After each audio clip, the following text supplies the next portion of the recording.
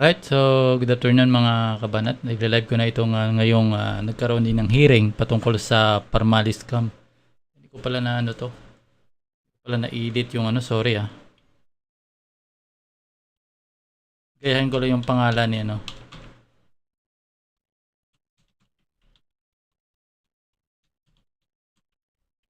Gayahin ko na lang yung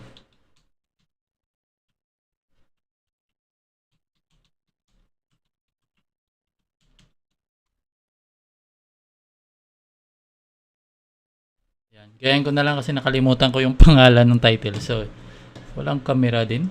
Wow. Yan, so yung mga kabanat.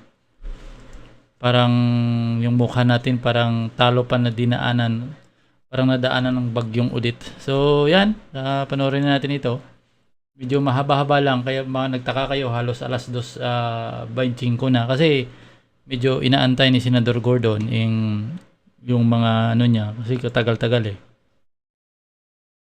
Ito na mga banat, panoorin niyo na ito. Wait lang i-play ko lang. Check niya kung ng audio okay.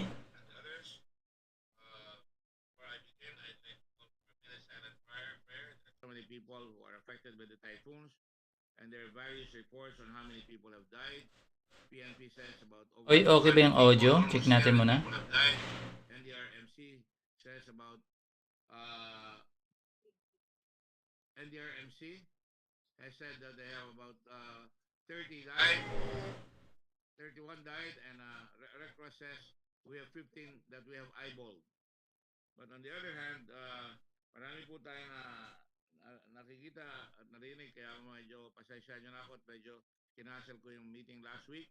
At until now, we have been days have turned into nights and nights have turned into days. And we're trying to bring in the necessary relief. From our side of the Defense and Red Cross, trying to bring in the necessary vulnerable. Itong sound. Saglit lang ah. Satellite phones as well as satellite dishes in Siargao. So we can have communication because I'm told there are 180,000 people there. The airport is not functional for commercial. It's only available for small aircraft. And when that happens, a lot of the people who want to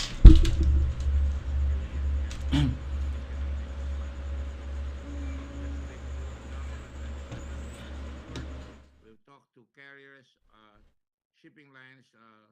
We're still in negotiations with them so that we can take out the cargo, the people, after they are checked by our people in the Red Cross Okay na ba who audio?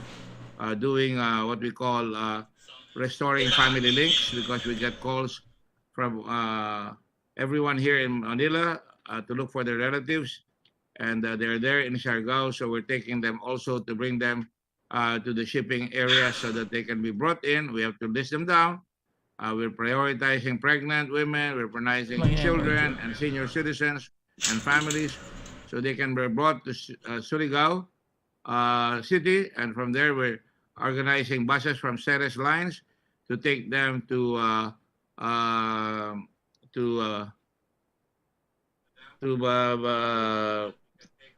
not Bohol, but to Butuan Airport.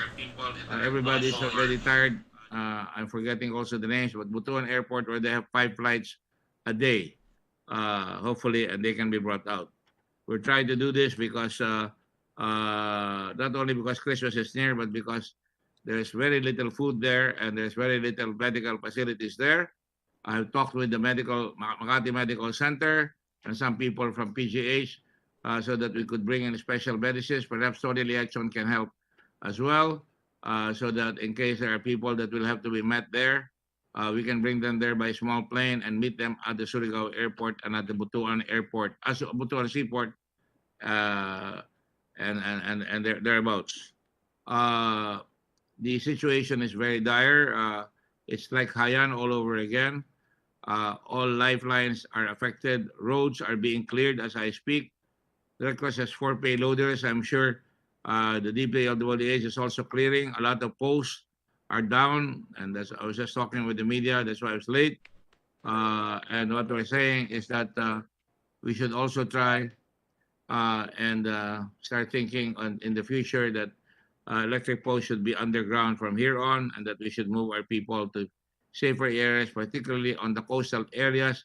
This is a statement that has been made ad nauseam, ad absurdum. Palawan, we have very little contact. They have a satellite communication there now, and we found out that there are 5 ridges down going to the north, which was badly hit. So I say this because there are many people who are suffering right now, particularly in Bohol, in Cebu, in Southern Leyte, Cagayan de Oro, and other places. I think you know most of where they are, and especially Dinagat Island, we have not heard from them. I've sent people there as well. In the meantime, we're continuing with the investigation because we have to, and because we just want to let the public know. Gusto ko malaman ng public na ang inyong senado, ang inyong Blue Ribbon, ang mga senador na nandito ngayon, interesadong mahuli lahat ito. Halos 9 to 12 billion pesos have been lost here. And if I understand it correctly, I have a statement from the President recently na sinasabi niya wala ng pera. Well, kung wala ng pera, I have asked the International Red Cross. We have already announced an appeal, international appeal for 20 million Swiss francs. And I'm also addressing the appeal to our Filipino Americans, our OFWs that are well off, to try and send resources to the Red Cross, to the government, and wherever you think you can trust para makatulong tayo sa ating mga kababayan. On that note, let me just start that with some of the things that we have done before. The typhoon and Citas, at sabi ko na yung dapat ko sabihin. Yan ang sitwasyon natin. In the meantime, let me go back to the business at hand sa Blue Ribbon. I just want to make sure that kailangan matuon natin ang itong mga tao ito. Halimbawa, kailangan natin matuon. Tinatawagan ko ulit ang Pangulo natin na kung maaari, pahuli nyo na sila Lao. Kayo ang nag-appoint dyan, hindi pa mahuli ang mga yan. At itong si Uson, meron na kami litrato, ipapakita ko rito, binigay ng Department of Foreign Affairs. Thank you, Teddy Boy Locsin. Si Gerald Cruz, at saka si Jason Uson. Ito ay mga opisyal ng Pharmally at mga kasamang kumpanya ng Pharmally na nagtatago hanggang ngayon. Ito, ipapakita ko kanilang mga litrato sa kanilang passport. Kung magagawa pa ng staff ko, pagod na rin yung staff ko. Lalabas ba yan? Ayan, napakita niya. Ayan si Jason Uson. Sa mulat-mula, hindi nagpapakita yan. Siya ay presidente ng Pilipinas 168 Shopping Mall. DCLA Plaza, kay Michael Yang yan. Yangtze Group, kay Michael Yang yan. Kasama dyan. Phil Estate Group, kay Michael Yang yan. Kasama. Patek Land Holdings, treasurer siya. Happy 168 Development, presidente siya. Philippine Full Wind, kay Michael Yang rin yan. Power Megamix, kasama rin si Michael Yang dyan. Pai Hong Realty, director. Pyrie Holdings, president. At saka Sapphire Jewel 168, president rin siya. Yan si Jason Uson. Balita namin nasa Japan. Hilingin ko na makontak ng embassy dati dyan kung meron silang makukuha balita dyan para mahuli yan. Isa pang hinahanap natin ay si Gerald Cruz. Ito naman ang passport ni Gerald Cruz. At papabigay ko ito sa mga dyaryo para malaman nila at makita, kung makita ninyo itong tao ito, kasama ito sa nawawalang nasa mga perang nalustay ng bayan para sa COVID na dapat ginamit. Again, ito si Gerald Cruz, ang siyang umawak ng list ng bahay ni Michael Yang sa Dasmariñas, sa Forest Park. Siya rin ay stockholder ng Pilipinas 168 Shopping Mall. Siya rin ay DCLA Plaza Corporate Secretary, makasama sila ni Jeremy Uson. Yangtze Group, Corporate Secretary siya. Pali Estate, Executive Assistant siya. Philippine Full Wind, Corporate Secretary siya. Pharmally Biological, Corporate Secretary, sister company yan. Philippine United Technic Corporation, Treasurer siya. Business Beyond Limits, yung ginawa ni Ginoong Dargani para sa kanyang girlfriend na si Sofia. Yun ay Chief Financial Officer at si Crystal Mago, kasama din doon. Sapphire Jewel, 168 Holding Company, Corporate Secretary. Nananawagan ako sa mga nanonood, sa publiko, kung kilala nyo ito, ipag-alam nyo sa Blue Ribbon Committee.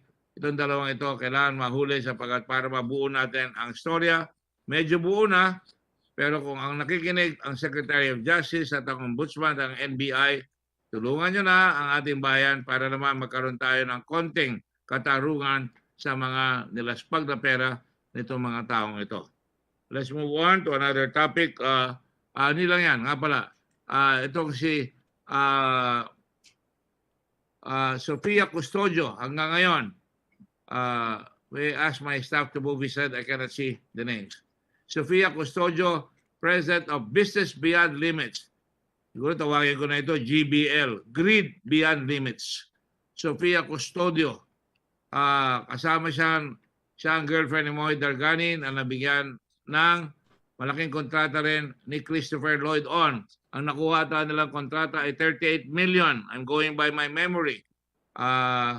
Ito rin si Dennis Madalastas. Ito hinahanap ni Senator Lacson. Hinahanap natin lahat yan. Si Christopher Lloyd Lau na napaka-arrogante. Hindi na natin nakita yan. Hindi na siya undersecretary ng ating gobyerno. Hanggang ngayon, hindi na nagpapakita yan. Kala niya makakatakas siya. Sabihin ko lang sa inyo na ito ay dapat malaman ninyo na hindi namin titigilan ito. We are resolute. We are not going to stop. And we're going to call on the DOJ. I do not want to call the DOJ. Secretary Guevara is one of the decent people in the government, along with the justice, with the former justice ng ombudsman, who is I know him as a very good person. Sana matulungan. Baka ma-file na ninyo yung mga kaso. Pero ayoko pa sana i-file dahil baka sabihin nila, rason na naman nila na mayroon ng kaso. Pero mas maluwag kami nakakagalaw pagka tinatawag namin yan at tatanong namin sila ng mabilis. At nakahanda na rin naman kami. Malamang isa na lang ang hearing na natitira. Sasabit ko na ito. At pag nasabit na ito, ay talagang lalabas talaga at kailangan makita natin na may katarungan. At sana makulong ito mga ito sa pinakamalaking planong plunder ng ating bansa. Lalo na sa nagkakamatay ng mga tao dahil sa COVID ito sa ating bansa. Now,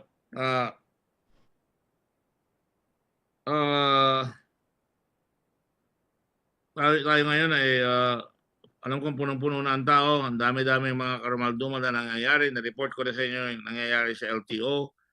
Nagpapasalamat ako sa mga senador na pinirmahan na yung committee report at dapat papadala na namin niya ngayon sa Department of Justice at saka sa Ombudsman para makasuhan na yung mga nagpapasasa dyan sa LTO na pinababaya, papatay ang mga tao natin dahil hindi nila nilalabas yung mga plaka at hindi rin nila sinusuhito yung mga hindi nagbibigay ng rehistro dahil gusto nila makuha ng mga ilang mga unscrupulous dealers yung motorsiklo. Kawawa ang mga namimili ng motorsiklo, aagawin na lang nila yung motorsiklo na hindi dadaan sa korte. Nakasabit na po yan, nakasabit na po namin yan sa mga kinaukulan para gula. Gusto ko lang maintindihan ng tao, wala po kaming powers mag-file. Pwede kami mag-file individual capacity. Pero ang dapat mag-file niyan ay Secretary of Justice, at saka NBI, at saka ang ating ombudsman. Pero mas gusto ko po galing sa Secretary of Justice para hindi magiging moro-moro ang fina-file para makakatiyak tayo na hopefully itong mga ito na mapapalusahan ng wasto. We do our best to ignore distractions. And in the spirit of Christmas, pagdadasal ko na lang po ang ating Pangulo. Minura niya po ang aking nanay ng isang gabi. At ang ginamit niyang salita, pasensya na po kayo, putang ina mo, sabi niya gano'n sa akin. Alam niyo, hindi ginagawa ang salita ng Pangulo yan. Nakakaawa naman ang ating bayan na nagkaroon tayo ng role model na Pangulo sa masamang bisyo na nagmumura sa publiko sa kanyang official report sa tao. Nakakalungkot po. At siguro marami lang problema ang Pangulo. Hindi niya na makayanan, kaya nilalabas siya sa sama niya ng loob na frustrate siya. Kaya, Mr. President, Hindi ko po kayo nakasama, magkaibigan lang tayo, pero sabihin ko lang sa inyo, I pray for you. Because that's the only thing I can do. At kahit anong gawin nyo sa akin, handa akong harapin lahat yan. Kung ano kayo ng inyong mga fake news, kayo ang author ng mga fake news, dami yung trolls, wala na ho ako magagawa doon. Hindi naman po ako gahaman. Manalo matalo, pagtatrabaho naman po ako, yan ang tulong sa akin ng mga magulang. Ang Red Cross po ay talagang tumutulong kami lahat. Marami ako natuturuan mga bata, maging role model ang Red Cross para makatulong lalo na sa mga ganitong pagkakataon. Ewan ko kung saan nyo dadalhin ang mga bata dito sa inyong ginagawang mga pagmumura at papakita ng inyong lakas. Alam namin malakas kayo, pero hindi po ako duwag, Mr. President. Takot ako, pero hindi ako duwag. Sana tigilin nyo na at tulungan nyo na lang ang bayan natin. Imbis na pinagtatanggol ninyo si Michael Yang na isang banyaga na inappoint niya pang economic advisor. Sorry, Mr. President. Minura nyo ako, uulit-ulitin ko lang yung ginawa nyo na hindi tama. Hindi tayo nag-a-appoint ng foreign economic advisor, lalo na't may problema tayo sa China.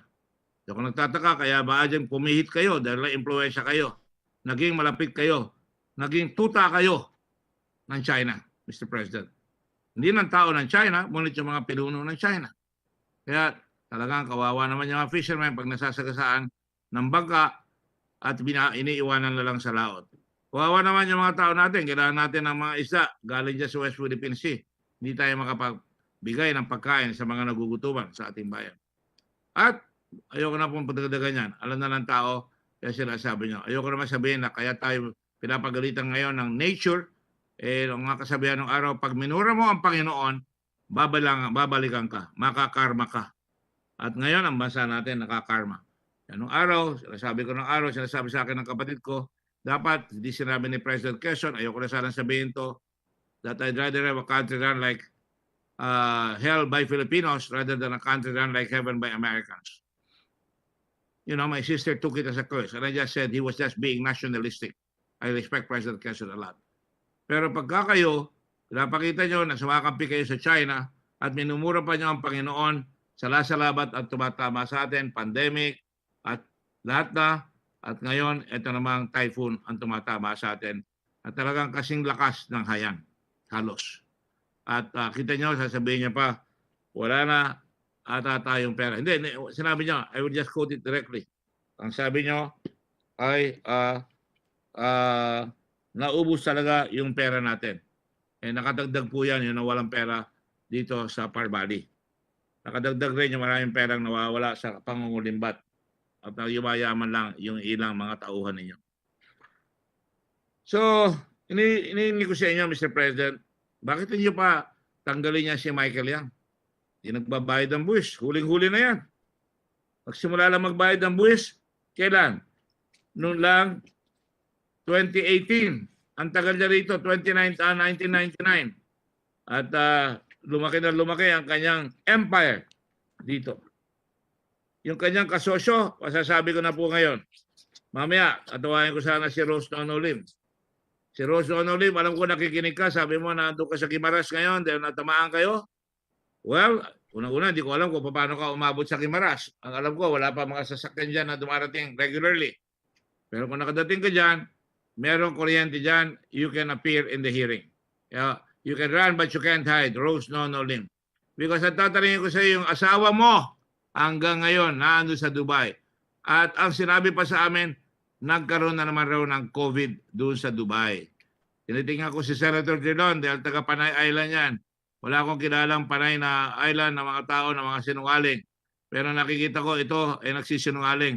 Ang sinasabi ngayon yung kanyang asawa na may litrato, may papakita ko yung litrato na palaging kasama ng ating mga matataas na mga pinuno.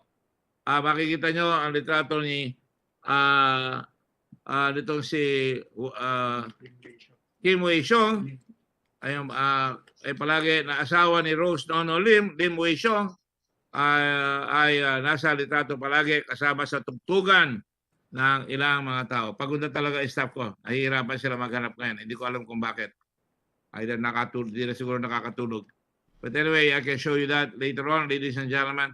Lin Wei-shong, and I will inform the public now and the committee, is really Kaya siya nandun, tinatago ninyo, kaya maraming kotse si Rose Nonolim, marami silang bahay at tatakbo pang Congresswoman si Rose Nonolim, si Lin Wei Xiong ay,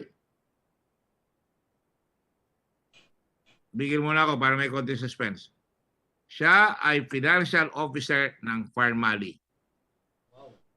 Meron po ako nakuha ang dokumento na nakapirma siya. Ayan, kasama ng Pangulo, kasama ni Michael Yang. Wow. Kasama sila.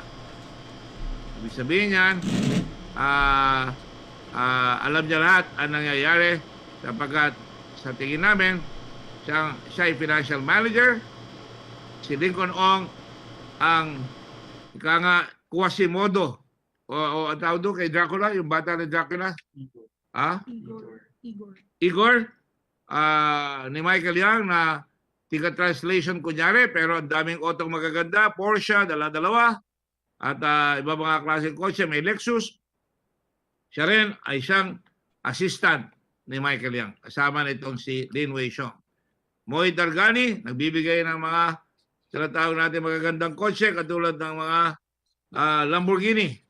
Ang alam ko lang po, hamburger ni McDonald's, hamburger ni Jollibee.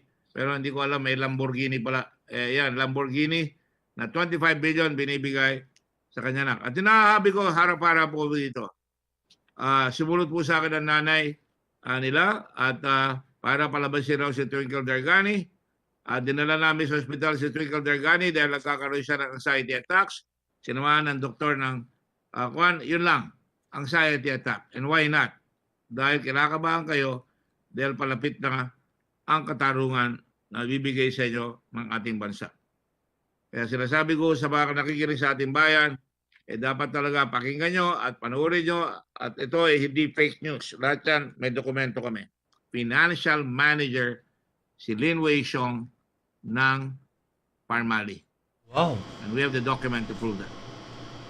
So having said that, Mr. President, my colleagues, with your colleagues, si Usol kailangan mahuli sapagkat he's neck deep in that. I don't think he looks like he's just somebody that is faking himself as a Filipino. But I know many Chinese friends of mine who are more Filipino than most Filipinos. But nakikita ko, kung minsan pag nasilaw sa salapi, ang nangyayari, nakakalimutan na ang buhay natin. Na dapat tulungan natin ang ating sa ating mga short summary of hearings. Nalaman natin ang hinaing ng mga healthcare workers at ngayon hoy na nalalathala na ang inyong abang lingkod ng batas para sa mga benepisyo ng mga kumadrona, nurse, doctor at iba pang medical frontliner. Inaprubahan po ng Senado yan. Totoo po na may nalabas tayo ng fraud, waste, and abuse sa COA. Totoo po na hindi nakita, parang hindi na-IDN ng COA yan. Ito naman ang gusto ko sabihin rin, yung resource persons through cross-examination and inquiry admitted that Pharmally intended to defraud the government and the government sa pamagitan kay Crisel Mago. Ang sinabi niya,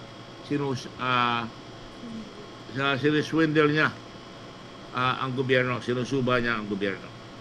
At hindi pwedeng pabalik-baliktad ang salita. Michael Yang introduced Pharmally to the President. May video pa ho tayo nakita noong petsa March 2017, kasama pa siya ng Presidente sa China. Pero ngayon, ang sinasabi niya ay wala na siyang kinalaman doon sa Pharmally, pero nabisto na siya nang galing kay Lincoln Ong at saka dito kay sa Presidente niya na si Wang. Siya ay kasama. I'm just trying to recall this for the public para mapapalo nyo. Yung on March 25, 2020, dalawang opisa ng gobyerno ang naglabas ng request for quotation o RFU para sa face mask. Ang pagkakaiba ho, yung ps-dbm ay nagpadala ng isang kumpanya ng walang kapital, walang kalidad at walang garansya, hindi nga kundi mga koneksyon. No legal, financial, and technical capabilities, pero nanalo sila ng award in violation of the procurement law. Kahit sabihin niya pang negotiated bid, meron pa rin batas yan.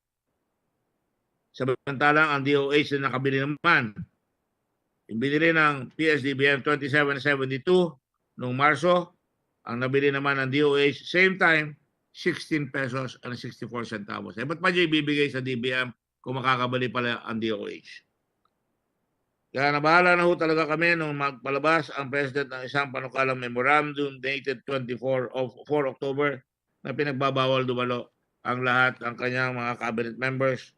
At nababahala rin ako hanggang ngayon, wala pa ako narinig sa Anti-Money Laundering Council.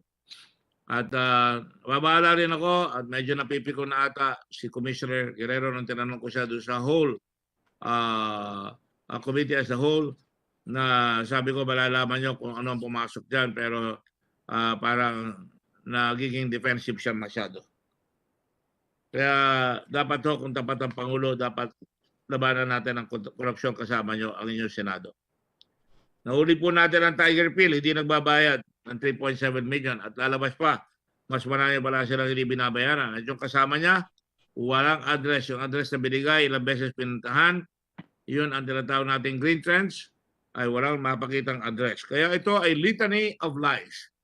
At talagang kung merong lugar sa mundo na pinagsama-sama ang mga sinungaling at kasinungalingan nitong mga tao ito, dito ginawa sa ating bansa, nitong grupo ng Pharmally. Meron ng mga korupsyon banyaga na kumita sa Pilipinas, subalit sa China lang nagbabayad ng buwis. Hindi dito sa atin. At kamakailan lang ho sa pagtutulungan ng Blue Ribbon, ang nahuli natin, lalaya si Dargani at ang kanyang asawa, sinama ang kanyang nanay, nanguha ng aeroplano na magkakalagang 2.5 million pesos. At nakakagulat, hindi natin malaman kung sino nagbayad. Dinideny at meron nilalabas na may nagbayad. Alam na namin kung sino ang nagbayad. Ilalabas ko yan maya-maya. Maghintay lang ho kayo. At may papel na rin po ako dyan kung sino ang magbabayad ng 2.5 million na yan. Nagawa po natin ang lahat ito kahit ang pinakamalakas na sangay ng gobyerno ay pinahihirapan at pinagdidiskitahan tayo. I all call the executive, huwag na ho kayong maggulo. Tumulong na lang ho kayo kung kayo ay sincero. May natitira pa kayong sincerity sa inyong katauhan. Hangarin po natin, at alam ko hangarin nyo dati yan, ayaw ko ba't kayo nagbago. Tatay Digong ang tawag sa inyo. Nagbago kayo na pinoproteksyonan nyo. Kala ko ba protector kayo ng tao doon sa mga droga? Wala akong nakita mga lalaking tao na napatay ng droga. Bagkos ang nakita ko pala yung mga bata. Ayun talagang walang makain, humahawak sa patilim, nagtatakbo ng syagu, tapos papatayin. Proteksyonan po natin ang taong bayan dito sa mga magnanakaw na ito. Imbis na proteksyonan nyo, hinaharang pa nyo ang investigasyon natin. Lalo na ngayon may times of calamity. Meron pa akong panahon. Ilang buwan na lang ho tayo pare-pareho kung sakasakali. Meron pa ako yung pagkakataon magbago at tulungan nyo ang bayan, ipakita nyo ang inyong sinseridad. Wala akong masama doon. I am asking the committee today na i-disclassify yung sinabit ng BIR and I will ask my colleagues to try and declassify that. Nagsubmit ho sila at yan pag-aaral natin o pinag-aaralan na sa executive session yung mga bagay na yan at kung kailangan ilabas ho yan ayon sa patakaran ng Senado. Pagka-executive session, kailangan ay payagan ng mga kasama dito sa investigasyon na ito na malaman. And finally, ito po lang ang mga kulang pa sa atin ay yung mga subpoena compliance. Dapat mahuli na nga lahat yan at yung ibang kinukuha natin mga dokumento sa customs at saka sa BIR. Yan lang po ang aking report. Pansamantala, matagal tayo nawala. Pagpatawad po ninyo ang paglapastangan ko sa oras ninyo dahil talagang kailangan ma-review muna po natin ang nangyari at ilagay natin sa konteksto ng bumabagyo ng malakas at marami nahihirapan lalo habang nagpapasasa ito mga ito. Kumukuha ng aeroplanong mamahalin, nakakotsing magaganda habang hirap na hirap yung mga tao. Kahapon po nasa Batangas ako, nagbukas po kami ng blood bank doon at pinakita namin yung mga nababakunahan natin. Alam niyo po, yung mayor ng Batangas sabi sa akin, nagpapakahirap kami dito tapos yung pala, sila lang pala ang lulustay ng pera natin lahat para hindi matulungan ang bayan natin. Yan po ang hinaing, Mr. President, ng ating bayan. Lahat na makausap ko, yan ang sinasabi. Hindi po maganda yung sinasabi lang, matapang po ako. Hindi po ako matapang. Hindi po matapang ang Senado. Lahat po kami ay may paninindigan. Yan ang tawag ng panahon. Lahat sa katarungan, sa pagboto dapat may paninindigan. Hindi lamang yung nanloloko sa atin na maraming pera, nanloloko sa atin na kung ano ipapangako sa atin, dapat may paninindigan ang ating bansa. And on that note, the word paninindigan ay nananalatay sa ating dugo rito sa Blue Ribbon. Tutuloy po natin ang ating investigasyon. Thank you very much, ladies and gentlemen. In the meantime, Mr. Kimbo, do you have anybody that we have to swear in before we go and tackle Crisel Mago and tackle Mr. Wang and tackle all the other information? Mr. Kimbo. Your Honor, we have two Mr. Jason Usons, three Mr. Jason Usons. We sent letters to all Jason Usons that the NBI had supplied us, and they are all here present, Your Honor. They're here already? No, there are three Jason Usons, not the Jason Uson that left for Narita. All right. I mean, we had to issue a shotgun letters to all Jason Usons we could find in the Philippines. But with the cooperation of the DFA, we got the passports of these people. Do they look anywhere close to that passport? No, Your Honor. We just reviewed, and also that they perform work in occupations other than Pharmally or Pily or commercial activities. One is a one is a police officer, one is a utility person, a process server at the fiscal's office, and the other's occupation is unspecified, Your Honor. So is it my reading that you want to present these people, even if we're sure they're not? Are we sure they're not the same ones? We are certain that they are the same ones you can see in the camera, Mr. Chair. We just wanted to be sure and make a report that we had found Usons as instructed, but not yet the quote-unquote real one, Mr. Chair. Thank you. I'd like to, I hope, I pray that the real Uson is there. Are they there in the room? I really don't know how to proceed. They are here remotely, Your Honor.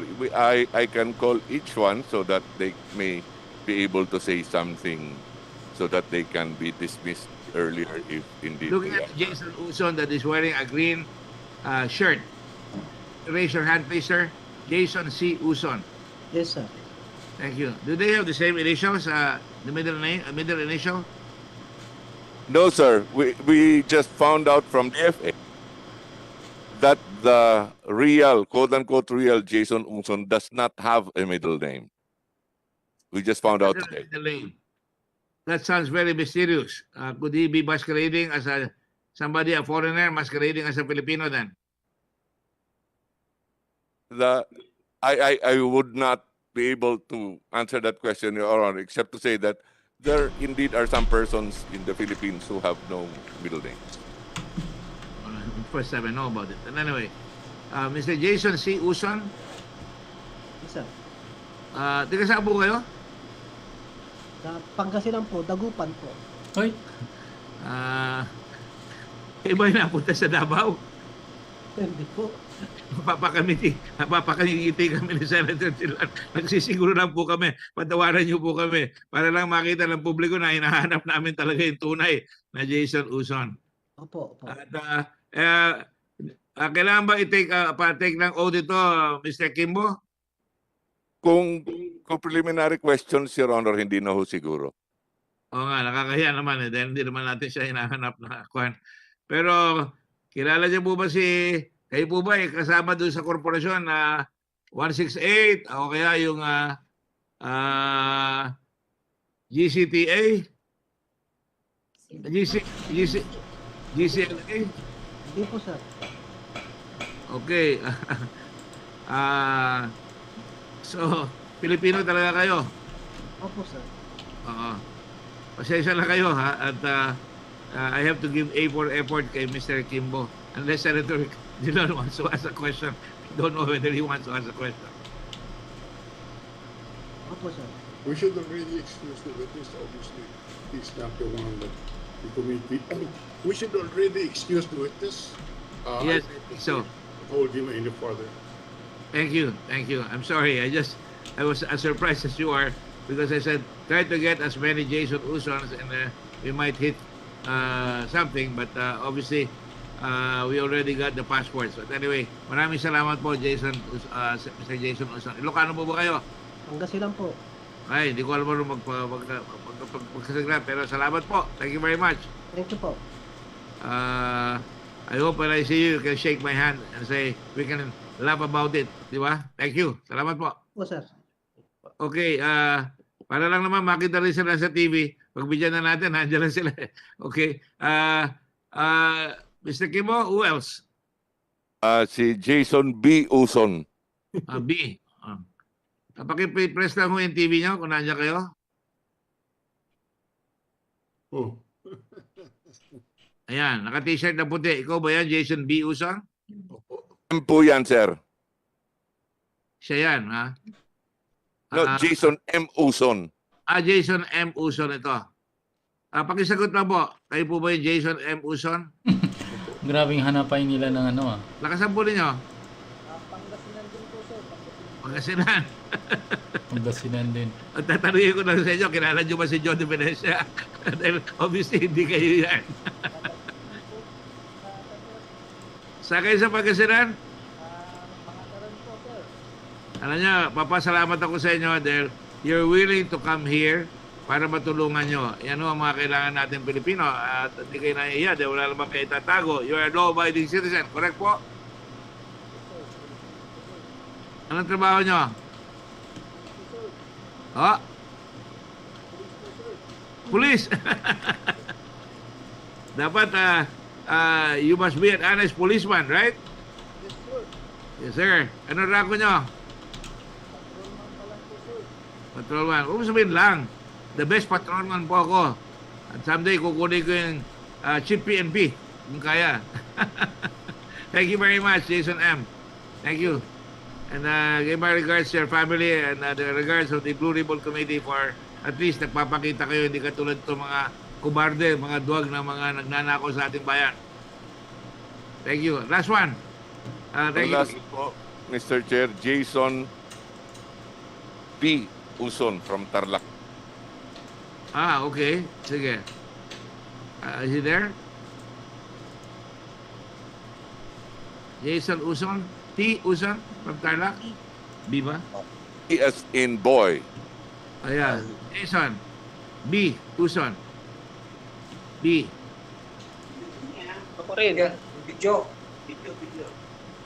Video. Wala. Alaw. Ayan. Jason Palida Uson.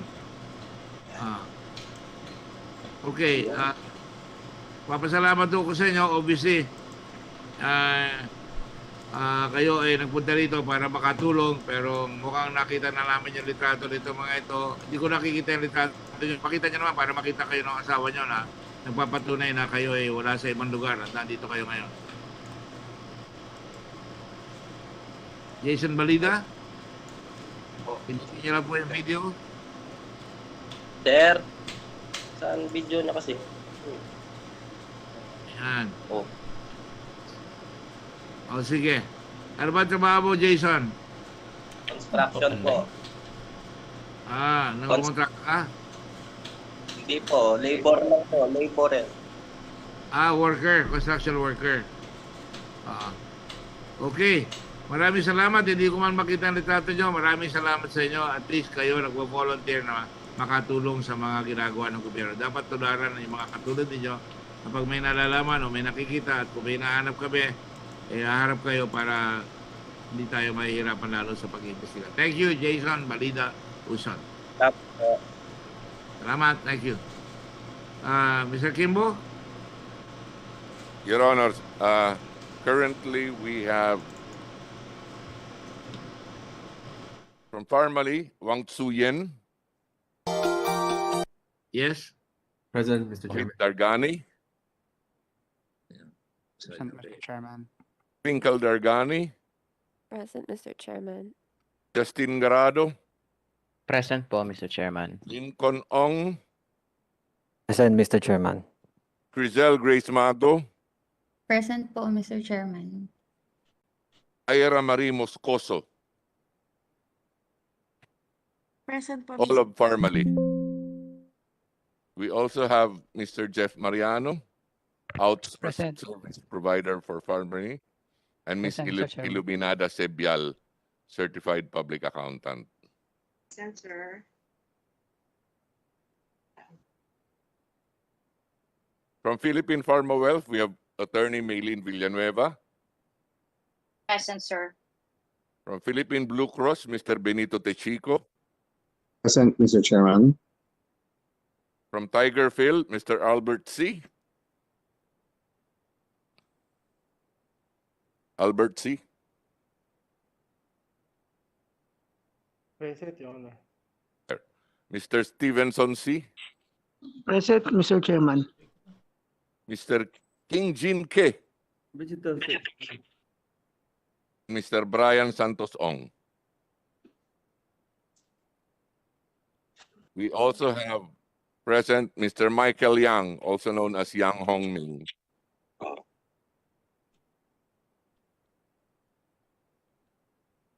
Mr. Yang?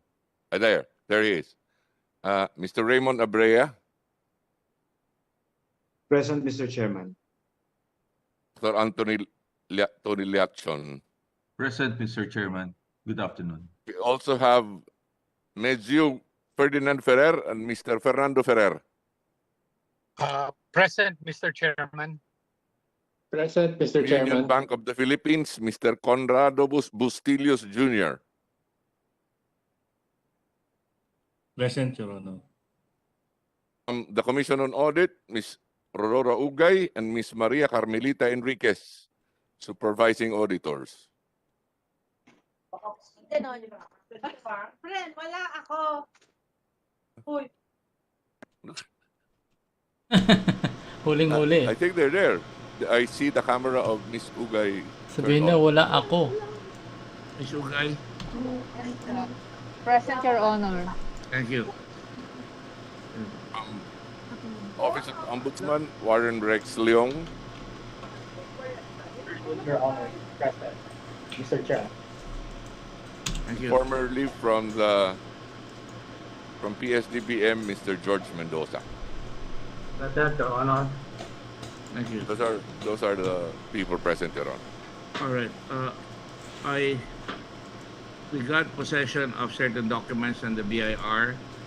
I think we'll stay with the other senators, and I think we can more or less make a decision whether to declassify that. And there are some very vital things that we have seen there that I think the public ought to know, and that would certainly aid in the investigation and the unraveling of this of the crimes being committed under Pharmally and ps-dbm. Senator Dillon, would you entertain a motion to that effect? Yes, thank you, Mr. Chairman. So we are all aware under Section 11, Paragraph 3 of the rules governing rules of procedure governing in inquiries in aid of legislation. All testimony taken or materials presented in an executive session or any summary thereof shall not be made public in whole or in part unless authorized by the committee.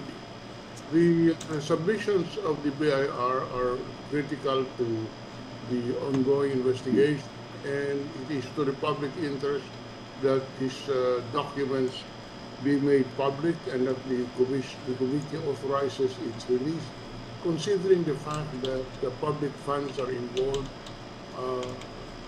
and anomalies have been discovered by this committee in the course of the investigation. I therefore move, Mr. Chairman, that in accordance with Section 11, Paragraph 3 of our rules of procedure governing inquiries in aid of legislation, that the documents submitted by the BIR be made public and that the committee authorizes the Director General of this committee to make these documents public. So moved, Mr. Chair.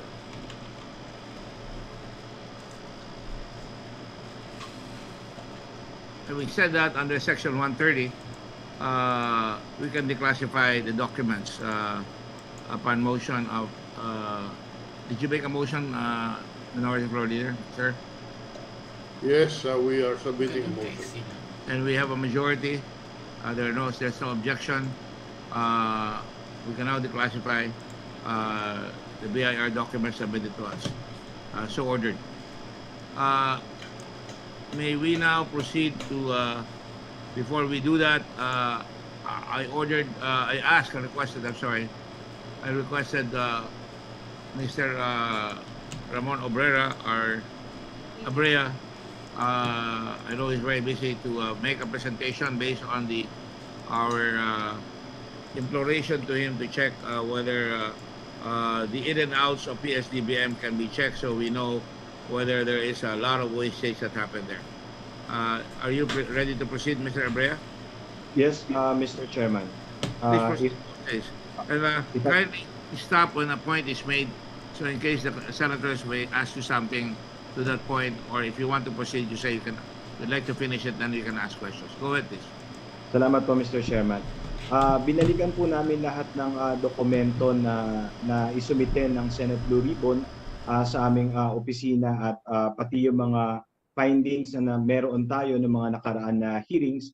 At base po dito sa 7.2 billion purchases na hindi nga po natin nalaman kung paano na finance o nabayaran, pero base po sa dokumento ng ps-dbm, nakapagbayad na po sila ng 7.3 billion sa Pharmally. At kung ito po yung sinasabi ng Pharmally na pinambayad po nila sa kanilang mga purchases, hindi pa rin po natin na-reconcile, kasi lumalabas po sa summary list of purchases at importation na binigay ng BIR, nasa 3.2 billion lamang po ang nabayaran nila na purchases, at ito po ay sa Evermore at sa Acme lamang po. Sa Evermore po ay 2.9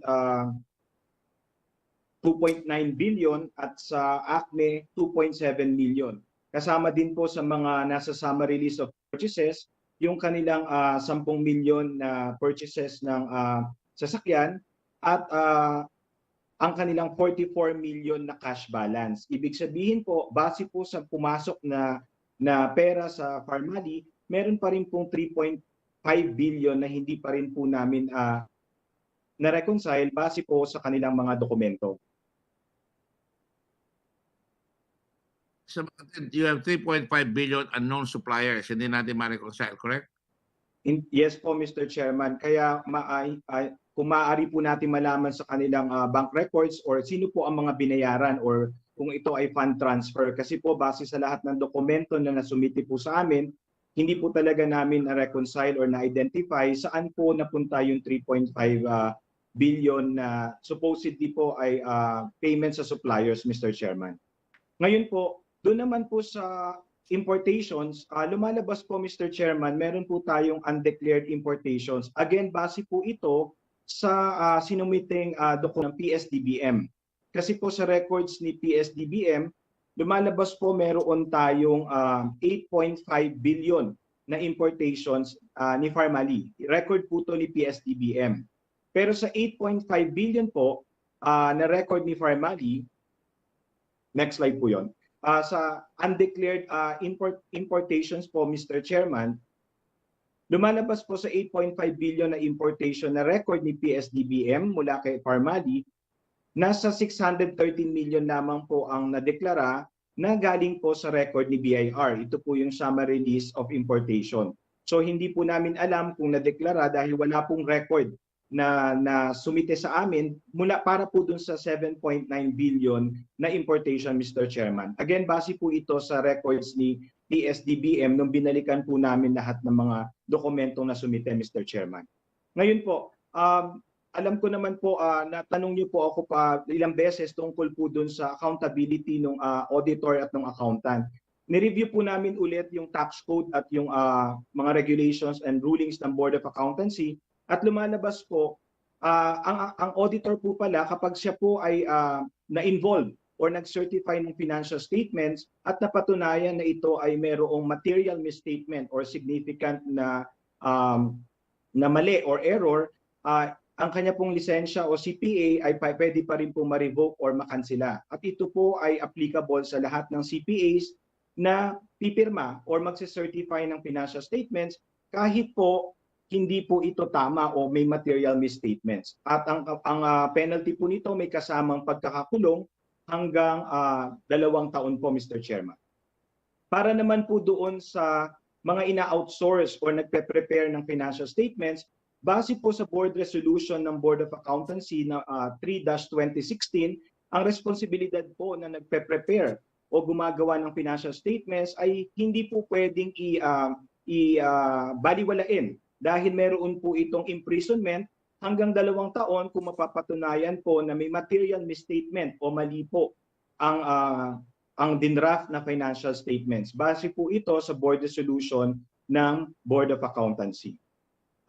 Mabilis lamang po doon po sa pagpapatuloy at ito na po yung huling batch na nasumite patungkol po kay Ms. Rose Nonolin dahil na-forward din po yung mga dokumento na sinabit niya. So ulitin ko lamang po sa kanyang total investment na 136 million mula 2016 hanggang 2020, umabot lamang po sa 4.6 million mula 2016 hanggang 2020 ang kanyang nadeklarang income sa BIR. At yan, naka-enumerate din po lahat ng mga na-purchase sa pangalan po niya ng mga sasakyan at mga properties. Ito po ay galing kay Ms. Rose Nonolin, Mr. Chairman. Ngayon, kaya po namin ito binanggit ulit. Napakalaki na discrepancy. 136 million ang kanyang ininvest, pero ang accumulated income niya lang na report ay 4.6 million. Is that correct, sir? Tama po, Mr. Chairman. Base po sa lahat ng dokumento na nasumite, Mr. Chairman. Ngayon po, Yes po? Go ahead po. Go ahead po. And Mr. Chairman, kaya po natin ulit ito binanggit kasi po 2013 pa lamang po, nagre-require na po ang BIR na may disclosure po kapag mayroon po mga foreigners or aliens na involved sa ating mga negosyo. At noong 2020 po, RR 19-2020, naglabas po ulit sila ng regulation at ito yung tinatawag natin na related party disclosures. Ibig sabihin po, next slide, ibig sabihin po Mr. Chairman, lahat po ng mga transaksyon na mayroong hindi lang po foreigners, kung hindi po yung mga may common directors or shareholders ay dapat po dinideklara sa BIR. At ang hindi po pagsunod dito ay meron din pong kaukulang penalty hanggang 2 taon na pagkakakulong, Mr. Chairman. So ibig sabihin po Mr. Chairman, yung mga information po na dapat nakita namin na hindi po naisama, ito po pala ay kasama din po sa RR 19-2020 or yung inisyu ng BIR na RMC 76-2020 na lahat po ng related party transactions ay dinideklara. At doon po sa mga sinumite ng ni Ms. Rose Nonolin at ng iba pa pong mga nabanggit na kumpanya, kay Pily Holdings, kay Pai Hong Realty, at ganun din po kay Sean Wei. I-flash lang po namin yung slides. Yan po, yung mga kumpanya na yan at yung mga common shareholders or directors po dyan, Mr. Chairman, dapat po yan nakadeklara kasama po yung mga financial informations. Ibig sabihin po kung sila po ay nag-advance, kung sila po ay nagdagdag ng puhunan at kung saan po ito nanggaling at iba pa po nilang mga transaksyon negosyo, lahat po yan ay required na dinidisclose po. Ipa-flash ko lamang din po sa screen kung ano po yung enumeration ng BIR patungkol po dun sa sinasabi nating required disclosures. Ibig sabihin po para po sa lahat ng kumpanya, hindi lamang po sa mga nabanggit na kumpanya ni Mr. Michael Yang o ni Ms.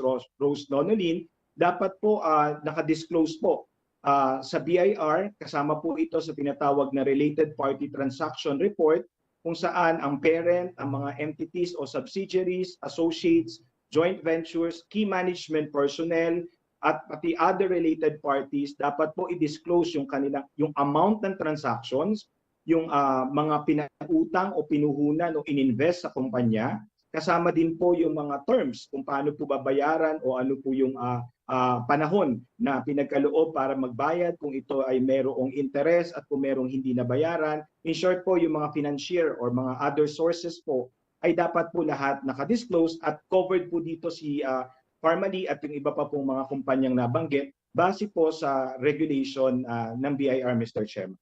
Yun lamang po, Mr. Chairman. So lumalabas kahit na lumalabas na kahit sa si Rose Nonolim, asawa niya, related party si Lin Wei Xiong, dapat naka-disclosure. Dapat po na-disclose din po. Lalo na foreigner. At ito lumalabas na kada hindi disclosure, kada kumpanya, may penalty yon, may kasong magagawa sa kanila. Tama ba yan? Yes, Mr. Chairman. Hindi pwedeng pagbuuin. Dapat bawat violation, isang kaso yon for every offense. Sa bawat kumpanya po, Mr. Chairman, ito po ay required po, Mr. Chairman. So yung sino magre-report? In the case of Dapat po yung kumpanya po. Yung kumpanya magre-report. What about yung bawat kumpanya po na mayroong related party transactions, Mr. Chairman. Hinahanap ko pa rin si Rose Nonolim, sana humarap siya rito. Dahil dapat ipaliwanag niya dahil marami siyang biniling mga real estate. Is that correct?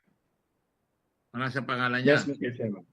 So sa mga trade, pag nasa kontrata niya nakalagay, married to Lin Wei Xiong, violation yun dahil siya ay kasama na bumibili at hindi niya masasabing walang kinalaman si Lin Wei Xiong yun. Tama? Papaliwanag niya rin yung kung saan niya kinuha yung pera. Correct? Yes, Mr. Chairman. Base po sa kanyang previous appearance po, sinabi po niyang galing po sa asawa niya lahat ng pera, Mr. Chairman. Yes. So, lumalabas parang dami lahat itong mga ito. Dahil wala naman silang katulad ni Rose Nonolim. 4 million lang kanyang perang accumulated, pero ang lumabas na purchases niya, umaabot ng 136 million, talagang maaari natin sabihin na ginagamit lang yung pangalan niya para bakalusot. Pero nakalimutan nila, meron palang mga ruling na ganyan. Tama ba yan? Posible po, Mr. Chairman. Tulad po nung nabanggit po niya dun sa Pogo Company na mga kapatid po niya at pamangkin yung nilagay, pero sinabi po niya na sa kanya o sa asawa pa rin po niya galing yung pera. Yes, Mr. Chairman. So may sabit pa rin, di ba? Sabit talaga. Hindi lang may sabit, Yes, Mr. talaga.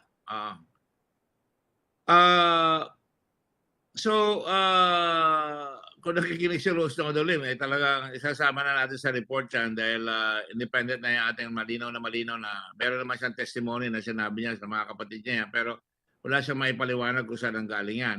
Pero nalang yung sinasabi niya galing sa asawa niya.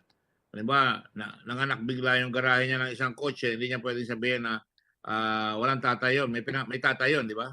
Yung nagbigay ng anak na kotse, di ba? I'm just being euphemistically speaking, that is, no? So lalabas at lalabas yan. So, in other words, ang Pharmally ngayon ay talagang kasama na nag-weave nitong mga negosyo na lumawak na ang talagang punot dulo ay si Michael Yang at saka si Lin Wei Xiong, si Lincoln Ong at saka sila yung kanilang mga alipore na si Dargani na lahat may testimony tayo na sila ay ginamit pa yung pangalan na siya ay empleyado ni Michael Yang, siya ay kasama dito sa iba naman kasama sa budget DBM, ps-dbm o sa tinatawag ng DBM SAP, di ba? Sinasabi nila na nagtatrabaho sila doon. Makikita natin na salasalabat at nagsama-sama na at talagang makikita the web of participation within that web to perpetrate a crime against the Filipino people. I think with your testimony today, revealing all these rules and regulations na kung di mo pagtsatsagaan, magmimintis ka, di mo makikita, makakalusot pa yung mga yan. Would that be correct, sir? Yes, Mr. Chairman, kasi kinailangan din po namin balikan ulit po lahat, Mr. Chairman. Thank you. Certainly, the chair owes you a very, very profuse gratitude as well as the Blue Ribbon Committee. At lumalabas ngayon sa akin, may marami pa rin property na lumalabas kay Rose Nonolim galing ngayon sa Land Registration Authority. So yan sa pagbubuo nitong report, lalabas lahat yan. Siguro kayang-kaya na ng BIR, matino naman siguro yung BIR chairman natin, wala akong nakikita ang pagkakamali niya. So far, siguro dapat mailalabas na kasama lahat yan para makadagdag tayo sa gagastusin natin imbis na utang tayo ng utang, makakadagdag yan sa mga gagastusin natin. Bagamat malaki yan, pero maliit pa rin sa hamon ng panahon na napakalaking gagastusin na bilyon-bilyon dito sa COVID at dito ngayon sa napakalaking bagyo na inabot natin. Every cent counts, correct? Yes, Mr. Chairman. Thank you. With the senator from Iloilo, my distinguished friend and worthy member of the Sigma Rho fraternity, make us ask questions because I do have a lot of respect for the fraternity. We're all from UP, and I'm very, very impressed with many of my colleagues from the university. Sir, Senator Dula? Not at this point, Senator Gordon. Maybe in the course of our hearing today, there can be some clarifications that I will ask, but not at this point. Yes, sir. In the meantime, with the permission of our colleagues, I'd like to ask, I don't know if Risa Taveros is there. She was present at the beginning because she's the one very interested in this, and we should be able to show the matter of who was going to. We dug deeply into who was going to fund the private aircraft taken by the Dargani to try and fly the coop, so to speak. And may I ask, Mr. Wang, did you have anything to do with that? Mr. Chairman, good afternoon. Good afternoon, sir. Yeah, as I've said in my previous hearings, I did not know about the exact details of the flight. At the beginning, previously, Mr. Mohit Dagani did ask me to see if I can give recommendations. I researched a few and I passed it to him, but that is all of my involvement. Yes, I remember what you said, that you had no involvement in securing the flight. Yeah. And I remember that, right? Now, I'm sorry to have to ask you this question and confront you with some documents. I'd like the committee to send it to the other senators here present so they can help me in the discovery that we have made. Are you, Mr. Wang, the same person as Jensen or Jensen? That's correct. That's correct. Yes. Now, I would like to show you a page from a person by the name of Yanni Son. And that looks like that's you. Will you confirm that, please?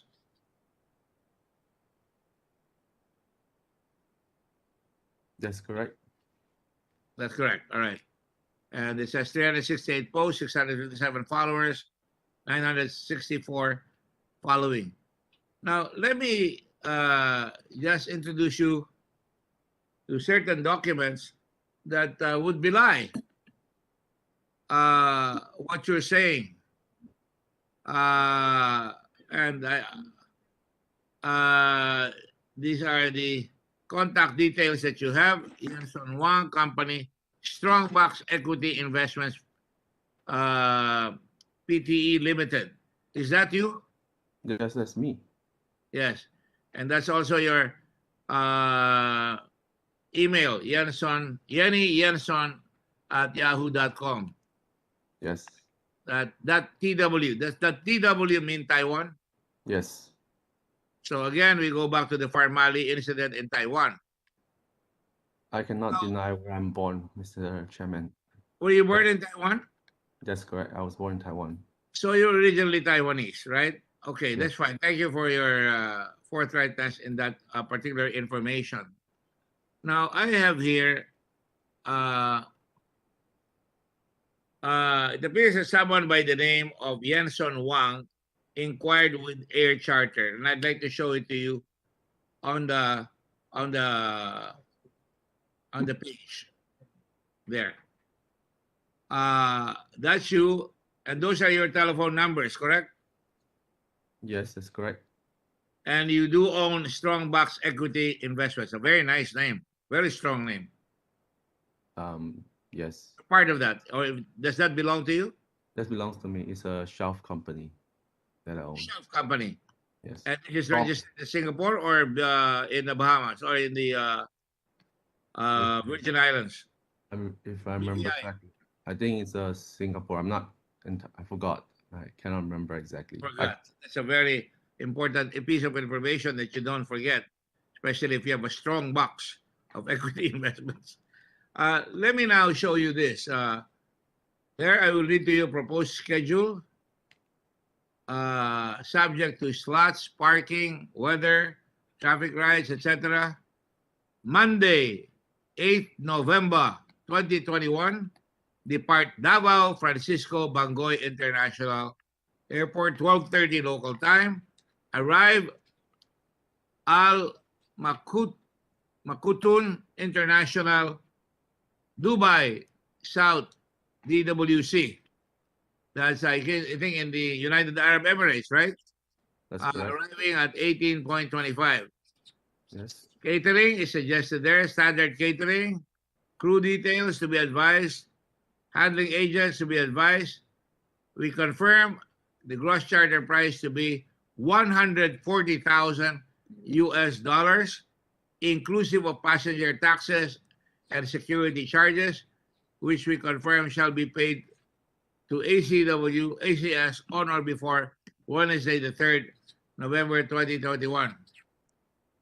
And your name, Janssen, appears there. Can you show them the document, please? Ano pang gumagapang dito? Ano kayo?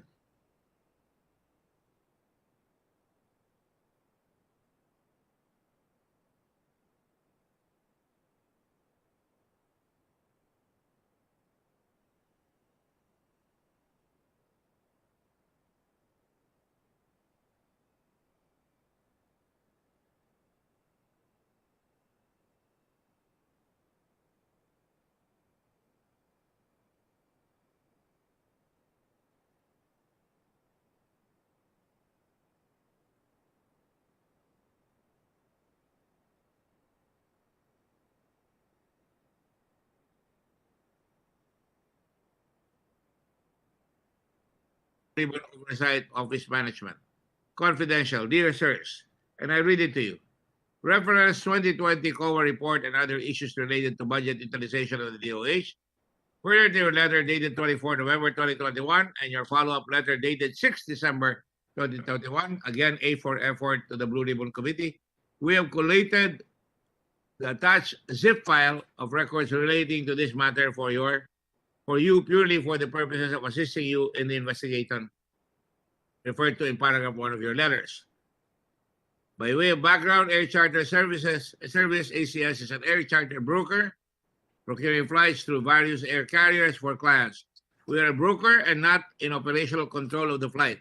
We source and book the flight on behalf of the client, in this case with Chelitar Jet. The original flight was booked by Business Beyond Limits, OPC. I think the committee is very well familiar with that. From Davao to Dubai for $140,000. The aircraft for this trip had a technical issue, so the flight didn't go ahead. Having put alternative options to the client, they opted to wait for the aircraft to be fixed. However, when it became clear that the aircraft was not going to be fixed, we offered a smaller aircraft to Kuala Lumpur, where the passengers could then take a commercial flight on to Dubai. Therefore, another contract was signed for US $50,000, and the first contract for US $140,000 was voided. Now, $50,000 is about 2,500,000 pesos. The initial inquiry came from Yenson Wang and then handed over to Maurice Daniel, who signed the contract for both Business Beyond Limits, OPC, and also ROX Trading. And then it says, if you need any further details from us, please do not hesitate to contact me directly. Kind regards, Natasha Lam Guren. Now, is that Yenson Wang one and the same as your person, Your Honor? Sir? Mr. Wang? Mr. Chairman, as I've said, I did research initially for Mr. Mohit Dagani, and then I did not follow up after. I was not the one who booked the flight. I did not pay for the flight. And so I don't know. Yes, Mr. Jensen Huang is me. I did research. Well, this is a formal letter, official letter by the Blue Ribbon Committee. We got this information. It did not make any qualification. It merely said, of course, that the initial, can I quote it again, please? Initial inquiry came from Yanson Wang and was then handed over. You may not be the one to have paid it, but certainly you made the initial inquiry. And this is only logical because you are the president of Pharmally and Mr. Dargani is close to you. And so he probably asked you, can you see to it that I can get a plane? So the document speaks for itself. I'm merely giving you a chance to say yes or no. That issue, isn't it? Cannot be denied. I'm not denying Initial inquiries. Mr. Chairman, I've stated that in the previous hearing already. I don't know what is there to deny. I'm sorry? I've stated that in the previous hearing itself. So I don't know what are you suggesting that I'm denying? No, you said you had nothing to do with it. I have nothing to do with the actual flight. But now it shows that you had something to do with it initially. I did say I made initial inquiries on behalf of Mohit Dagani. I researched some of it and I said I couldn't handle it. And I'm sorry, my memory seems to depart from me, but I can always check the TSN. And I think we have it here. Mr. Wang, that Mr. Chairman, at these stages, I did try to find different sources, but in the end, I left to Mohit because I don't know. I wasn't in frequent contact with him during that time. And so it is easier for him if he wants to plan anything, it's easy for him to plan. And so because it's very difficult for me. Therefore, I think maybe he sought the help of other people. I didn't know. So just as far as I don't know Gary Wong and the reason if ever he don't want to mention who Gary Wong is, if ever, I think it's just for me, the intention that he doesn't want to implicate people who help him. I think the statement, you're playing around with words, the initial statement that you made is simple. I did try to find different sources, and I just wanted to get it in black and white that you did make the initial inquiry. Yes. And then afterwards, this guy Dennis started doing it for. I just wanted to show that you were helping a friend, correct? Yes, of course. Of course. And you knew very well that you were all under investigation. Of course. I wasn't sure if Mr. Mohit Dagani himself. The question is very simple. You knew that these people were under investigation with you. There's an ongoing hearing. And by that time, you knew that he flew the coop. He left the hearing and became invisible for 3 weeks until we found him there. And so, knowing that, he asked you, and you made initial inquiries, as you say, that makes you part of it. In no uncertain terms. Under no times did Mr. Mohit Dagani specify to me the passengers on the list. He just said he wants to get his mom and sister out. Well, you know, it doesn't matter.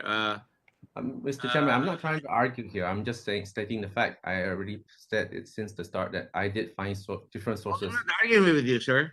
That's not the only inquiry I made. That was not the only charter I made. What other inquiries did you make? Now the cat is out of the bag. Tell us. They are all online inquiries. You just put key in detail, like say where you want to leave from to where. Then that's it. So I made inquiries. As I said, I made a few inquiries and I left it. Afterwards, I left it to Mr. Mohit Dagani. I don't know what you are trying to associate me with. I already said that since the start. Did I say I'm associating you with it? I'm letting the letter speak for itself.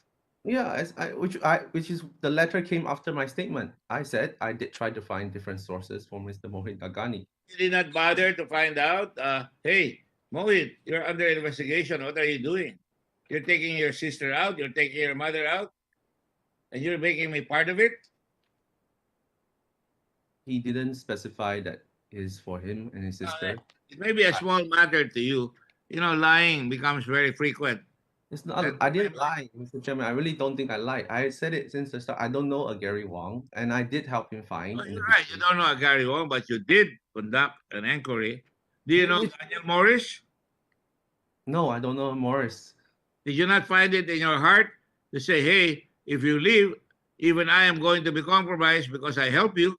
And if you leave, it shows that you're running away from a crime. Mr. Chairman, if you want my opinion. No, I don't need your opinion, quite frankly. Okay, then. It speaks for itself.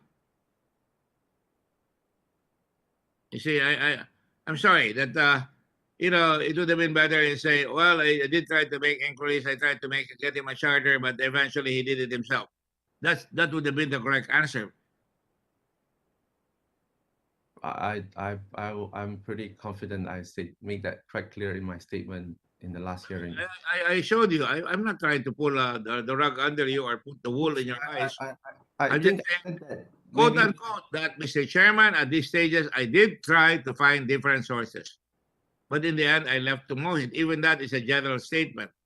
But the letter is a specific statement that you made inquiries on the flight, that you were ready to pay, or it appears that there was a price, $140,000, and that you were going to go with it. And it didn't enter your mind, hey, buddy, we're under investigation. If you leave, we're all in trouble. Mr. Chairman, I believe anyone with a computer with access to the website can make an inquiry without any sufficient proof. Anybody in this forum can do that. That's very unfair to say that. Well, then take your case to the charter services. But I did not deny that I made the thing. I did not deny I made the inquiry, but you're saying as if it was a very formal inquiry with deposits paid and confirmed flight details. There was none. No, it is an innocent inquiry then. Innocent, right? Innocent. Innocent. I did You're it just for, asking.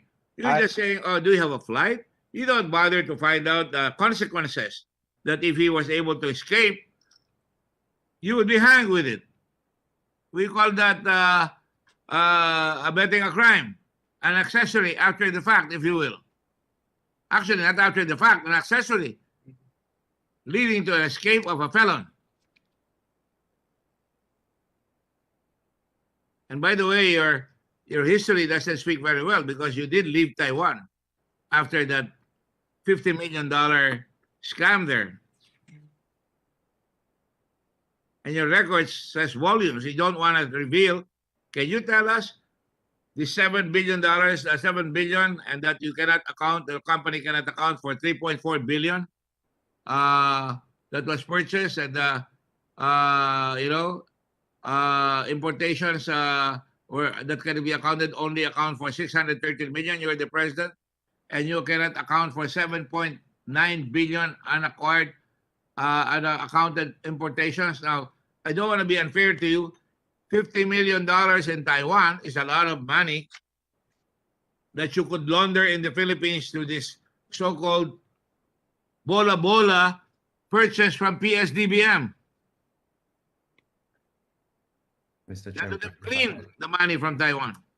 if I had $50 million US, I wouldn't ask for the help of Mr. Michael Young. I'm not interested in that. All I'm saying is it would appear when you look at all these events, all these facts, there seems to be something wrong, or as they say in Shakespeare, there seems something rotten in the streets of Denmark. Is it Denmark? Yeah, I think so. Hamlet, right? So, how do you explain that now? Let me ask you, referring back to the statement, 8.5 billion pesos of your company, Pharmally, in the Philippines, importation per ps-dbm. It seems that you come after the fact when Lincoln Ong was already in trouble. You said, no, you don't put, I would say that Michael Young really was helping us. They lent us money. And then when Dargani was in trouble, then you come out and say, I make inquiries, but actually you were ready to pay $140,000, it would appear, to get them to Dubai. You never even lifted the finger and say, hey, buddy, we have nothing to hide. You stay there. We'll fight it out. We'll fight it out. We have nothing to hide. We're honest people. I didn't see that. All right? So what is happening, it would appear, especially in the circumstances that, wow, you must have gotten along with it. They're living in Davao. That's the president's hometown. They will be protected out there. Wow. And as Harry Roque said, oh, the government cooperated with the Blue Ribbon Committee. Huh? They were able to get, it was the immigration authorities and the customs authorities that made the information. No, sir. They allowed the Gargaris to ride on the plane, and upon our instructions, they were going to be arrested only when they're in the plane about to take off. And that's exactly what happened. So all this leads to a conspiracy once again of trying to, escape accountability. Mr. Wang, alias Yenny Sonson. Mr. Honorable Chairman, I don't think we have that kind of influence that you are insinuating, citing for the fact that I'm not insinuating anything. I go by the facts. are in your custody. I mean, what influence and power are you talking about? I don't see any from any point of view. I already told you, we're not connected to the government. We're just trying to make projects, and we overreach. I guess we reach for we are not overreaching. If you had been a cameraman, you would have said, yes, actually, I made an inquiry with the air charter services. I'm trying to help my friend get out. Yeah, I made the preliminary statements. Don't blame me because I'm just being a friend. You probably... But that's what I said. It never came to your mind, right? But that's what I said in that, you saw the statement. That's what I said. I made inquiries first, and I handed over to him because I said I don't know. And right away, you never even said that, hey, don't go out because you're going to put me in trouble, as you are in trouble right now. You're sweating buckets right now. Mr. Chairman. Anyway, again, I'm off to another start here. I'm asking you, how come you cannot account for what we have discovered and that, can you go to the next slide, that one, 7.9 unaccompanied, and there are about 3.4 billion, was it? There are 3.5 billion unknown suppliers. You know what that means? Even from the very beginning of this inquiry, there was a lie already. A lie supported by the fact that they had to pay additional taxes. You're Mr. Tiger, Phil. I don't know, Mr. Tiger. I'm beginning to, you can't blame us if we say maybe the supplies never came. Mr. The Alamo, they never arrived. The reinforcements never arrived. Mr. Chairman, I can provide. I said in my previous, I can provide.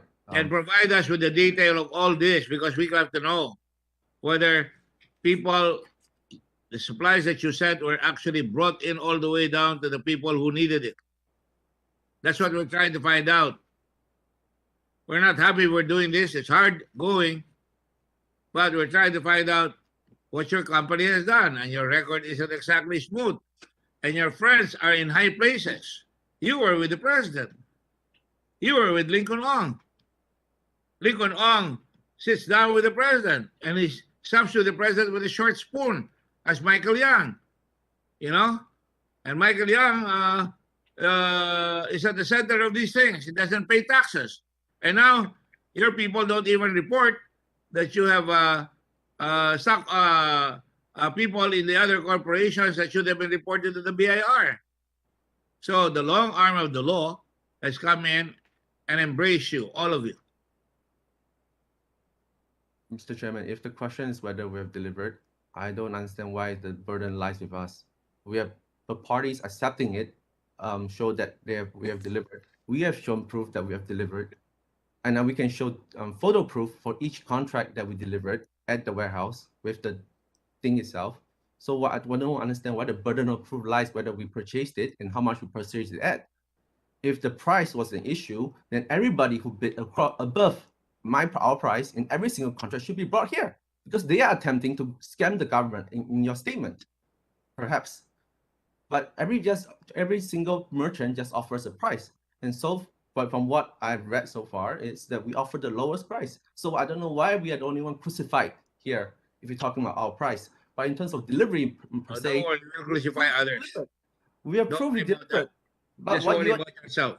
it feels very we feel very pressured in that we need to show our books, our costs. How does that relate to determining where does that determine how is that determining whether I thought the determination is whether we delivered? Either lying and amoral. I think you're both. Because you can't seem to distinguish anymore. Your company has done a great disservice to our country from the findings of this committee from the very beginning. Every stage of the investigation was accompanied by a lie. It's just like false news, fake news. You know?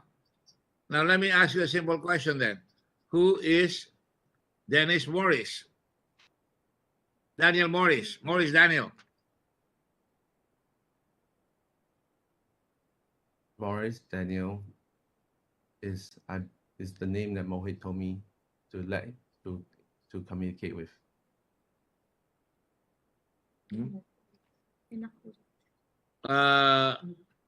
The statement in the letter says the initial inquiry came from Yansen Wang and was then handed over to Morris Daniel, who signed the contracts for both Business Beyond Limits, OPC, and also Rocks Trading. So it's one whole sentence. And You must have known Daniel Morris, right?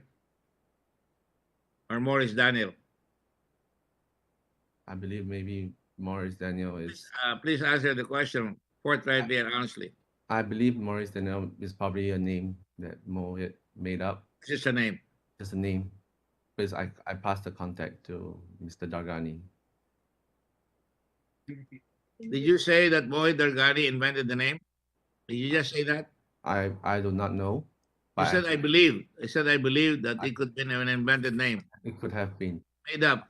But as I said, I handed over. Did you say that? Did you just say that? Mr. Chairman, I said I handed Did you over. just say that? I'm not sure, Mr. Chairman. How can you not sure? You just said it. I said I handed, as I said in my statement, I handed it to Mr. Dargani. No, just a while ago. In my real statement, I believe that Mojit Dargani might have just invented the name. If you're asking me if do I know this person, I don't know this person. I asked you that, but you said your answer was, I believe Mojit Dargani made up the name. No, then I said, you asked me, do I know a Morris Daniel? I said, no. Then you say, whom that this Morris Daniel be? I said, maybe, perhaps, Mr. Dargani made up the name. Oh, there you go. But I don't know for certain. There you go, made up the name. As I said, clearly, I handed the thing to Mr. Dargani. All right, it's enough. It's enough. You've said it, and I'm satisfied with that. Now, you know about Business Beyond Limits, right? Yes. And you're not surprised that Business Beyond Limits is suddenly there in the letter? As I said, I handed it to Mr. Mohit Dargani. I did not follow up afterwards. So I don't know the date of the flight. I don't know the exact details of the flight. I did not pay for the flight. I did not sign the I contract. did not ask you those questions, but you knew that you were trying to find out about the flights, and you knew that you were going to be charged $150,000 I was not going to be charged all $150,000. the way to Dubai. I'm not going on the flight. Why would I be charged for it? All right. Okay, I just don't. Mr. Chan, I just need you to be fair here. I already told, since the start, I've said the truth. And you're asking me things to speculate things. I've tried to. I'm not asking you to speculate. You were the one who said. You're the one who said. I did not put words in your mouth. You asked me who is Morris Daniel. I said I don't know. Then you asked me to be offensive with what I think Morris Daniel is. Then I'm trying to. I believe I might have made up his name, right? You just to be honest, Mr. Chairman, you can ask me the thing I don't know. No, if I know, I will say. But if I don't know, I cannot It's say. also that you tend to raise your voice. You were very humble until I brought this letter up. You suddenly were flaring up. You're melting down. You're raising your voice, and you're agitated. Obviously, I can see that you're agitated, right? Because you are saying. You are saying. I felt that there was some. I already said since the start when you asked me about this flight that You got agitated, right? You got angry because you got caught in the lie, right? There was no lie in my statement. Not a word of my said is a lie. the words speak for themselves that you made the inquiry and formally. So, you Then saw when him I asked about Dennis, Morris Dennis, you say, oh, he must just have made up. Morris Daniel. because I handed to Mr. Mohit Dagani. All right, okay. I'll leave you at that. Why would you use a fake name if your flight is innocent? Anyway, besides, I don't think you can get away with it when you book a flight unless you paid a lot of money, and you do have a lot of money. I mean, even if it's $40,000, $50,000, it's still a lot of money. Than the $140,000, which is 6.9 million, and the $50,000 is 2.5 million pesos, right? But anyway, let me go to Mr. Dergani. Mojit, Yes, Mr. Chairman. well, did you make up the name? No, Mr. Chairman. Who is that? Mr. Morris Daniel was the local person assigned to me by Gary Wong. We have a Gary Wong and we can't find him. You don't have the information on Gary Wong up till now?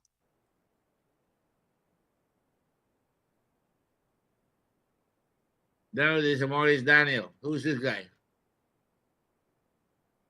I also don't know Morris Daniel, as I just got his information from Gary Wong, and I asked Mr. Wong to have Morris Daniel be the point person.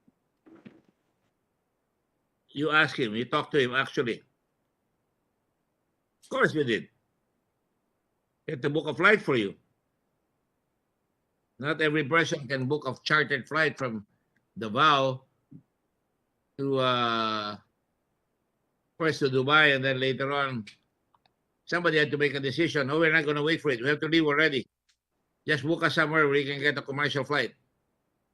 And the chosen area was Kuala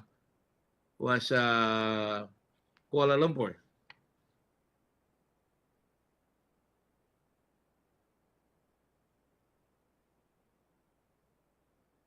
So you knew Morris Daniel, right?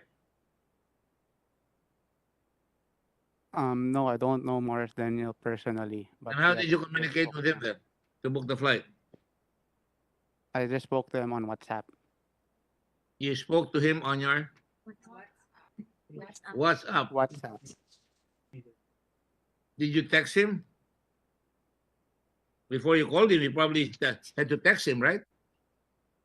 Yeah, just like an introduction that I was referred by Mr. Gary Wong to get in touch with you, etc.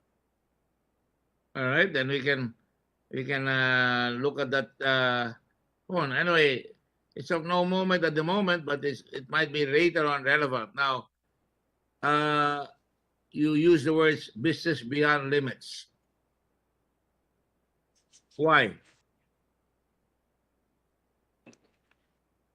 They asked for a company name, so that's the one that I can think of. Because you control that and you put your girlfriend there, right? And Miss Mago, right? And Miss Mago will do anything for you, right?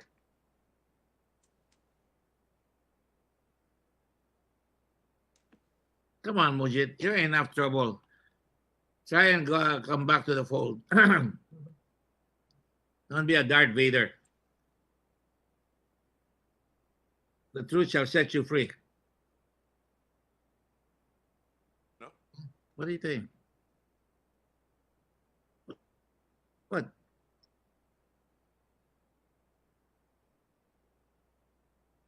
I don't remember. Mojit, you want to change your mind and tell the truth finally? You had to know Morris Daniel. Mr. Chairman, I already mentioned what I know, and I already gave. That's your friend, right? And he helped you. More in transcript. After all, More the plane was coming from Singapore, and Mr. Wang was in Singapore. So he arranged it, and then you have a name, the name of Morris Daniel, right? And then you use, again, was there an authorization from Better Business, Business Beyond Limits? I'm sorry, I'm used to BB, Better Business, Business Beyond Limits, authorizing you to charter a plane? Was there? Mujit? I don't enjoy this, Mujit. Believe me, I don't enjoy it. No, I don't no, enjoy you when you say there's no to your no. mother, all right? I really feel for your mother. But try to come and see your way clear and come back to the truth. Might be easier. It will relieve your sister of the stress that you put her in. Tell the truth for a change.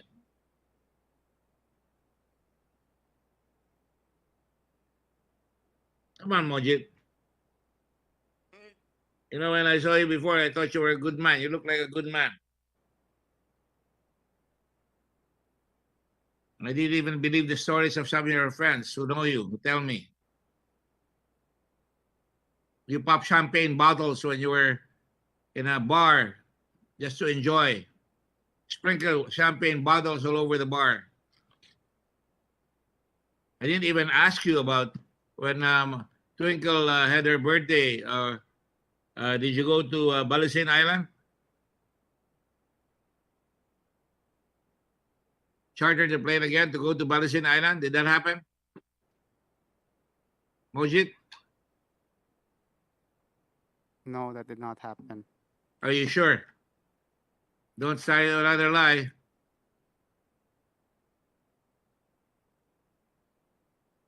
That your sister had a birthday party in Balasin Island and you brought people out there? Right? Mr. Chairman, that never happened. Okay, I'll take your word for it, but I'll have to extend another hearing and get the parties to tell you who they are. What is rocks trading? That's the one that Morris used because when Morris asked me first for a company name, I gave BBL, but I told him I'm not comfortable to use that either. So I told him, can he be the one to take care of the company? And he said yes. So I don't know Rocks Trading either. Somebody you don't know is able to do all this. He must be a CIA or a agent of the KGB in the old days who can fix things.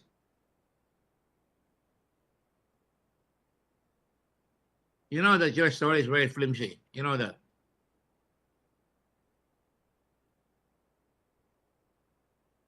Come on, Majid.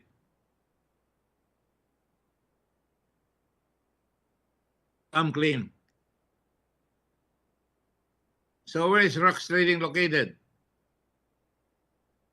And why do you know of it? Come on. Speak up.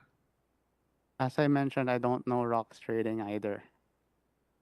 Come on. We're not stupid here, you know. You just use Rocks Trading from out of the blue. You don't know, and you suggested it to Morris. Come on. As I mentioned, Mr. Chairman, I asked Morris to provide the company name. So it was You him found that out. actually suggested it. Where is Morris located? Where is Morris based? I You don't see, know, Mr. you're Chairman. going to be push and push and push.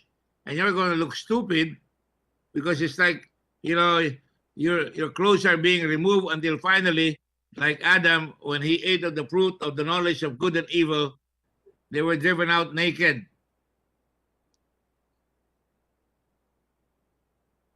You don't know where Morris is from? And you let Morris decide? Rocks Trading?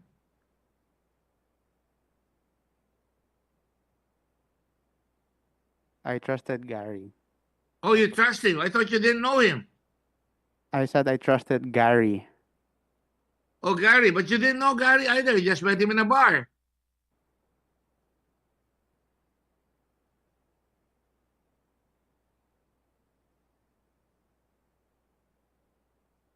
You expect the whole country to believe you that you trusted Gary?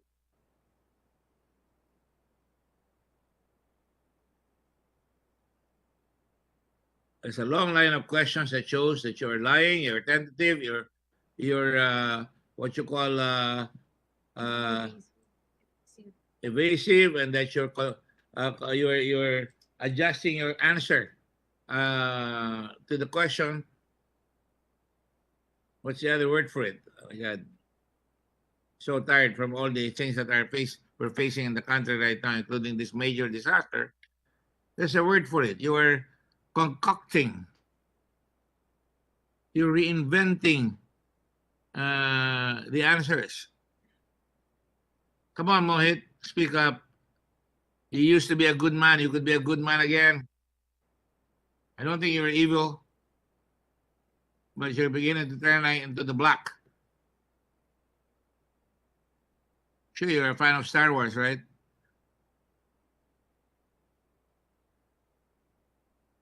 No answer?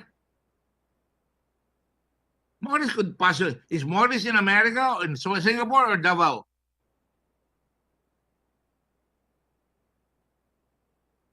Come on, Mojit. Be a credit to the Indian people here. I know a lot of very good Indian people.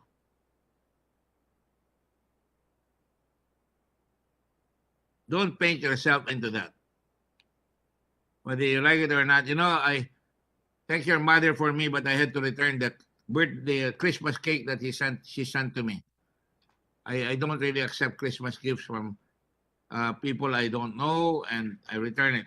Just as I returned somebody from Cagayan de Oro who sent me ham because they thought they were going to be part of an investigation. Ham ba? Oh, crabs. Crabs.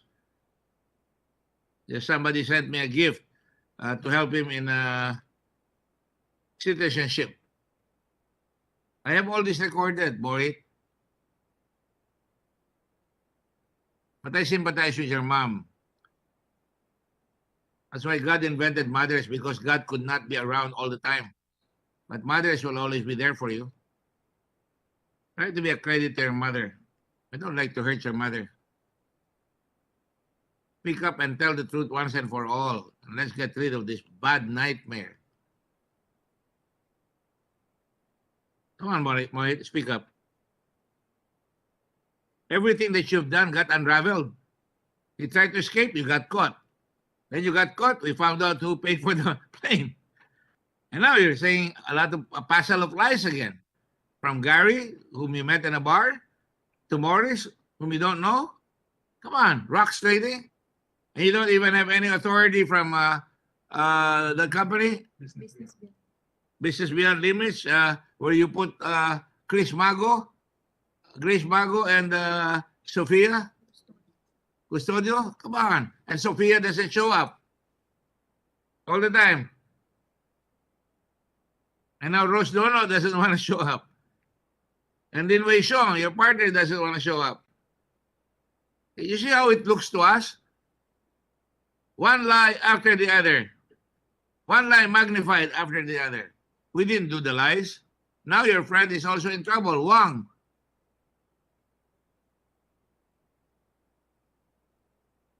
Would you like to speak about it in private?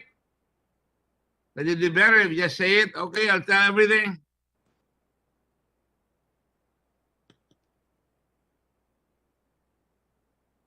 You believe the lie that you're above the law.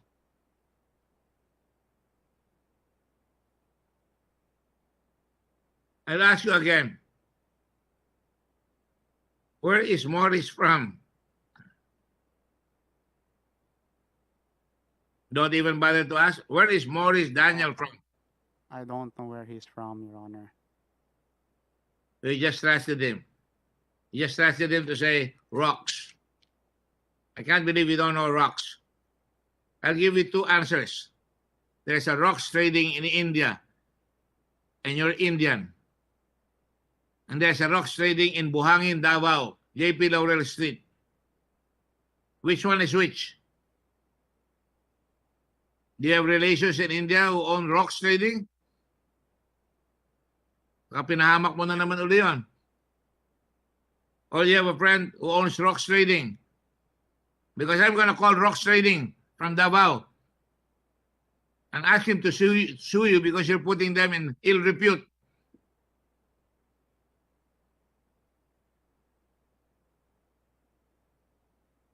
Are you going to answer? Don't waste your time, please.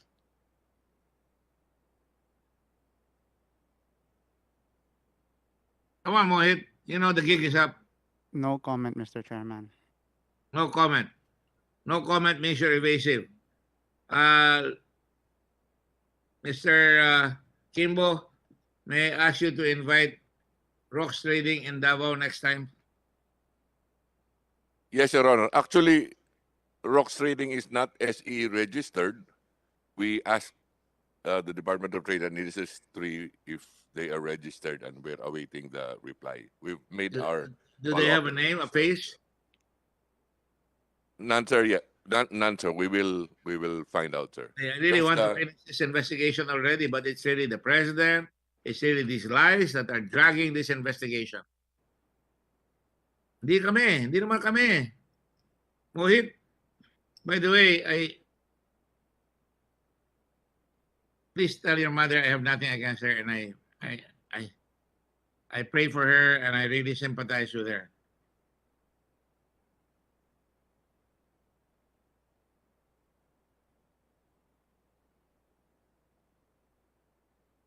Okay? No answer.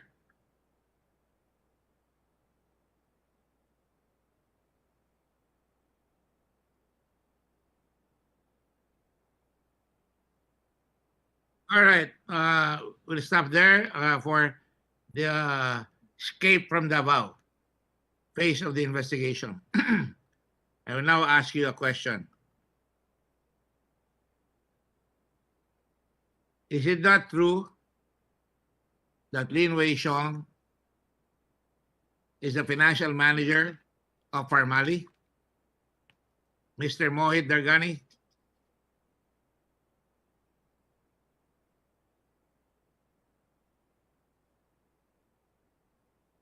Based on the record, yes, because as I mentioned that, as in our previous hearings, I did not mention it, but it was mentioned that Michael Yang did help Pharmally and acted as a guarantor. I'm talking about Lin Wei Xiong. He's a financial manager. He's a friend of Michael Yang. He has a position in your company. Mohit Dargani is corporate secretary, and Lin Wei Xiong is financial manager. Now the cat is out of the bag. That's why he's been in Dubai all the time. That's why he's contracted a second COVID illness in Dubai.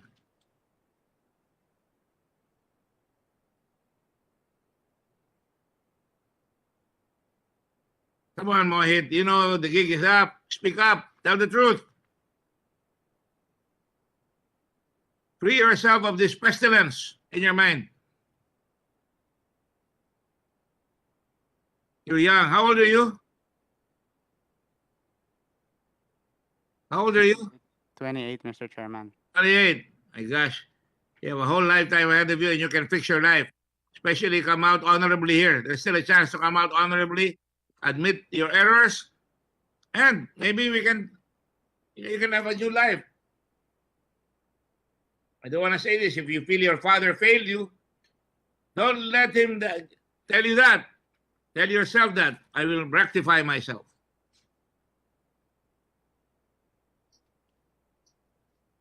That's the beauty of man. He can reinvent himself. That's why there's confession, there's penance.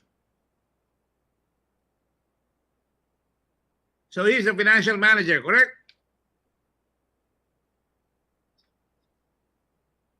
He's the watchdog of Michael Yang. He looks after the money interest, right? Come on, Mohit.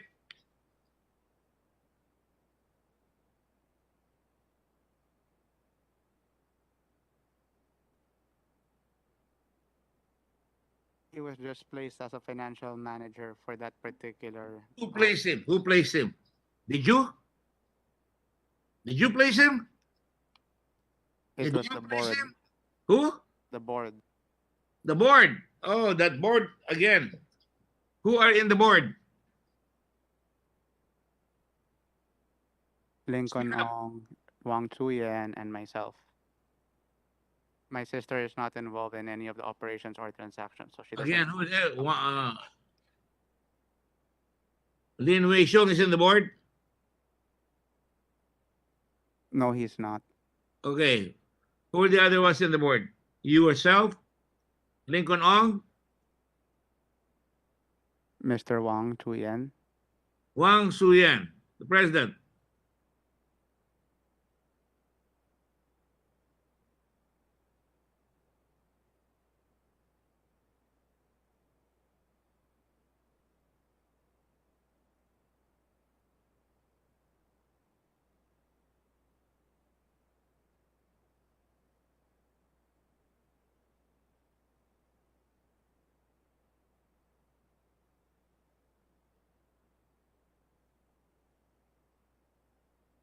What is it taking you such a long time to say who's in the board? I answered the question, Mr. Chairman. No, you only answered Mr. Wang yourself. Sino ba? I answered myself, Mr. Wang, Mr. Lincoln, and my sister. But she Mr. has Lincoln. O, sabi mo, your sister has nothing to do with it. Binabawi mo naman ngayon. So, she's also in the board. Sino pa? That's 4. Ano pa dyan? Mr. Garado left the company in 2019. Garado left the company. Who replaced him? Nobody replaced him, Your Honor. Okay. So, Lincoln Ong, Mohi Dargani, Twinkle Dargani as president, Wang Suyan. That's it? Yes, Mr. Chairman. When you say that Mr. Lin Wei Shaw was appointed by the board to Yes, be the Mr. financial Chairman. manager? Yes, Mr. Chairman. Just for Who that. nominated him? Extra. Who nominated him? I can't remember. That's almost 2 years That's ago. convenient. You know, there's always a convenient answer. I can't remember. How can you not remember? You're dealing with a billion peso corporation. Financial manager, you can't remember? Was it Michael Young? Come on! Man up!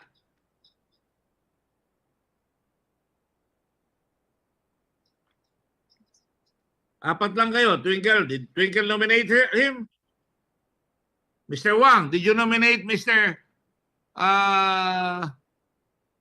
Lin Wei Xiong as a financial manager? Mr. Wang. Mr. Chairman, I think I agree.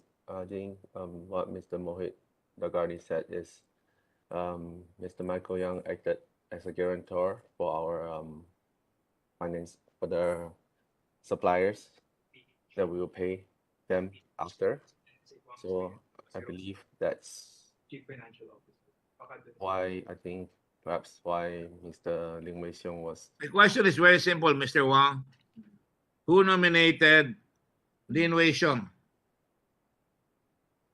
Financial manager is a very important position.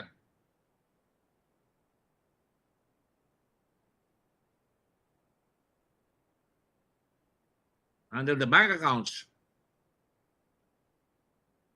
He handles how do we pay all these importers? Come on, Mr. Wang. What's your answer? I think the record will say that there's a long pause between questions and answers from both of you and Mr. Mojit Dargani, and I'm putting that on record. What's the answer? I think that that's what Mr. Dargani said, that we have an obligation to pay back our suppliers after we receive our collections, and therefore he was placed in there as a form of guarantor, so that when we receive the collections, we would pay back immediately.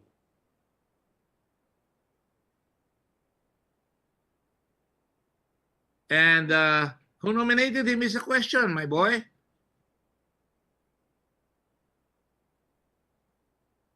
Who does he represent?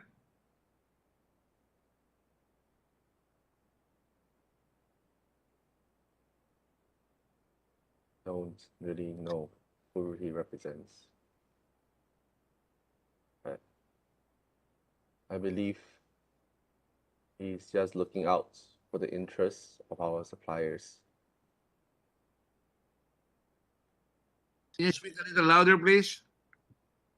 Shall I I show you believe- the pictures? Pinakita niya na eh. At the beach. Everybody is there. I know many of those people there. Lin Wei Xiong is there. You're there. I'm sorry. Michael Yang, Alan Lim, alias Lin Wei Xiong. There is a there. Senator Bongo. Senator Alan Peter Cayetano is there. Who nominated them? Mr. Chairman, I was not on that trip. Okay, another picture. Oh. Is that Mr. Lin Wei Xiong, Mr. Wang? Yes. Yes, Mr. Yes. Chairman. You know him, right? Yes. Who nominated him? I'm not too sure who nominated him, Not too sure. You're the president. Not too sure. but I've not met him for a long time, since 20. You've not met him for a long time. Another picture. He's with the president, huh? Oh, next. And Mr. Michael Yang. Oh. There is a drug personality, not that one. Oh, there. Is he there? Lin Wei Xiong. Saan yan? Mr. Lin Wei Xiong is in the man at the right. Michael Yang is in the middle. Dennis Dizon, Foreign Undersecretary Manuel Antonio Tihanki are also in the picture. Mr. Chairman, if you're asking me based on these pictures, do I think that? No. Basically, I'm just saying that Because he must be very influential because you don't appoint a financial manager without knowing who he is. Oh, it looks like very influential. He knows the president. It's all in the pictures, right? Based on what you're showing me, yes. Based on what I'm showing you, yes. So he was appointed because he was close to the powers that be in this country. Next picture, please.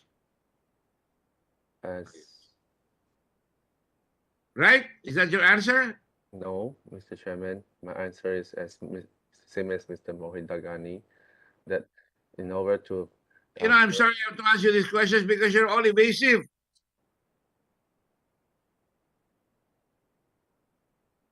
Next picture. Michael Yang again and Lin Wei Xiong with Senator Bongo. Next. Next picture. I cannot comment on the relationship because I'm not... No, I'm just saying to all of you. Either of them. Mr. Dargani, was he nominated based? I mean, you don't appoint a financial manager from out of the blue. Lincoln, do you remember who nominated Mr. Lin Wei Xiong? Huling-huli na kayo lahat. Sisinungaling pa kayo. Mr. Chairman, as mentioned by Mr. Dargani, I think it's the board, and then it was years ago. I don't remember also, and then it's also a bank document. So I don't want to further incriminate ourselves, so I cannot comment on it. You don't know what the word incriminate means. You're already incriminated whether you like it or not. You're incriminated by your cars. Where did you get the money to pay for your cars? You're incriminated by the fact that you are under the payroll of Mr. Michael Yang. You're incriminated by the fact that you were with Michael Yang when you see the president in private. Stop talking to me about self-incrimination. I've not asked you anything that will incriminate you. It is not incriminating to say who nominated Mr. Lin Wei Xiong, who doesn't seem to appear here. He's still in Dubai. Who's married to Rose Nono Lim, who is very famous in the country today for having her garages suddenly give birth to cars. Expensive cars. O sasabihin na naman ni Presidente, sinisigawan ko kayo. Hindi, passion lang yan, passion.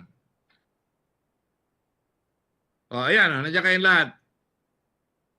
Hey, the gang's all here. In the picture of Pharmally with the President, you were there, right, Lincoln? Yes po, Mr. Chairman. Yes. Lin Wei Xiong was there, right? Yes po, Mr. Chairman. Michael Yang was there, right?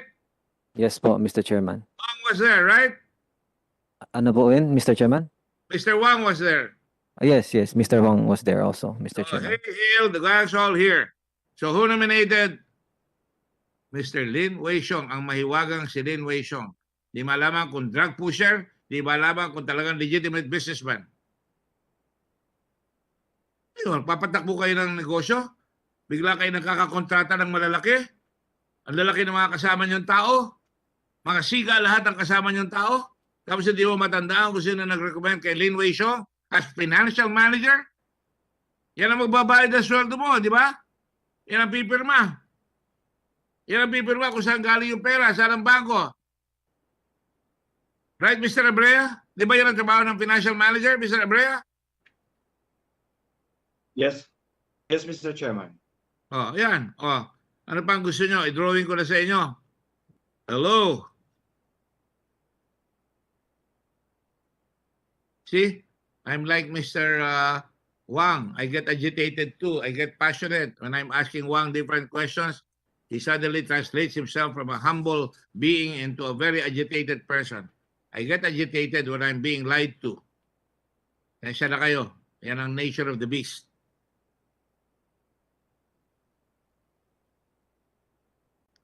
Can you submit to us, Mr. Dargani, the minutes of the meeting where Lin Weishong was nominated as financial manager? Or are you going to say, I don't have access to the records again? We lost all the records. Can you imagine? This is a comedy of lies, of rackets. Unbelievable. In the whole history of this country, I've never seen a corporation get so much money. Ang laki-laki ng pera nakuha ninyo. Tapos wala kayong records, hindi nyo kilala kung saan nagagaling si Lin Weishong. Ay, nako. Bayang makapangyarihan. I think all these questions speak for themselves. Unanswered questions. Am I going to expect an answer?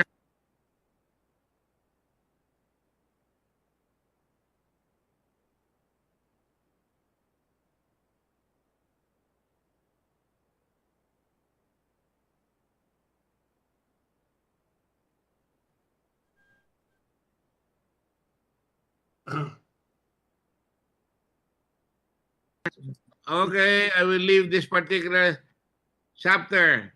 This one is a mysterious Lin Weishong.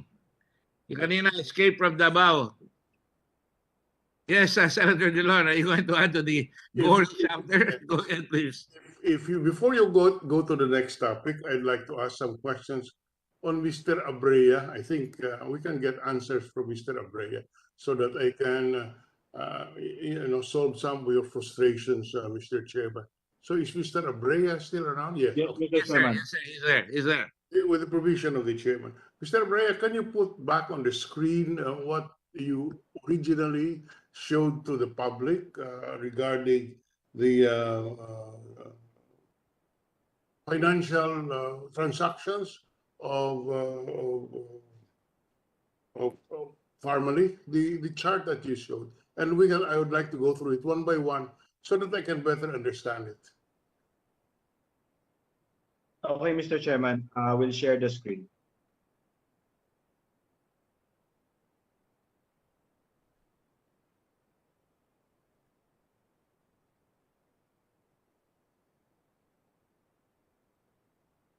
Which slide, Mr. Chairman?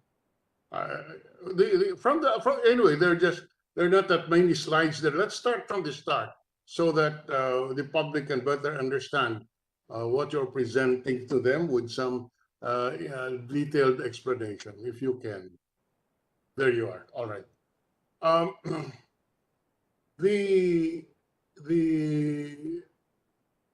One of the things that I have been pounding on from the very start would be the financial statements of Pharmally, which showed that they indeed had gross sales of roughly 7.3 billion, out of which they claim an inventory of 7.2 billion that they sold to ps-dbm. Is that correct, sir, as presented in your chart?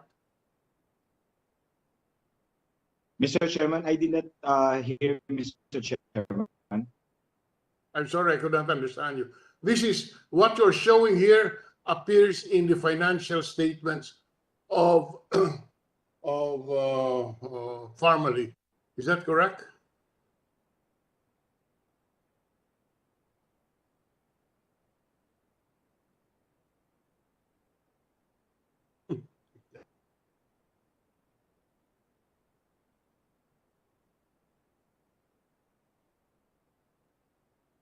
Mr. Chairman, the purchases and the cash balance, yes. The payment from ps-dbm, Mr. Chairman.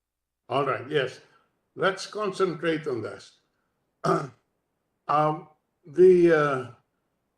You showed here 3.2 billion Evermore and Acme. From my understanding, it would appear that Pharmally purchased from Evermore and Acme merchandise worth 3.2 billion. Is that correct, sir?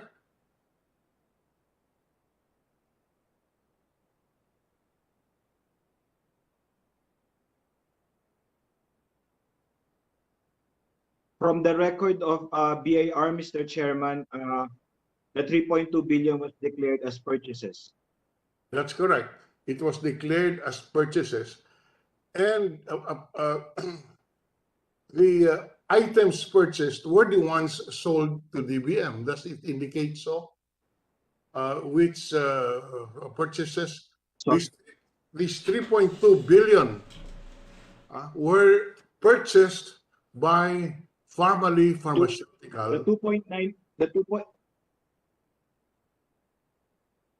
I'm sorry, but the transmission is very bad. The 2.9 billion, Mr. Chairman, the 2.9 billion was purchased from Evermore, Yes. which appears to be their source in their supplying to ps-dbm, Mr. Chairman.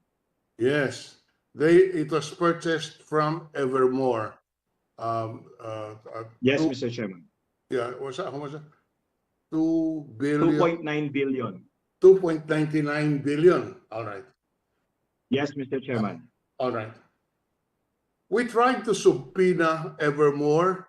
Their address appearing in the records of the government is 16 Reynaldo, Tandang Sora, Quezon City. The return of our Senate sheriff is that this company is not found in the address given, and therefore it would appear that it is a fictitious address.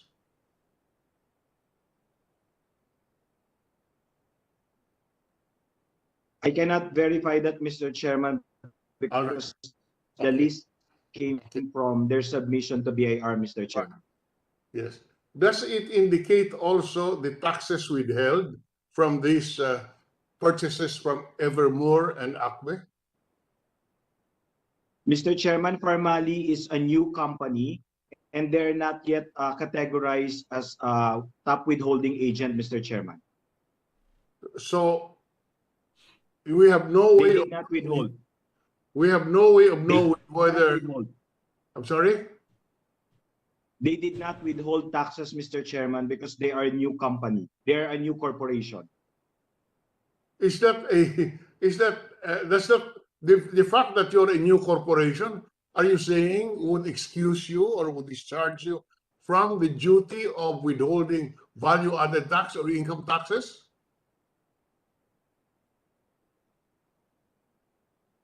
Mr. Chairman, since Pharmally is a new corporation, BIR has not yet classified them as a top withholding agent. Therefore, they have not withheld income tax or withholding tax from their income payment to Evermore and Acme, Mr. Chairman. All right. Okay, now, but okay. In any case, the Office of the Sergeant at Arms of the Senate,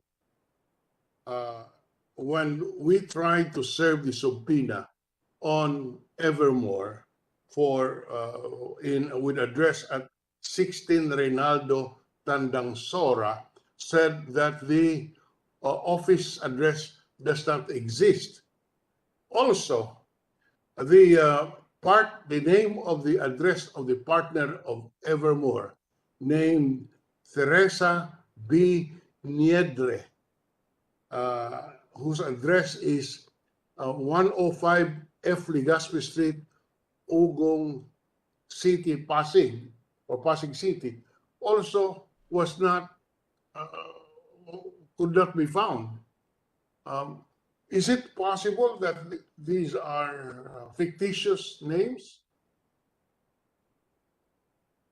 Yes, Mr. Chairman, we can validate it with SEC if they complied with the annual submission, Mr. Chairman, whether the corporation is still in operation or not, Mr. Chairman. These are not corporations. These are partnerships. These are partnerships. Evermore and Acme are partnerships, and they have almost identical articles of partnership. They were incorporated. They submitted their articles of partnership at about the time that Pharmally was incorporated, and they were amended. The articles were amended almost with the same phraseology. Now, I am also concerned that about half of what appears to be the cost of sales are from unknown suppliers. Is it possible that these suppliers do not exist at all? You listen here. Mr. Chairman, based on the submission of BAR, Pharmally did not disclose or declare other suppliers other than Evermore and Acme, Mr. Chairman. I'm sorry, how is that again? Based on the submission to the BAR, Pharmally did not declare or submit any other suppliers other than Evermore and Acme, Mr. Chairman. All right. They submitted no other name except Evermore and Acme, and they indicated that Evermore and Acme, that they purchased 3.2 billion from Evermore and Acme, and yet they claim a total inventory purchase of 3.2, and that is why you made a conclusion that these are unknown suppliers. Now, yes, Mr. Chairman. Yes, all right. Just for the record, I will repeat for emphasis. Acme Marketing, which allegedly sold to Pharmaceutical 3.2 billion, and Acme, which sold to, I'm sorry, Evermore, which sold approximately 2.99 billion, and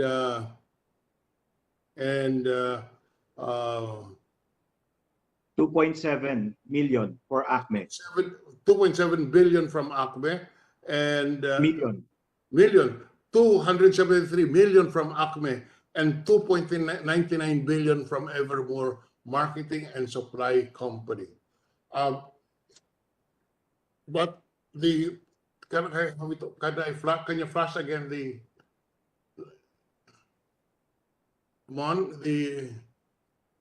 chart that you showed? It's important.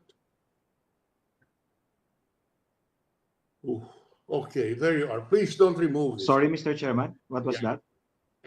All right, because I'm trying to make of record how mysterious this transaction is. They were paid according to their financial statements. I mean, Pharmally got 7.3 billion from ps-dbm, purportedly for face masks, face shields, etc., which they sold to ps-dbm. Now, these materials sold to ps-dbm were purchased in turn from Evermore and Acme for yes, Mr. Chairman, 273 million, and Evermore Marketing and Supply Company 2.99 billion. That's one. Point number two. These are not corporations, but partnerships. Number three, these companies do not exist, are not in the addresses they stated in the in the records of the SEC. The addresses for Evermore Marketing is 16 Reynaldo, Tandang Sora, Quezon City. That there is no such address, and they are not. Does not. The address does not exist. And also Acme Pinnacle, 170 Upper Banlat Street, also does not exist. The names and addresses of the partners of this huge, of this company who sold huge supplies. Evermore, a certain Teresa B. Niendre, 105 Legazpi Street, Ugong, Pasig City, also does not exist. Also, a certain Melanie P. Busimi of 9637 Pililla Street, Rizal Village, Valenzuela, Makati, who is supposed also to be a partner. They are not in the addresses found. Now, let me ask Mr. Lincoln Ong. Yes, Mr. Chairman. Yes. What, again, for the record, what was your position in your company, in Pharmally? I'm a supply chain manager, Mr. Chairman. You're a what? Supply chain manager, Mr. Chairman. Chain manager. As supply chain manager, you would, it was part of your duty to look for suppliers of materials which you would sell to ps-dbm. Is that correct? Yes, yes. Ano po? Okay, I'll go direct to the point. Did you know Ever Marketing? Mr. Chairman, the last time it was your birthday and then I already answered my question and then medyo nagalit po kayo sa akin. Kasi Mr. Chairman, these questions kasi leads to the BIR issues eh. And then si BIR po, hinahabol kami hanggang sa kulungan. Hindi ko na pwedeng mag-further comment. Huwag naman po sana kayo magalit ulit sa akin today, Mr. Chairman. Alam mo, kaya na alam ng buong bansa na talagang may tinatago kayo. Simple lang ang tanong ko po, kilala nyo ba itong si Evermore Marketing? Mr. Chairman, I'm sorry, I cannot further comment. Yun din po yung talagang advice po ng lawyers po namin. Huwag naman po kayo magalit sa akin. Okay. Ngayon, paano nyo po, how did you come up with the figure of 7.3 billion as the cost of your sales, of the cost of the supplies you provided ps-dbm? Mr. Chairman, as I mentioned in several instances already na when it comes to yung mga figures, mga accounting records, I really cannot comment on it. Huwag naman po talaga kayo magalit sa akin, Mr. Chairman. Because you cannot comment on it because?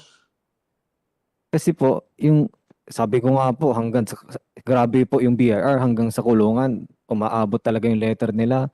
Hanggang sa detention, umaabot yung letter nila. Yes. So, Yun po talaga advice ng lawyers namin na stop incriminating ourselves. mm-hmm.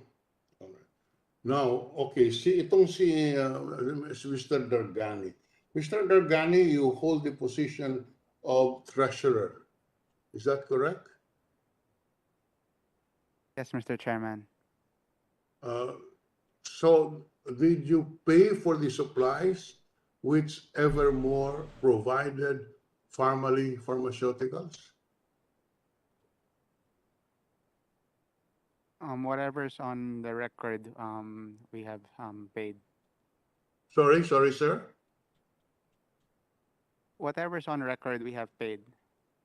Okay, so the record and your submissions to the BIR indicate that you paid 2.99, 2,990 million, 2,990 million to Ever Marketing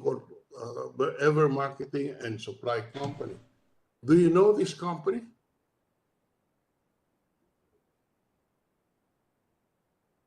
I don't know them personally, Your Honor. But you made payments to them. The company made payments to them. Yes, I mean, the company made payments to them. Is that correct? Yes, Your Honor. yes. Yes, Mr. Chairman. And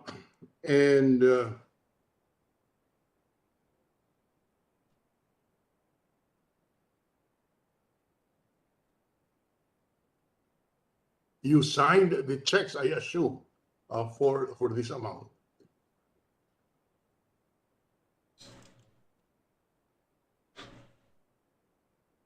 Mr. Durgani, you remember making this payment?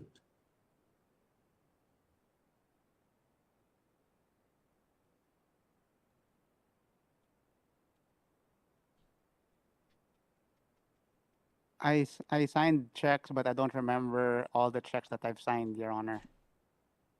Now, the submissions to the BIR indicate that while you asserted that you purchased from suppliers over 7.3 billion, which supplies you sold to ps-dbm, it would appear that you can only name Evermore and Acme as the suppliers. There were no other suppliers indicated in your submissions to the BIR. May we know why this is so? Bakit po walang ibang suppliers na nakalagay doon sa inyong submission sa BIR except Evermore and Acme? Can you explain this? Sorry, Your Honor, Mr. Chairman. I cannot explain as to why that's the only thing that shows up in the BIR system. Yeah, I'm sorry. Can you repeat that, sir? Yes, Mr. Chairman. What I mentioned is I'm not sure why that's the only companies appearing in the BIR system. That is your submission to the BIR, not appearing in the BIR system. That you could only specify Evermore and Acme as your suppliers. That is why there is a question raised by Mr. Abrea that there appears to be 3.5 billion from unknown suppliers because you did not indicate who the suppliers are, and yet this appears to be part of the supplies which you sold to ps-dbm. So this is from your own submission, if I get the submission of Mr. Abrea correctly. How do you explain this?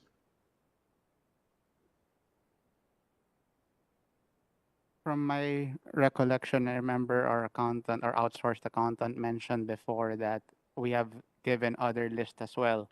And we are also surprised as to why the BIR only has these two companies.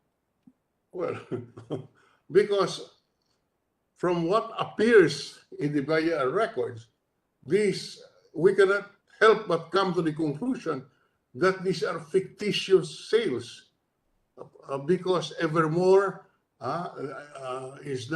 cannot be found in the address they stated. The partners who appear to be partners in the Evermore in the business cannot be found in the addresses.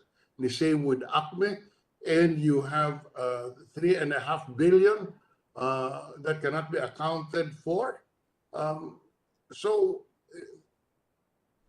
you cannot blame the committee and the Senate if we come to a conclusion that these are fictitious sales, fictitious purchases.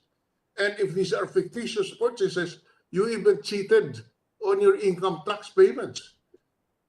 All of the 7.3 billion that you got from the ps-dbm should be considered all as income, not only 100 million as it is being made to appear. Is that conclusion, can that conclusion be supported, Mr. Abrea, on the basis of what you see? Mr. Chairman, because they claim it as deductible expenses, Mr. Chairman.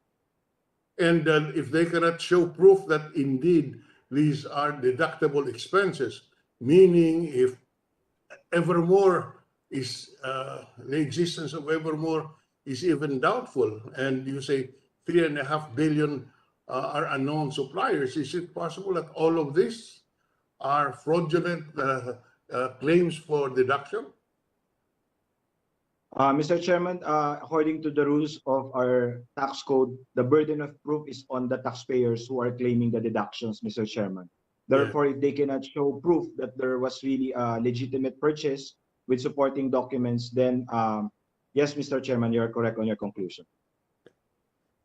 And at this point, Mr. Dargani, Lincoln Ong, you will refuse to show us any documents in support of these deductions you claim in your financial statements and in your income tax return. Is that correct?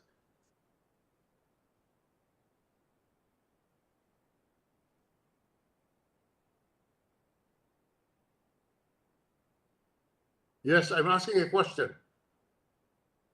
At this point, you would refuse to show us any documents, and you have refused to show this committee, and you refuse to answer this committee on any question relative to what appears as the cost of sales in your financial statements.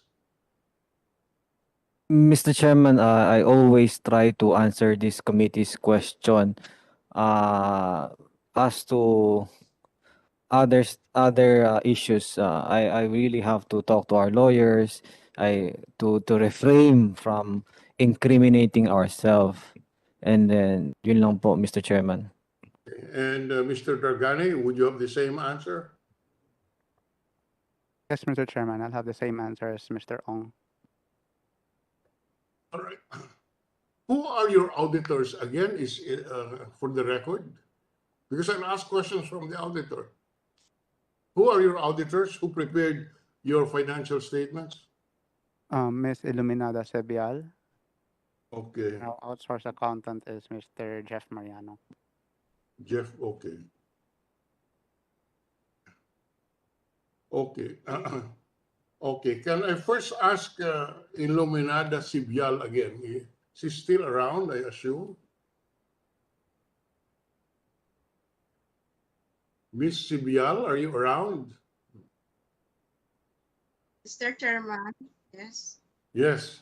Did you prepare the income tax return of Pharmally? No, Mr. Chairman, who prepared the financial statements? You prepared the financial statements. Who prepared the income tax return? Jeff Mariano also. Okay, Jeff Mariano, you're around? Here po, Mr. Chairman. All right, now,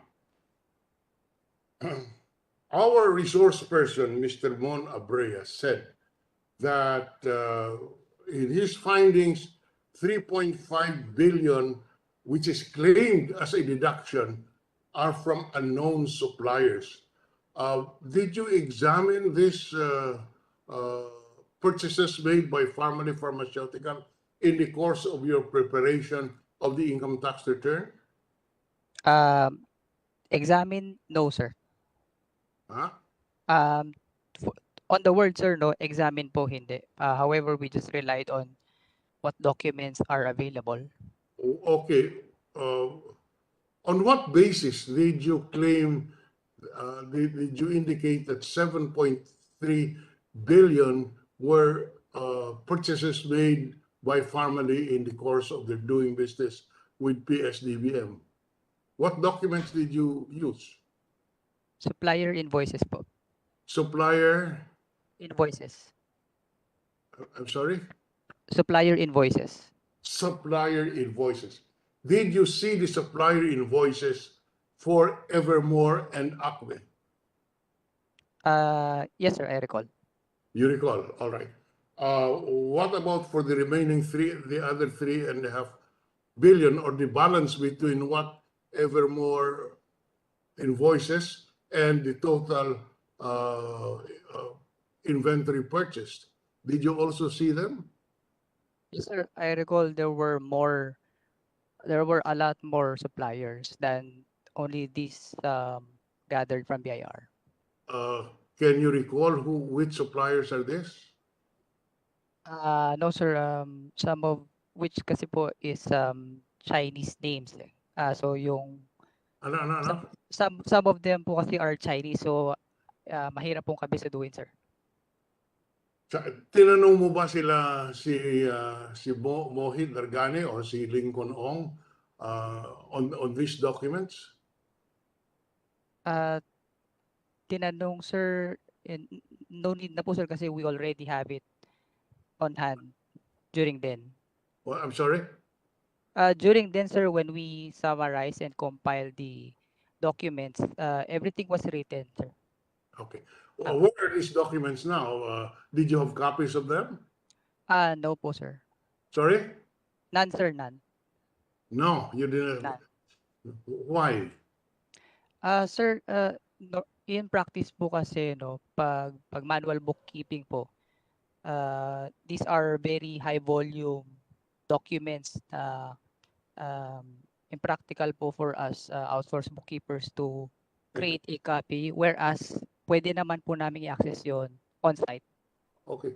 But in the age of technology, you need not be in possession of the physical documents, but through electronics, you can have a file. Did you have a file of this? As to the current digital age, sir, yes, that's correct. However po, sir, there are case-to-case po, sir, yung process whether a certain company would like hard copy, another company would like it in digital. So in the case po kasi of Pharmally, they had it in hard copy, sir. In the case of Pharmally, how was it done? Hard copies po. Hard copies, walang electronic. What we gathered, sir, were all hard. So you examined all these hard copies. I remember, Mr. Mariano, I'm reminding you, you are under oath. Yes po, sir. Okay. So did you see physical copies of these invoices? Yes po, sir. But you could not recall any of them.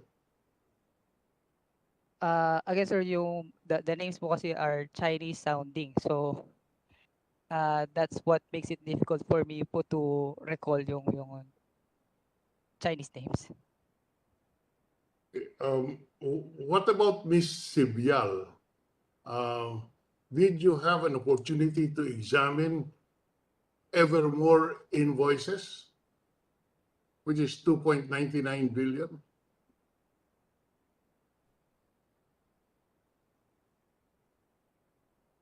Miss Sibyal?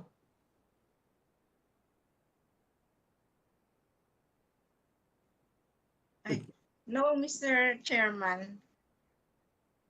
You did not examine them. Hindi niyo po nakita itong mga invoices ng Evermore? Po. Listahan lang po ang binigay sa akin no, kaya hindi ko na po naisa. Listahan lang, walang mga invoices. Opo. So, okay. Ito pong, maliban po sa Evermore and Acme na 2.99, almost 2.99 billion and Acme of over 700 million. Mayroon po bang ibang listahan na pinakita sa iyo? Hindi ko na po natatandaan po, Mr. Chairman eh. Pero ang malaala mo lang, puro lang listahan ang pinakita sa iyo. Opo.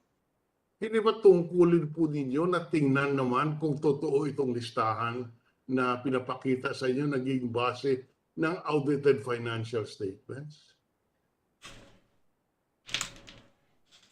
Basta nag-base lang po ako sa ibinigay nila pong listahan. Okay. Sino nagbigay sa inyo ng listahan? Ang Pharmally po. Oo, pero ang Pharmally, hindi tao yan eh. Sino sa Pharmally ang magbigay sa inyo ng listahan?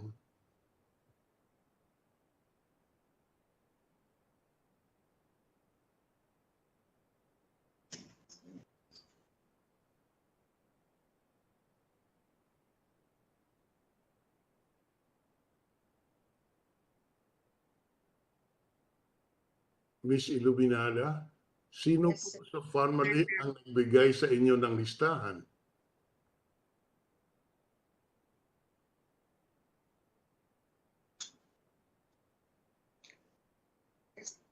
Bali po si Mr.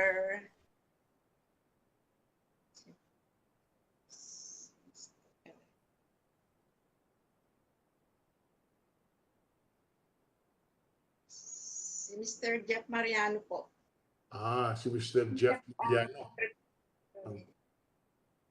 Pinakita sa iyo ni Mr. Jeff Mariano yung listahan. Opo.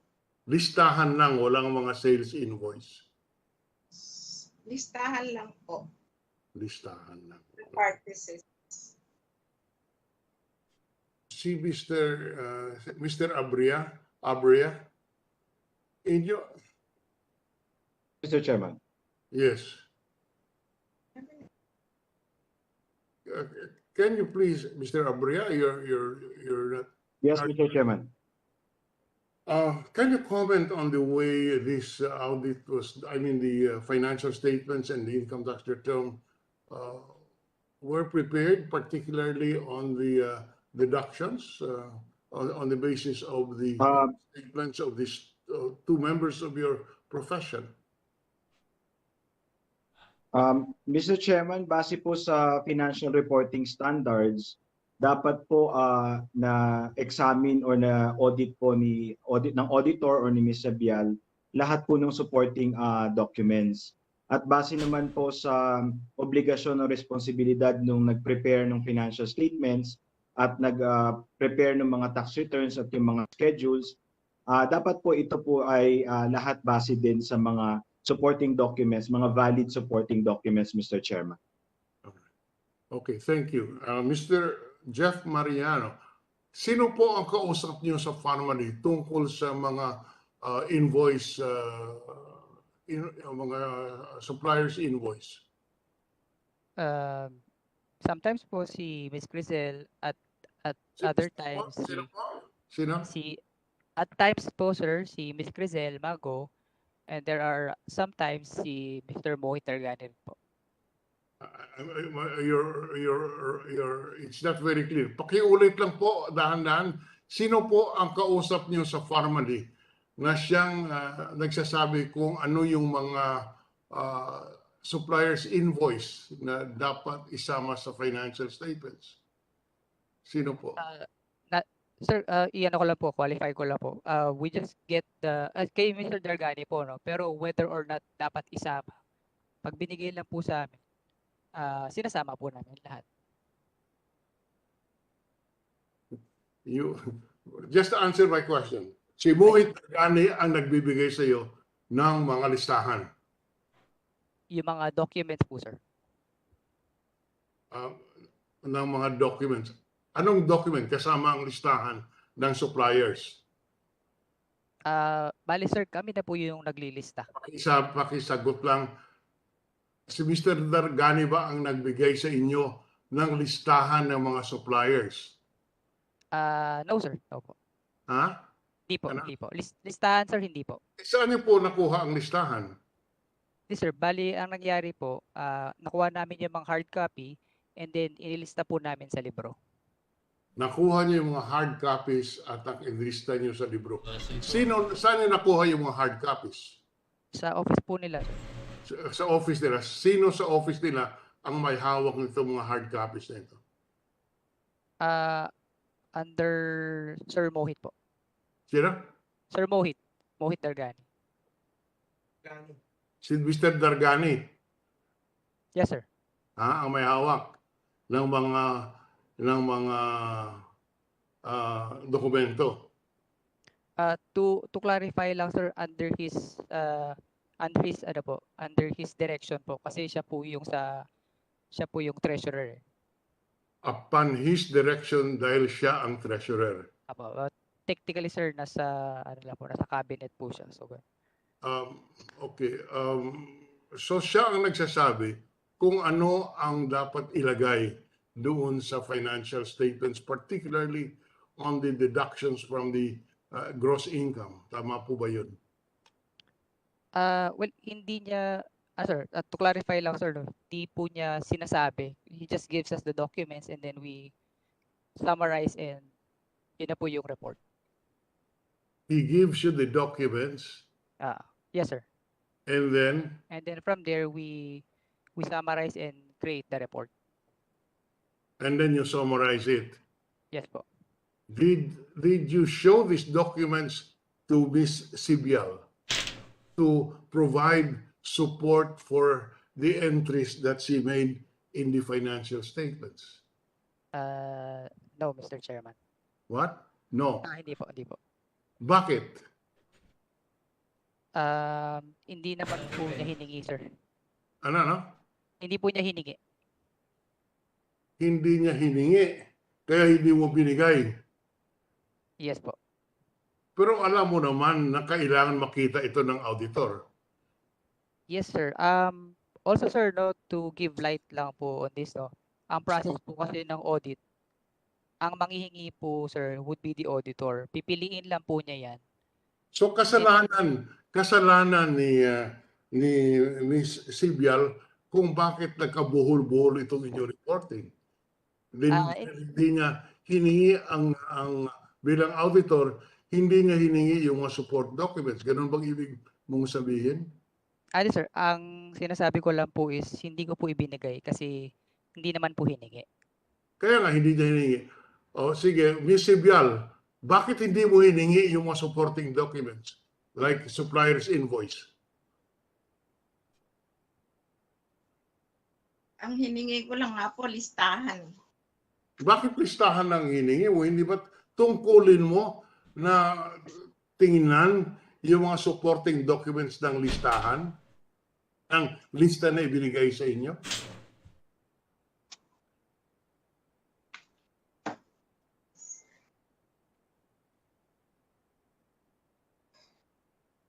Alam niyo po, kaya kami nagtatanong ng ganito.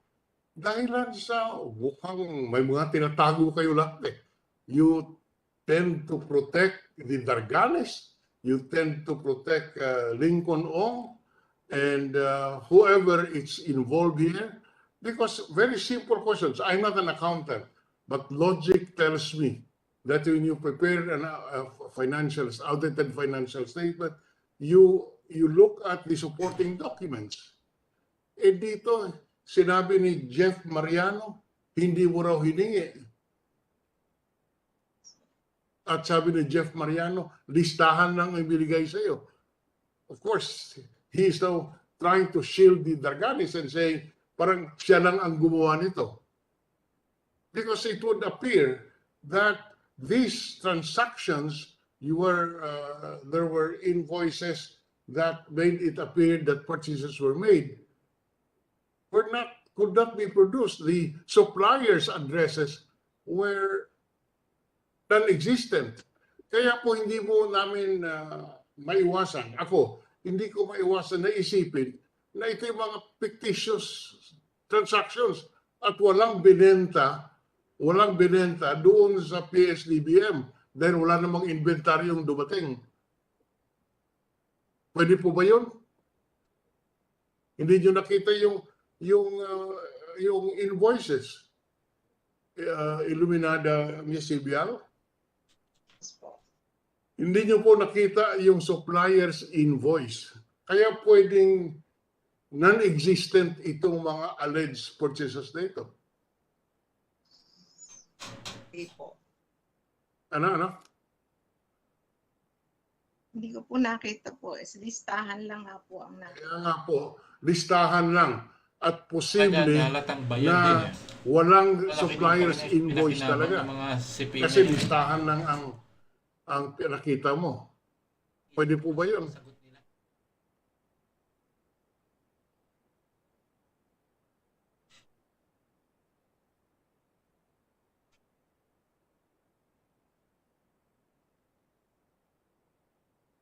Okay, so just for the record, the witness could not answer the questions that we have. Yung mga yan, wala na Questions dapat that we palugit, have kulong raised. na yung mga yan eh. Wala naman silang makukuha talagang impormasyon dyan. Dapat diretso na yan sa munti. Tapos kaya na lang lahat ng Mr. yaman nila. Abrea, can you Kaya namang give bawiin us yan eh, ng an gobyerno eh. expert opinion on the validity of this of the financial statements and the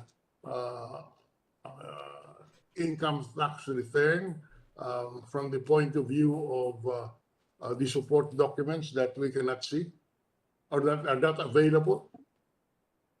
Mr. Chairman, Yes. dapat po lahat ng kinlim na expenses, Mr. Chairman, particularly yung purchases, sa pagpe-prepare pa lang po ng financial statements at tax returns, dapat po ito ay nasubmit din sa BIR. Kaya po pinagbasihan natin yung submission ng BIR, yung summary list of purchases and importations. Kasi po hindi po tayo pwede mag-claim ng expenses, particularly po yung purchases, kung wala pong supporting documents. Ngayon po, kung may supporting documents naman po yun o wala, yun naman po trabaho ng auditor para masigurado na yung sinabit sa BIR at kinlaim na deductions ay tama. Maliban na lamang po during BIR audit, which sa pagkakaalam ko po ay ino-audit na sila ni BIR, hihingin din po ulit ni BIR yon kung talaga pong yung mga summary list of purchases at importation ay may valid na supporting documents.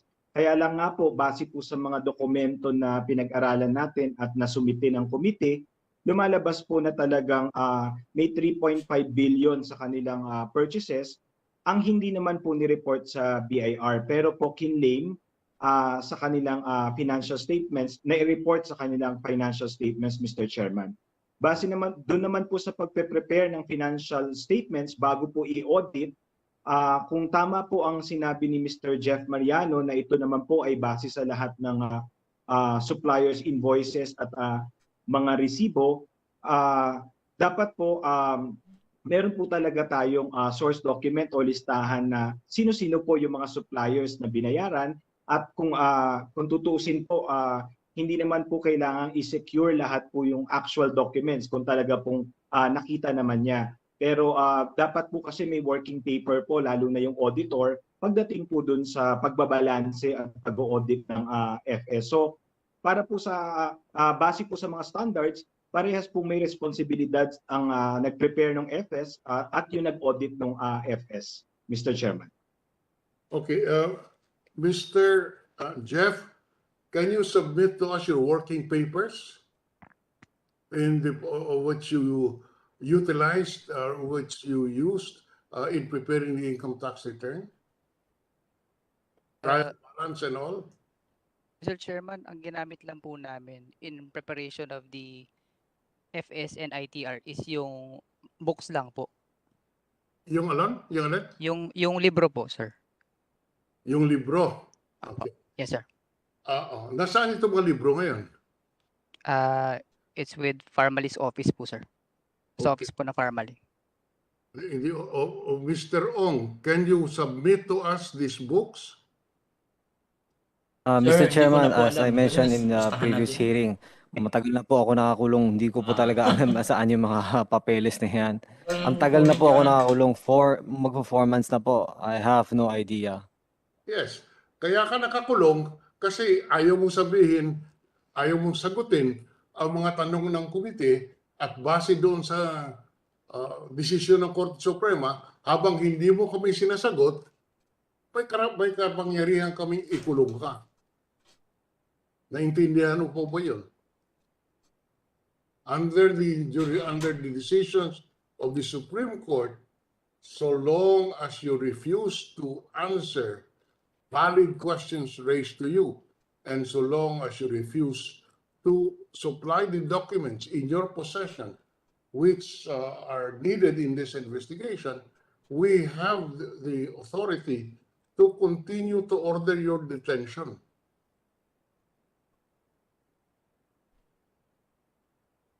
In any case, yes. Yes, you want to say something? Mr. Chairman, no po. Sabihin ko sana, kausapin ko rin ulit yung lawyer ko kasi I cannot really comment on anything. I'm sorry, Mr. Chairman. Wala, hindi po pinagbabawal na kausapin mo ang abogado mo. Kausapin mo. Baka sakali kung makausap mo at baka sakali kung sagutin niyo kami, baka po hindi na kayo i-detain. Because that is the only basis of the detention that you are now undergoing. It's the fact that you refuse to answer questions of this committee. And ako mismo, mga tinatanong ko, lihiti mo naman po mga tanong ito eh. Gusto namin malaman ano ang katotohanan. Wala pa naman kayong kasong kriminal, hindi po ba? Wala pang naisasampa sa inyo. Meron po yata kayong report last time. Ang dami niyo pong kaso na isasampa sa amin. As far as I can remember. Sino nagsampa? Parang meron po kayong prelim report eh. I cannot remember. Ayun nga po, as per advice of our counsel, stop incriminating ourselves. Mr. Lincoln Ong, I have not mentioned in any hearing that there are criminal cases filed against you. I am not aware of any, and therefore I could not have mentioned it. You have served with any notice of hearing in any criminal case. Have you been, is that correct? So far wala pa po, pero nakakulong na po ako. So far wala pa. So, a claim mo that you will incriminate yourself, that's not, is not really based on any criminal case filed against you, but simply on the basis of your fear that it can incriminate you. Is that correct? Mr. Chairman, baka pwede po yung ulitin yung tanong, Mr. Chairman. Okay, liwanagin ko. Wala kayong hinaharap na kaso ngayon. Tama po, pero nakakulong na po ako. Sorry? Tama po, wala po ako hinaharap na kaso, pero nakakulong na po ako. Nakakulong kayo dahil ayaw yung sugatin ang tanong namin. Liwanagin po natin yan. Yan po ay sang-ayon sa ating batas at sang-ayon sa desisyon ng Korte Suprema. Ngayon, kung kausapin mo ang abogado mo at malaya kang kausapin ang abogado mo, pwede mo ba sa kanyang tanungin kung itong mga tanong namin ay pwede mong sagutin? Wala namang kaso ngayon. Mr. Chairman, to answer your question kanina, wala talaga sa akin ng dokumento. So, hindi ko rin talaga maibigay sa iyo kahit gusto ko talaga, Mr. Chairman. Mr. Chairman, wala mo naman po gustong magpakulong sa Senado eh. Kung kaya ko lang sagutin, sana po sinagot ko na. Kung kaya ko po ibigay, sana binigay ko na po. Kasi tagal-tagal ko na pong nakakulong dito, Mr. Chairman. Sino may hawak itong mga dokumentong ito? Mr. Chairman, 4 months na po ako nakakulong. So 4 months na akong isolated from outside world. I really don't know, Mr. Chairman. Kung alam ko lang po, sana po sinabi ko na po. Mr. Dargani, sino may hawak itong mga dokumentong ito? Who holds this document? Alam yan. Mr. Chairman, as mentioned, I also don't know as I left the country in August. So I don't know where these documents are. And our office lease has also expired. So I don't know. The office is no longer existent as well. You know, Mr. Dargani, do you realize dapat yan, that you bitayin na. produce these documents anyway in the investigation of the BIR? Otherwise, these deductions will not be allowed, and you'll be taxed on the entire 7.3 billion that you receive from ps-dbm.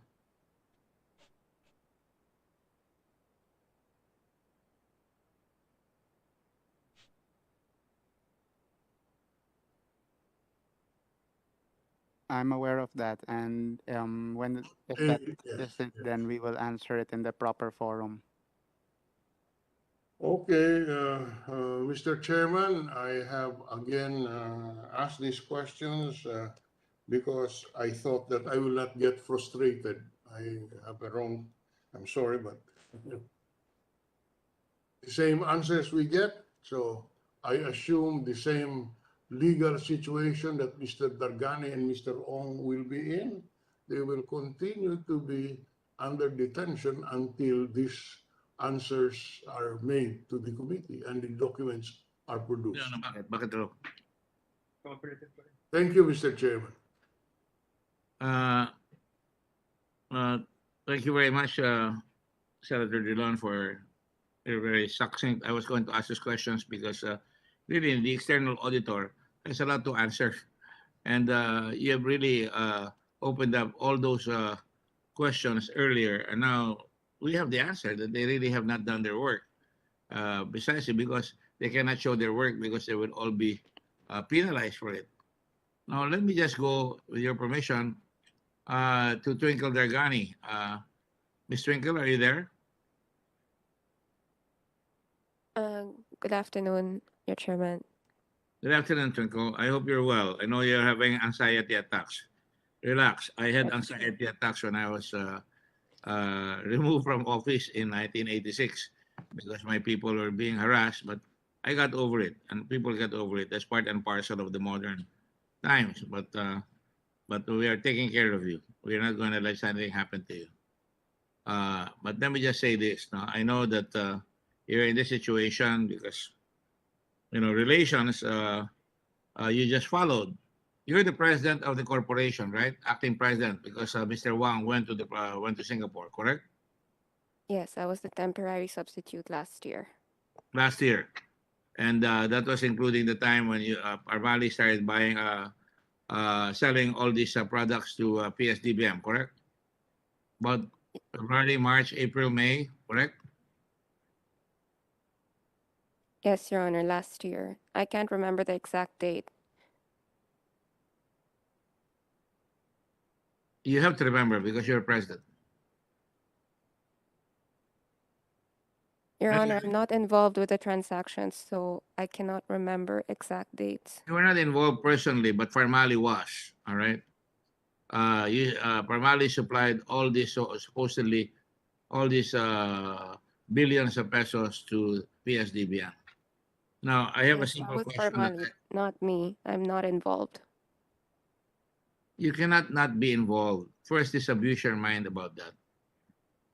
You were the president of the corporation, and under the law, you are the one that makes the president. You have to know that you have responsibilities as president, and simply by saying it will not make it go away. I hope I'm making myself very clear, because you're looking at fake news or a fake hope or a false hope. I hope I'm very clear about that. Whatever your brother says or anybody says, the president, corporate secretary, all of you are responsible. Now you can cooperate with us, which means that whoever is going to make the prosecution, which eventually will come, can take that into consideration in your favor. Now let me ask you, because I've asked all your members of the board of directors of Pharmally, very simple question. Who nominated Mr. Lin Wei Xiong as financial manager of the corporation? I've asked Mr. Wang, I've asked Lincoln, I've asked Mohit, I've asked, now I'm asking you. Who nominated him in the board to become financial manager? I don't know, Your Honor. I know nothing.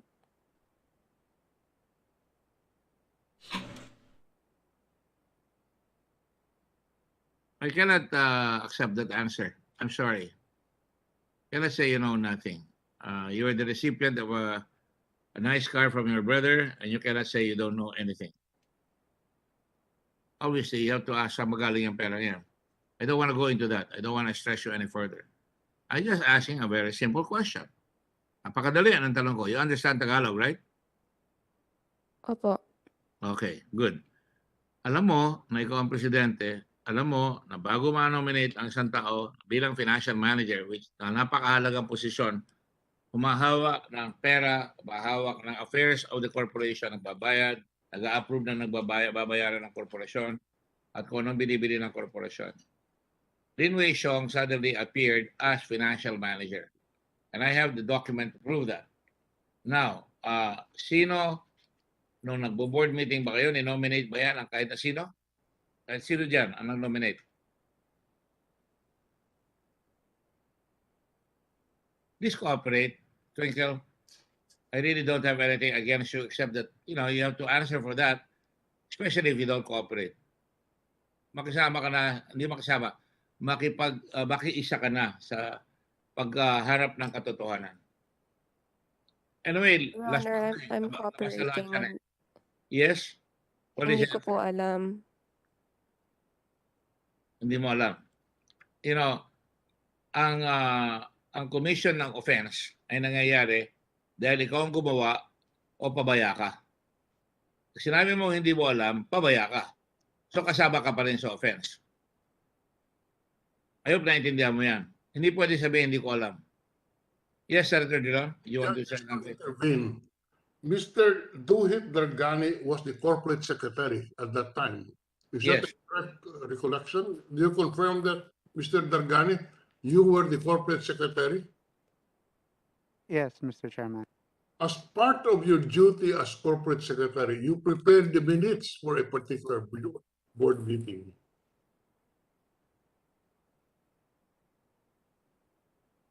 Is that correct?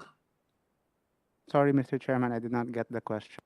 As corporate secretary, it is your duty to prepare the minutes of as to what had happened in a particular board meeting.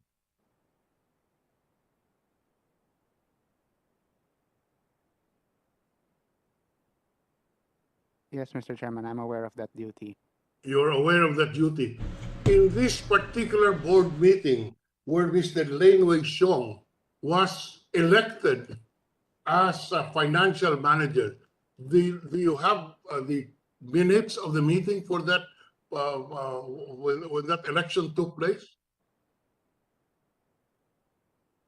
We'll have to check all the documents. It's probably with the rest of the documents as well. Do you recall you have complied with your duties and therefore these minutes should be on file? Yes, it should be on file. I agree. Where is the file? You don't know. That's what I said a while ago. Since August, I've been out of the country, so I really don't know where these documents are. Oh, okay. Thank you very much, Mr. Chairman.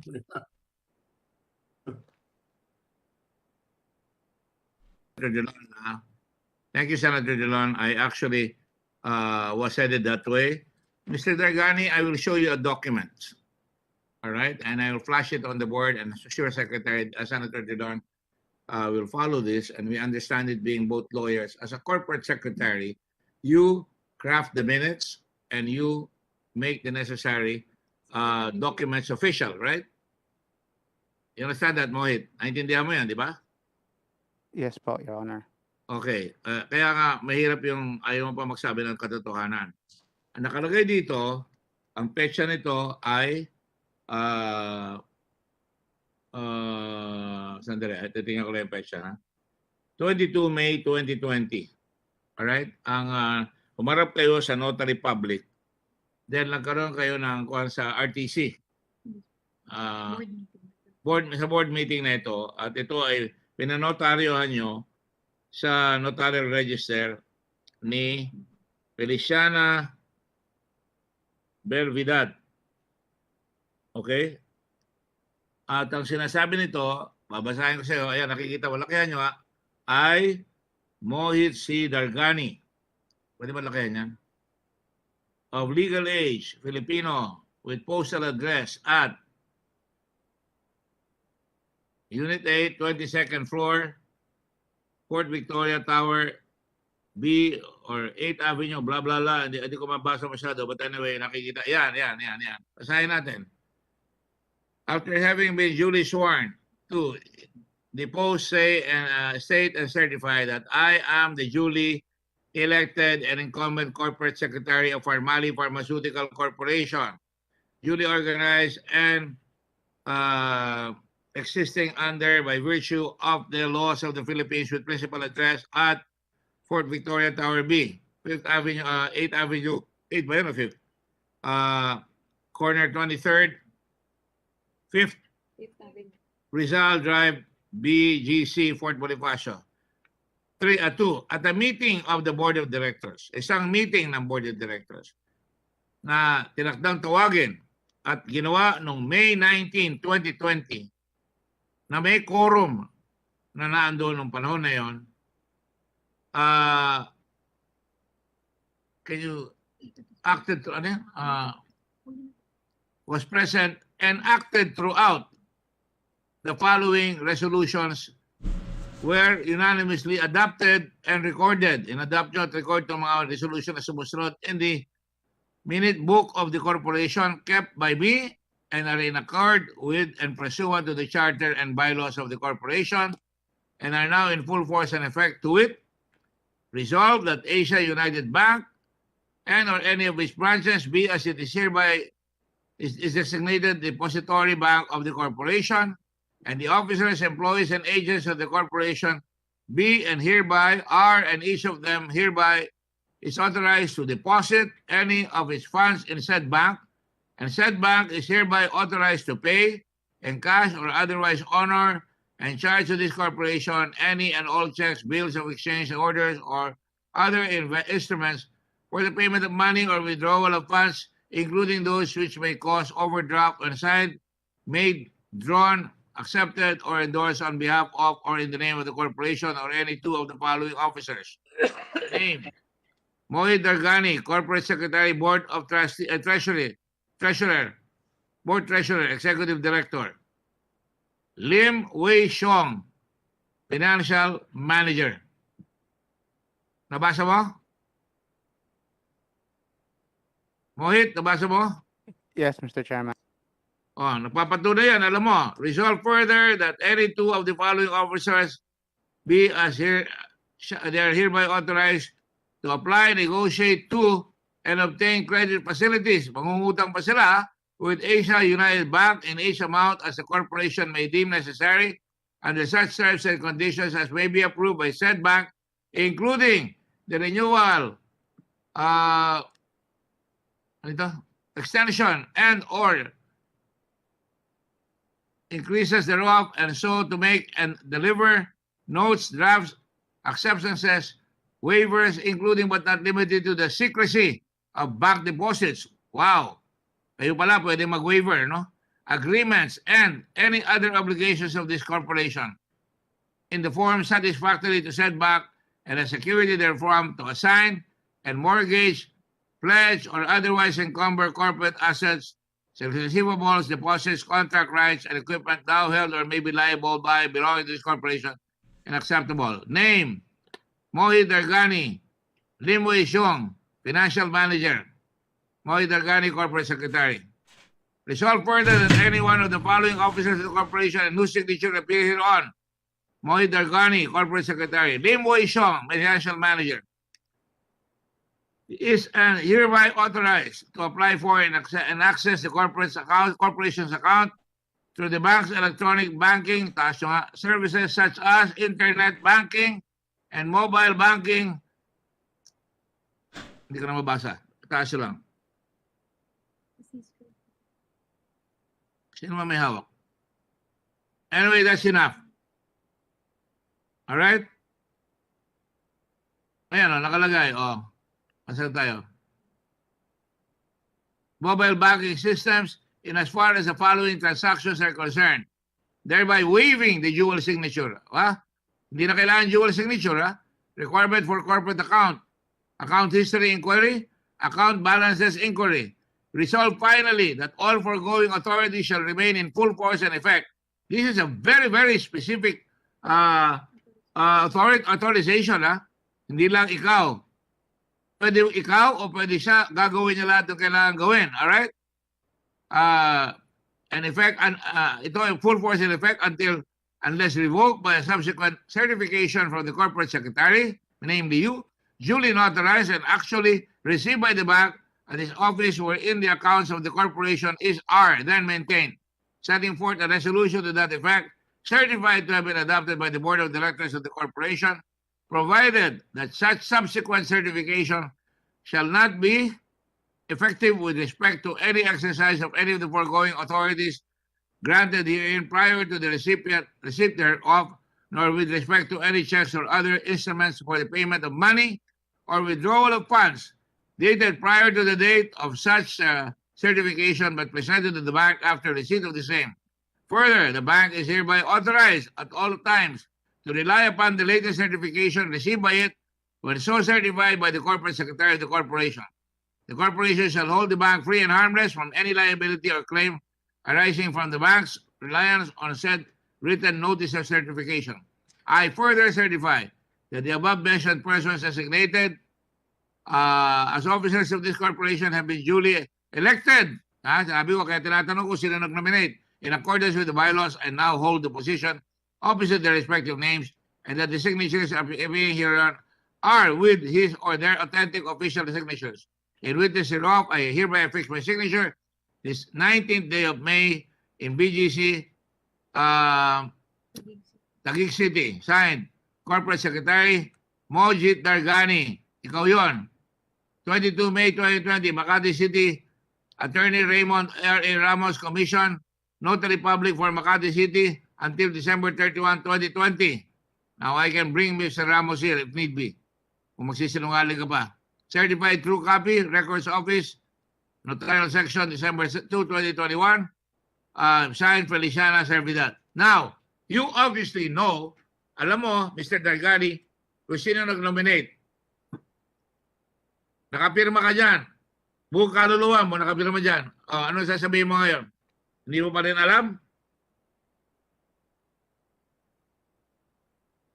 Ano sagot, Mohit? As I said earlier, I remembered. Please speak louder. As I said earlier, I remember we elected Lin Wei Xiong, but as to the nomination, I really don't remember, Your Honor. You voted for him, right? Unanimously yan eh. It was a board unanimous decision. You voted for him, correct? Yes, I was one vote. All right. Now, I go back to your sister. Twinkle Dargani. You voted for him, right? Or Mr. Lin Wei Xiong? Twinkle? Yes, sir. I was just made to sign. You were made to sign. By whom? By your brother? Yes or no? By the board. Who in the board? You know, you're making it uncomfortable for yourself. Who in the board? My brother. Obviously, high moral authority over you. Did all of them make you sign? No, just my brother. Just your brother. All right. Now, thank you. Now, Lincoln Ong. Yes Did you po, vote for Mr. this? Chairman. Did you vote for this, Lincoln? Yes po. All right. What about you, Wang Suyan? Did you vote for this? Yes, Mr. Chairman. If there is, I'm sure. Now, earlier, Mr. Wang, you said something to this effect. I'm trying to recall. I'm trying to get the TSN. You just said that about 45 minutes ago. You said that he was nominated perhaps because you borrow money from Michael Young, and therefore he represents Michael Young's interest in the corporation. Is that correct? That's what you said just a while ago. I believe is as what I said is, if I can say it again, is You believe that was what you said, we right? we had business dealings with suppliers from Michael Young, and Michael Young acted as form a guarantor, and therefore, when we receive our funds, we will pay back immediately, and therefore, I believe Mr. Lin was voted in to safeguard that interest and that guarantee. You believe that Lin Wei-shong was to make sure that he guarantees the payment of Mr. Michael Yang, correct? Words to that effect. Yeah, I believe so. Yes or no? Yes, right? Yeah, I believe so. Yes.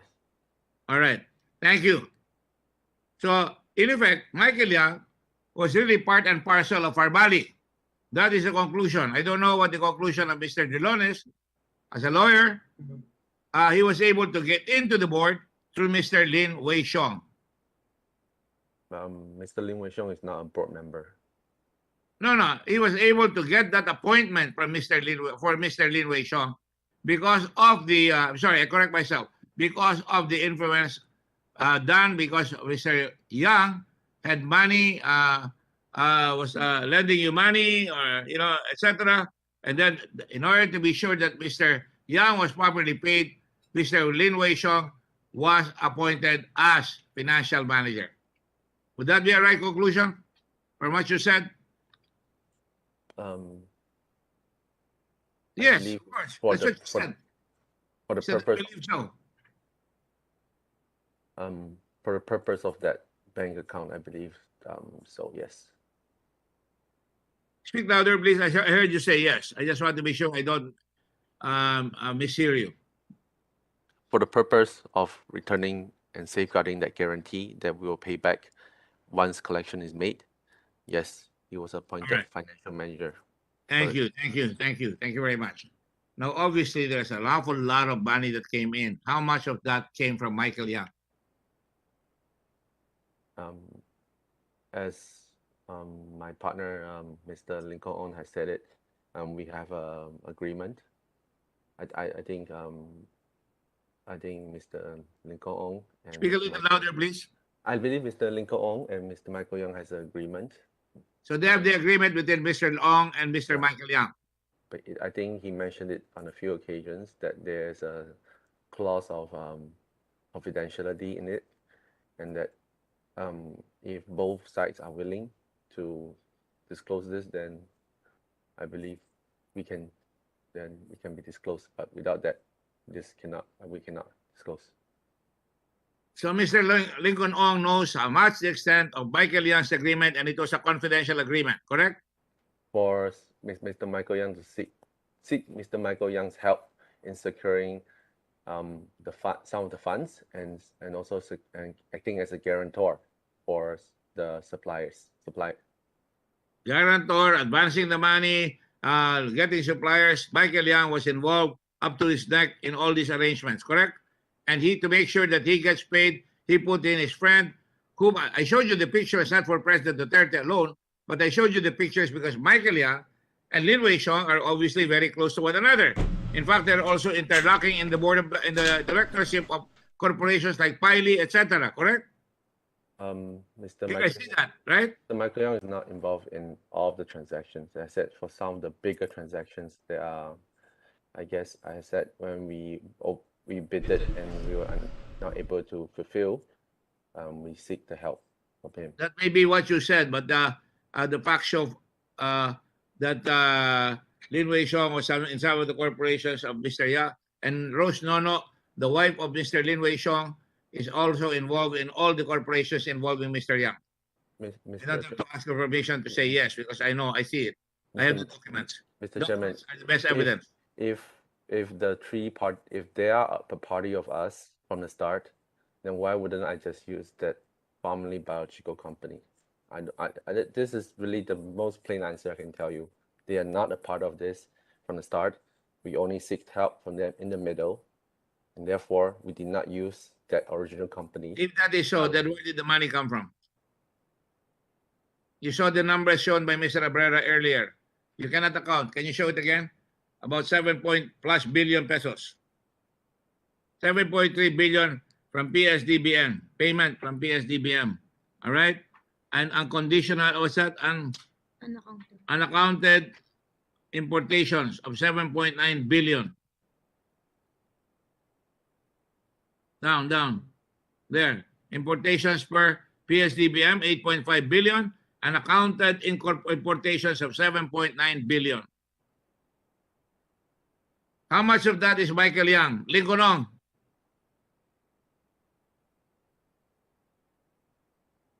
Lincoln Ong. Mr. Chairman, as I mentioned, meron pong non-disclosure clause. So I cannot disclose it, Mr. Non-disclosure agreement ceases to be when public interest, especially of this gargantuan nature, where the people of this nation appeared to have been swindled by ps-dbm and perhaps maybe by you. And I think you should come out, because I am not going to say that NDA, and you are going to stay here till hell freezes over. If I have to appeal this to the Supreme Court, that we go back to the original ruling when you can be held indefinitely. And what was that ruling, the original? Arnold case, in the Arnold case. I don't know if I can do that, but public interest seems to require that, because you refuse to cooperate. Is Mr. Michael Yang there?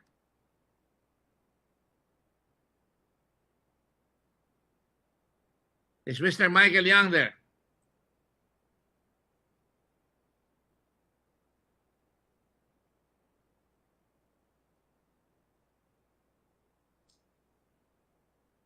Is Mr. Michael Yang there, Mr. Kimbo? He's still here, according to our monitors. Yeah, but he refuses to answer.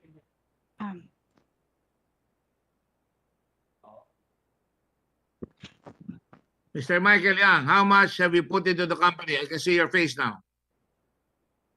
I have nothing against you. It's the documents that are against you. 杨先生参议员在问你杨先生有听到吗？ Aten? 杨先生有听到吗？有听见。参议员在问你，你在公司投资了多少钱？我没有投资呀。To answer your question, Mr. Chairman, I have not invested in the company. So Mr. Wang is lying. Mr. Lincoln is lying, because according to Mr. Lincoln, you have a non-disclosure agreement.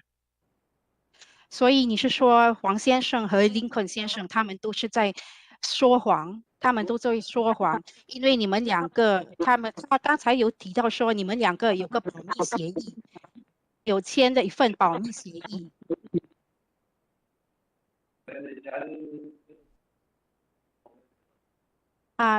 杨先生听不到。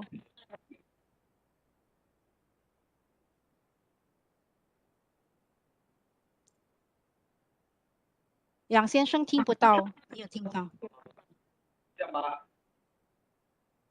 现在听见了。现在没有。你说什么？我刚才说我以前有帮他介绍通过这个你再讲一下，因为那个收讯不大好。就给他介绍我的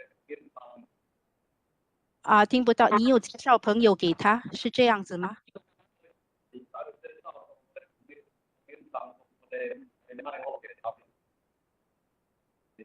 杨先生，对不起听不清楚。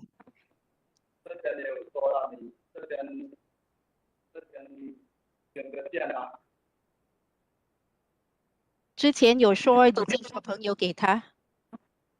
是我有中国的朋友，他们担保给他们卖货给他们。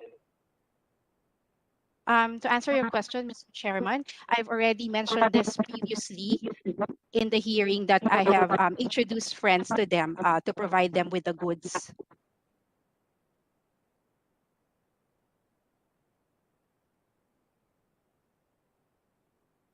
Cannot hear you, Mr. Chairman.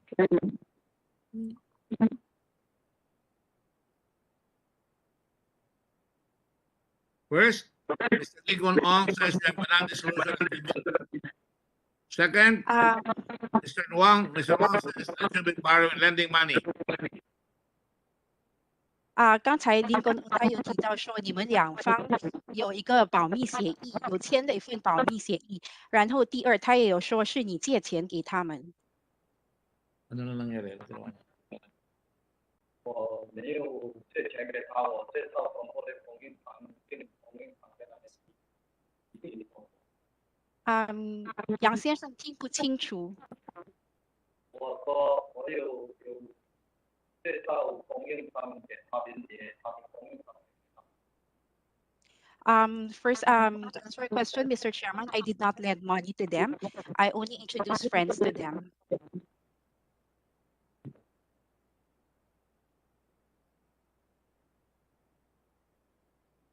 Cannot hear you, Mr. Chairman.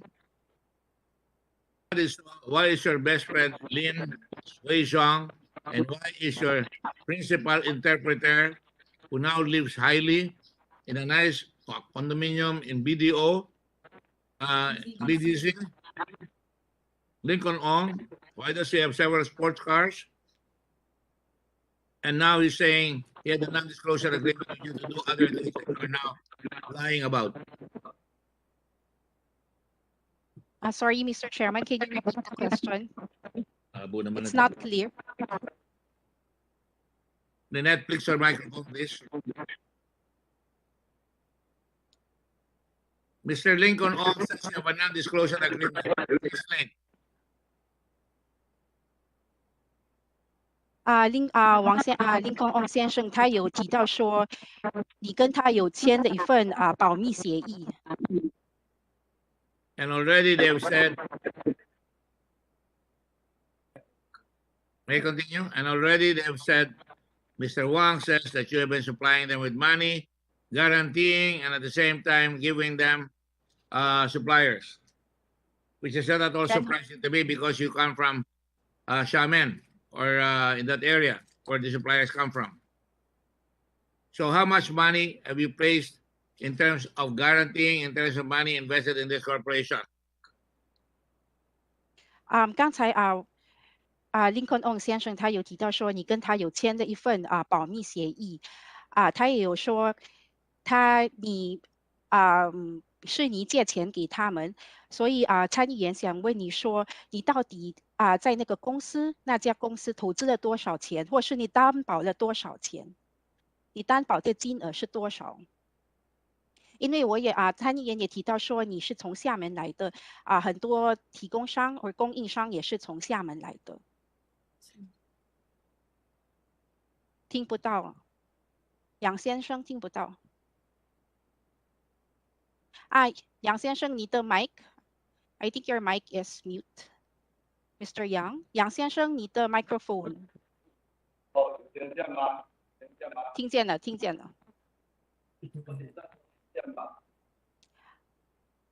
听不到，你再讲一下。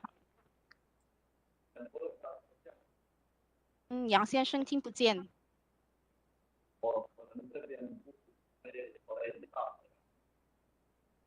杨先生听不到你在讲什么。那会听不见了。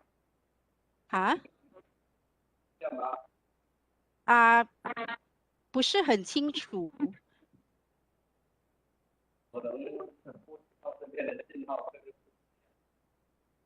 Mr. Chairman, it's not very clear. I don't hear him. He said it might be the connection on his end.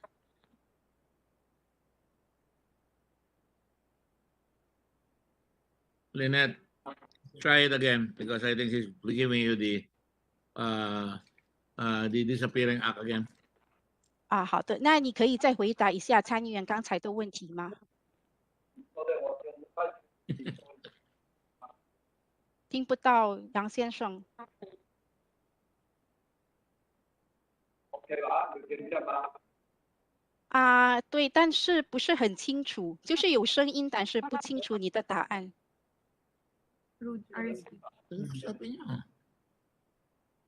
没有听到。有听见吗？有听见，但是你的答案没有听见，没有听到你的答案。没有，听不到。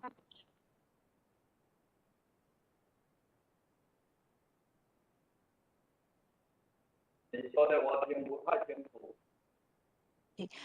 好的，我再问一下，参议员刚才有提到说林肯翁先生他有说你有跟他签了一份保密协议，因为林肯翁先生他有讲说是你提供资金给他们，所以参议员想问你说你到底借钱在那家公司投资了多少钱，也借了多少金额给他们？我跟他以前有签保密协议，经我介绍中我的朋友给他提供过。To answer your question, Mr. Chairman, I did not sign a non-disclosure agreement with Mr. Lincoln On. I only introduced friends to him who will supply them with the goods. Yung Chinese. So, Mr. Lincoln Ong, either you or Michael Yang are lying. Mr. Chairman, I show Wang, Mr. Chairman, may I? Mr. Lincoln Ong, or shall I call Mr. Michael Yang, you're lying? Nizai show Wang. Mr. Chairman, may I? Yes, of course. Hindi po malinaw yung translation, and then yung voice ni Mr. Michael is very soft. Nagkaka-lost in translation sila. Hindi, ang sinasabi malinaw. Sabi wala raw siyang pinipirman non-disclosure agreement with you. So tama na, okay na ako dyan. Isa sa inyo nagsisinungaling, pero it's obvious all of you have been lying, and lahat kayo iwas pusoy. Takbo dito, takbo doon. Uli na kayong lahat, ayaw nyo pang maniwala eh. Kung mag-cooperate ba kayo, di maawa pa sa inyo ang taong Pilipinas at ginagawa ninyong kalokohan. My gosh. Okay, let me just say to Mr. Yang or to Mr. Ong, ito ha, and Mr. Yang, Lynette, translate from the stenographic notes. All right, Lynette? Oh, yes, Mr. Are you Chairman. ready? Yes. This is the interpolation of Mr. Lacson to Mr. Ong. Mr. Ong, to settle. So, Mr. Michael Yang guarantees for us, period. Translate. 所以刚才Lacson 参议员他有问你说，所以他有问 Mr. Lincoln Ong，Lincoln Ong 先生说，所以你是说杨先生他有为你们担保，他说你有为他们担保。Okay? So, sinungaling si Mr. Yang. Dahil sabi niya, wala siyang kinalaman. Sabihin mo sa kanya yun. 所以你是在说谎吗？因为你说你跟这家公司没有关系，没有关联。O di kaya, nagsisinungaling si Mr. Ong. 或是说Lincoln Ong 先生是在说谎。May sining ganyan. Tigisa sila. Liar, liar. Sige, tuloy nyo. Ano sabi niya? Anong sagot?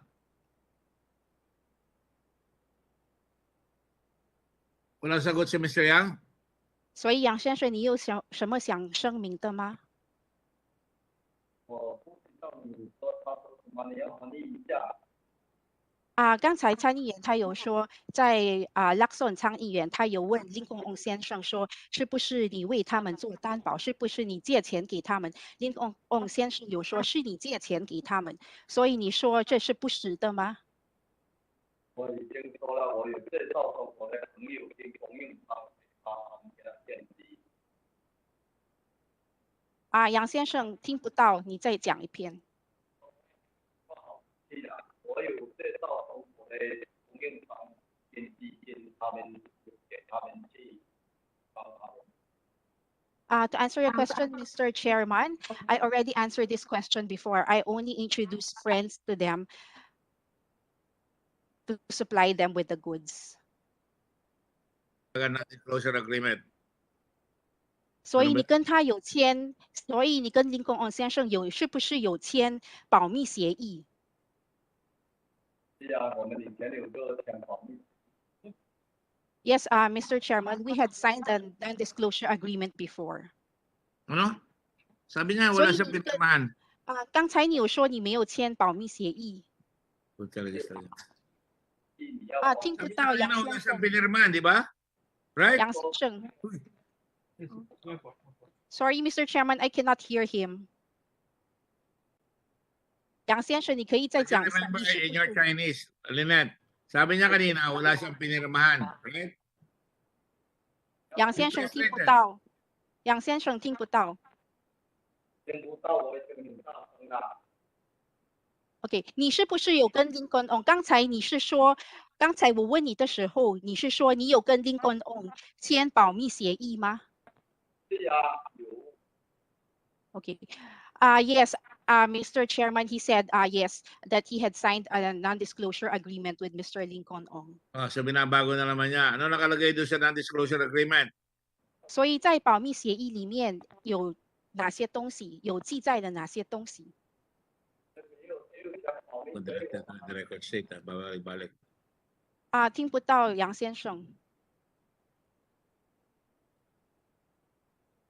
杨先生，那个保密协议，那件保密协议有写什么？有记载什么 ？Mr. Chairman, I really cannot hear him or understand him.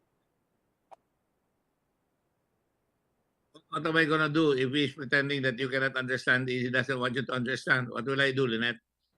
I think it's the connection also. It's not very. No. It's not the connection. Let the record state, correct me if I'm wrong, Lynette, let the record state na kanina sinabi niya wala siyang pinirmahan disclosure agreement. Ngayon sinasabi niya meron naman. Nahawa siguro siya kay Lincoln Ong. Let the record state that because it's stated in the record already, but I'm reiterating it. All right, now, to continue. Senator Lacson, so hindi totoo na pinakilala ka lang at tapos natuloy-tuloy ang kanyang participation by way of continuously guaranteeing sa mga suppliers na babayaran nila parang utang, sabihin na natin na credit. End of quote. Translate please. 还有Lacson参议员他有问Lincoln Ong 先生说，所以Michael Young 先生他不只是介绍朋友给你们，但是他对你们向你们保证，向他的朋友保证，就是利用你的信用向他们保证，向你的朋友保证，向他们的朋友保证，是不是这样子的？所以在这里，在屏幕上你可以看到说，Lincoln Ong 先生他有说很清楚Michael Young 先生他有为我们担保。我是用口头给他担保，我有口头以前朋友，我用口头给他担保，尽量。所以你是有给你的朋友为他们担保。杨先生听不到。我有口头给他担保，以前用口头给他担保。To answer your question, Mr. Chairman, verbally I guaranteed for them. Mr. Chairman, Mr. Michael Young's answer is verbally I guaranteed for them. Kaya nga. Now, Mr. Chairman, I think may... Ano yan? Sige. Sabi na naman ni Michael Ong, Mr. Chairman, I think medyo may na-misinterpreter kanina. I think Mr. Michael Young also mentioned that he guaranteed for us.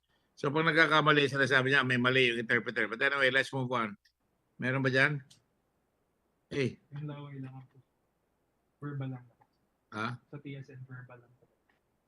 Senator Lacson, no. Can you make it bigger, please?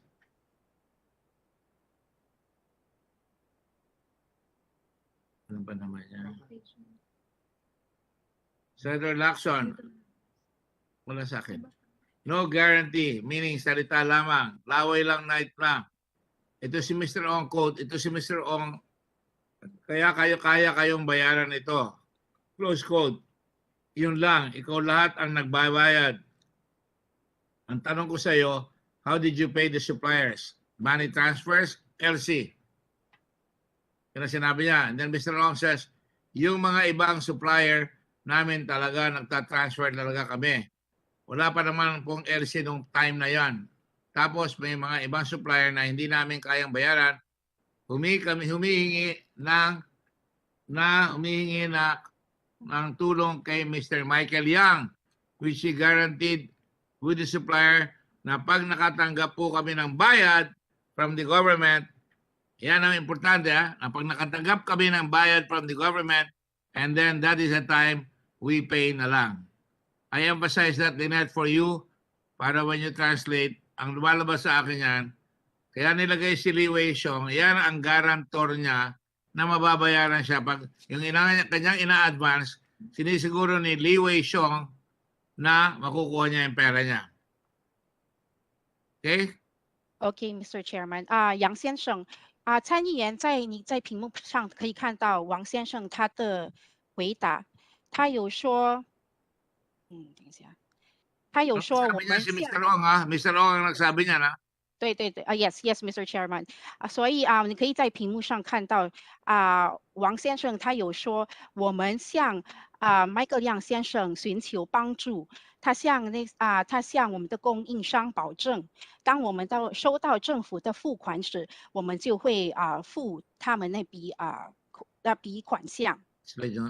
所以参议员在想说，这就是为什么你把林伟雄放在董事会上，就是让林伟雄可以帮助做担保，说你会得到你应该有的，就是你为他们垫付的，你会得到。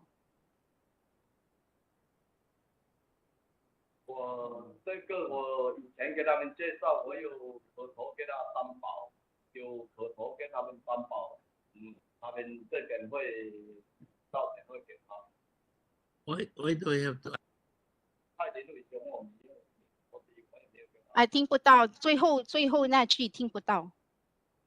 没有投机，我没有投钱，也没有太林伟雄。Mr. Chairman, to answer your question, Mr. Michael Yang said that I only verbally guaranteed for them. I did not send Mr. Lin Wei Xiong, and I also did not invest money into the company. I have no more questions for the moment. Res ipsa loquitur. I think speaks for itself. Anyway, let me now go to Ms. Mago.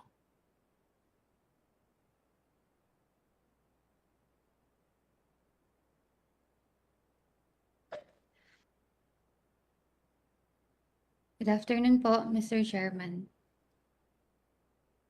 Good afternoon.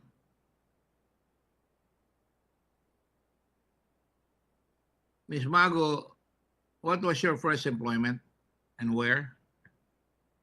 I was employed as a regulatory pharmacist po in a Korean company. Gano'ng katagal? Around 6 to 7 months po, Mr. Chairman. 6 to 7 months. And when did you first work? I think it was around April 2017 po. From graduation? After I passed the licensure exam po. Yeah, from graduation. Yes po, Mr. Chairman. Okay. Did you receive any salary? Yes, I did po. Would you tell us kung magkano sinabi mo? If you want to only. How much I earned from my first job po, Mr. Chairman? Yes. May I be allowed to keep it private po? Well, I was just hoping that I could find out so when the next round of salaries come into legislation, the pharmacists could get better money.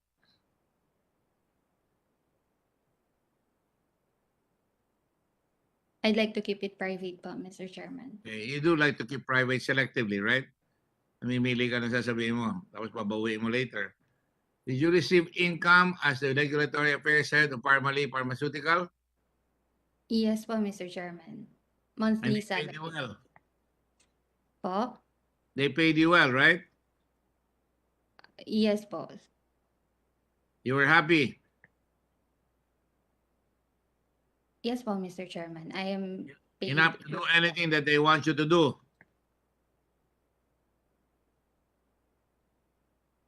Under moral So you obligations. always followed your boss, right?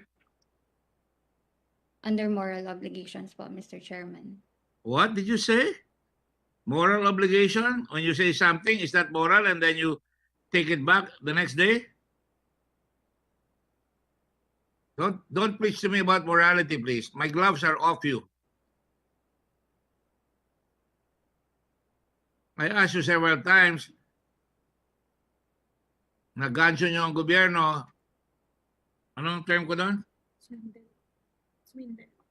Na-swindle nyo ang gobyerno, and you said, I believe so, 2 beses. And then a week later, you were in Congress saying, napilit ka, wala naman pumilit sa'yo. Anyway, let's go on.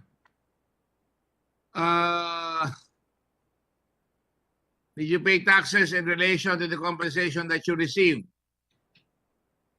Yes po, Mr. Chairman, because I'm a salaried employee po. So you were getting withholding taxes, right? They were withholding your taxes, right? Tama po, Mr. Chairman. Sorry? Tama po, Mr. Chairman. Tama, okay. Did you receive any income as a corporate secretary of Business Beyond Limits, OPC? I haven't received any single peso from Business Beyond Limits, Mr. Chairman.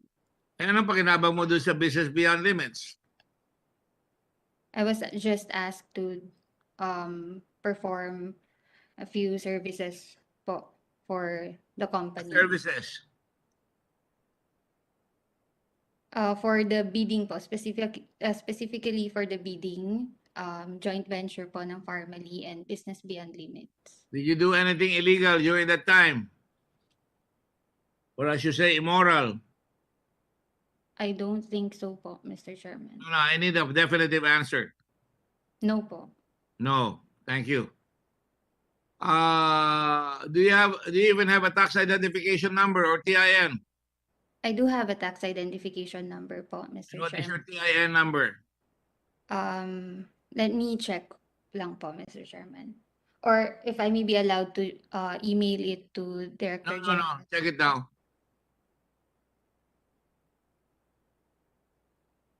Do not be too clever and a half. I'm tired of that. Napaso na ako sa iyo.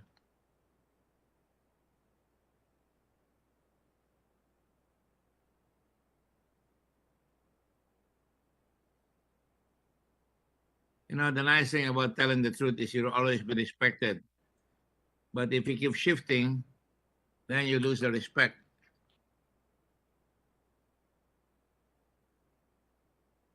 Do you believe in that principle? Yes po, Mr. Chairman. I hope so.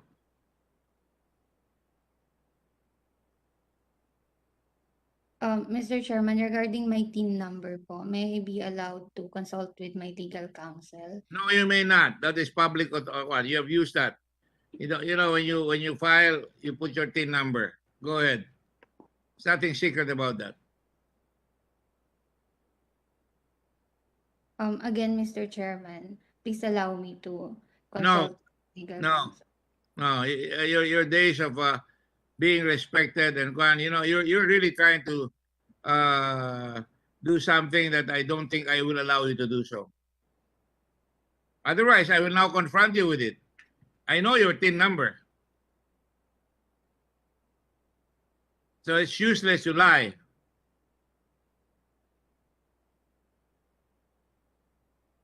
Why did you make a point of, may I look for it, sir? And then siguro naalaman mo, may ginawa kang mali. Ngayon, ayaw mo na ibigay. That's my conclusion. I asked you, do you have a TIN number? Yes. You were very emphatic. Do you have it? Yes. Then he said, may I be allowed to look for it? Yes. And then when I ask you about telling the truth, now all of a sudden you say, uy, baka naalala ko, I even ask you kung legal or you have anything illegal. O ayan, nagbabago ka na naman.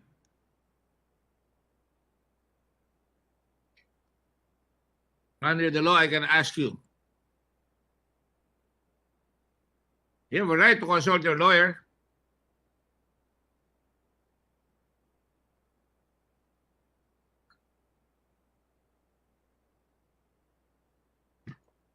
But remember, there is a law that says when we ask you a question, it's reasonable, you have to answer the question.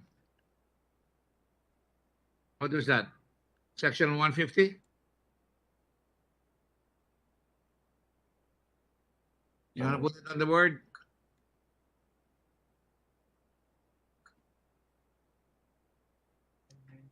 Are you ready to answer or not? If you don't want to answer, If consulted your lawyer, that's fine with me. May I be allowed to share my TIN number in private po, Mr. Chairman? No, because this is a public hearing. It's not that one. Sorry.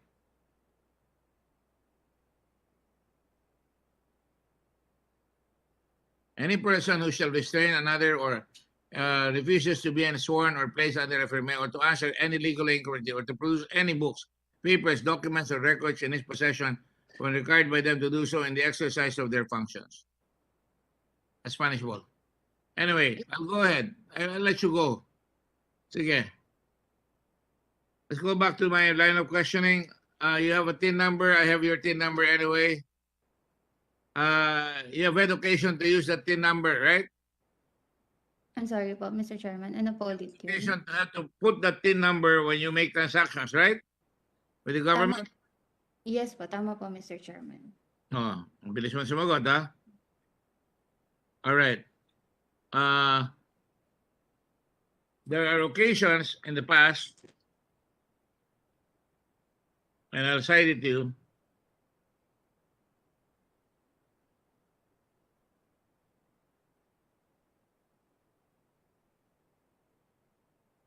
that your TIN number is an invalid TIN number.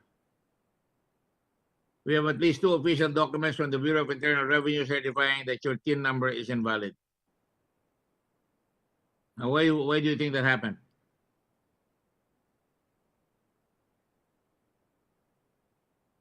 Mr. Chairman, may I be allowed to read what's on the screen po? Huh? May I be allowed to read what's on the screen first po, Mr. Chairman, before answering your question? I'm asking you a question. What are you worried about?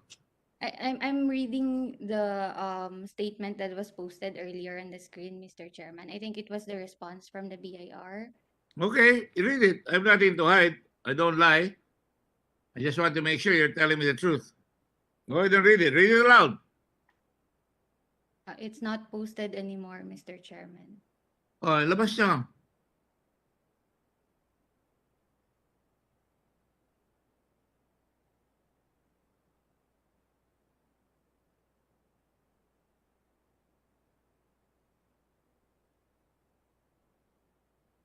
Read it. Aloud, please. This refers to your letter dated November 11, 2020. This is addressed to Director General Rodolfo Noel Kimbo, correct? Yes, tama po, Mr. Chairman. Sige, basahin mo in this refers. This refers to your letter dated November 11, 2021, requesting for clarification on some details about Crizel Grace Mago, one of the officers or employees of Pharmally Pharmaceutical Corporation, in relation to our letter dated September 22 of 2021. In that letter, we mentioned that there are no records available under that said name. You have found, however, from the documents obtained from the Securities and Exchange Commission that Ms. Mago's TIN number is 702-911-769-000. Relative hereto, you are requesting for the profile details of the taxpayer using the above-mentioned TIN. In reply, please be informed that upon verification of the Bureau's Integrated Tax System or ITS, Internal Revenue Integrated System or IRIS, and EREG system, we reiterate our earlier findings that there are no records available for Crizel Grace Mago. This only shows that said taxpayer is not registered with the BIR. Verification also discloses that DIN 702-911-769-000 is an invalid TIN. What do you say about that now? Mr. Chairman, if I remember it correctly po, my TIN was registered by my first job, yung company po, that Korean company. And they were paying my taxes po as a salaried employee. And this is also the tax number, tax identification number that I provided to Pharmally once I got employed. And I believe that they are paying my taxes po through this TIN number. So, I also don't know why invalid po yung TIN number ko. But please allow me to check po kung what's wrong, kung bakit po invalid yung TIN. As far as I know, mayroon pong mga annual, I'm not aware, I'm not sure of that BIR form na pinaprovide po sa mga employees annually regarding the TIN po na binabayaran. They use the TIN number to represent Pharmally in their corporate engagements. Yes po, Kasi Mr. sabi ngayon ng BIR, walang record na ganyan. That the Mr. taxpayer is not registered with the BIR. It also shows that it is an invalid TIN. Why would you do that? I'm actually clueless din po, Mr. Chairman, but please allow me to check because I was registered by my first company po with the No, BIR. I know you already said that, but this is the BIR. Yes po, Mr. Chairman, but I also have to do Are we saying now that ito, sulat ka, sabi ni Kim, sulat ka kay Kimbo, nakapirma si Cesar R. Dulay, Commissioner of Interior and Revenue. In reply, please be informed that upon verification of the BIR stock system, Internal Revenue, we reiterate our earlier findings that there are no records available for Grisel Grace Mago. This only shows that said taxpayer is not registered with the BIR. Verification also discloses that TIN 702-911-769-000 is an invalid TIN. Now, this is the BIR, the highest officer of the BIR. And they're saying that you registered an invalid TIN number. Why would you do that in a company that is now under serious investigation for defrauding the government of much money that is supposed to go to the people of this country who are suffering from pandemic?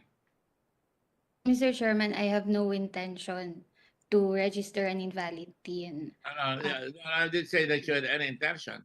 Yes Just po, Mr. Chairman. I just wanted that on palabas, record. wala ka talagang nakalagay na tamang TIN.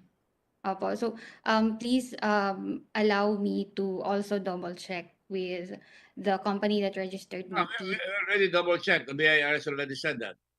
But from what I remember, Mr. Chairman, and if you will allow me po to submit a copy. With my permission, you can do whatever you want.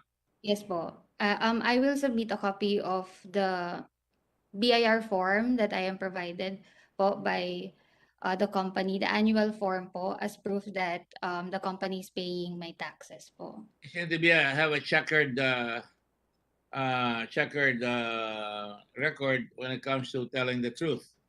Nagbabago ka, dinideny mo yung sinasabi mo, papahiya mo pa kami doon sa lower house because you were in a friendlier scenario, sasabihin mo pa na under pressure ka, and you said, wala naman mapapayag dito na under pressure ka ng panahon na yan. Ngayon, mali na naman yung TIN mo. What do you think we should believe?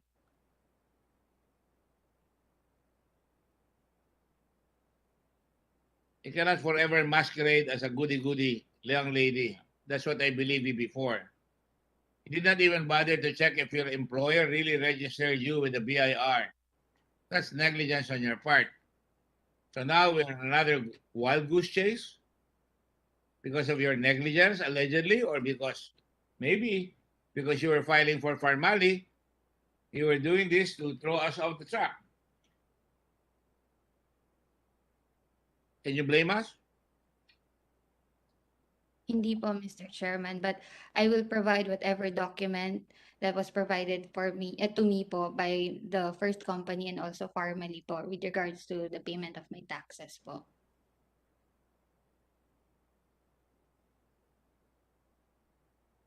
That is your personal responsibility. Supplying of taxpayer identification number 257. Any person required under the authority of this code to make, render, or file a return, statement, or other document shall be supplied with or assigned a taxpayer's identification number. We shall indicate in such return statement or document filed with the Bureau of Interior for its proper identification for tax purposes, and we shall indicate in certain documents, such as but not limited to the following, etc., etc. Any person under Section 254 attempt to evade or defeat taxes who willfully attempt in any manner or avoid or evade or defeat any tax imposed under this code, the payment thereof shall, in addition to other penalties, goes on. So the TIN number is a way upon which the BIR can reliably find out whether you are the same person, because the TNA sticks with you all your life. Right? Yes po, Mr. You can Chairman. see that, right? Yes po. So you have to see your way clear with the BIR to find out what the problem is. Yes po, Mr. Chairman. But I am well within my rights to ask you, when we ask the BIR, this is what happened. Especially you belong to a company that was tried, Mr. Dargani, whom you are very loyal to, tried to run away from the government by using a plane. And even use your company. Did you not have knowledge that he was going to use your company? Wala po, Mr. Chairman. Ano pa ang kampanya mo? It was business beyond limits, so basically it's Nakalagay yun sa application niya. So the he's company loyal. po. Can you provide us at least with the last 3 digits of your TIN? 769 po. 769. Oh. Nakapirma ka dyan. Yan ang number mo, yung lumang number mo. Nakapirma ka. O, ayan, o. 702-911 750 769 0000. Ayan, nasa letter mo. Nakapirma ka dyan. Very truly yours. Di ba? Tama po, Mr. So, Chairman. hindi mo, bakit nila sasabihin mali yan? Papalindigan mo yan, di ba? As of the moment, I'm also clueless, Mr. Chairman, but I will check po. It's a nice word, clueless, isn't it? I hope you're not clueless to know that you're in very serious waters because you have already done certain illegal acts here by lying. Initially, I was very, very kind to you. Then you did that number on us. I'm not vengeful. I just was terribly crestfallen and disappointed that a Paulinian like you will do that. You're not a credit to St. Paul's. Okay.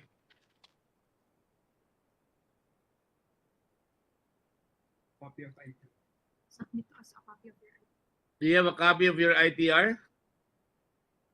Yes po, Mr. Chairman, I have po. Did you submit it to the committee? Yes po, Mr. Chairman. Yun po yung sinasabi ko kanina. Ano yan? Yun po yung sinasabi ko kanina, Mr. Chairman, that I will submit any document that I have as proof that I paid my I taxes. don't think I remember you saying that. You said you'll have to call. You're asking me permission whether you can do it in private or you can even consult the fact that your lawyer, right? Di ba? Pero Yes, may po. sinasabi yan ngayon. So submit mo. Yes po, Mr. Chairman. I will submit po.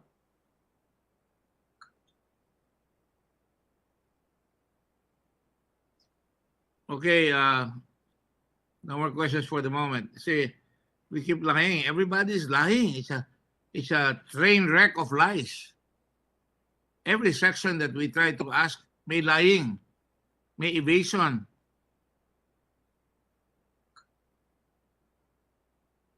Di ba yung unang ginawa mo dito, sabi mo, swindle, tapos lumipat ka, lying yun. Bumaliktad ka doon sa kabila. Sabi mo, tinatakot ka. Di naman kayo tinatakot. Okay. I'll excuse you for the moment. Unless Senator Dillon wants to ask a question.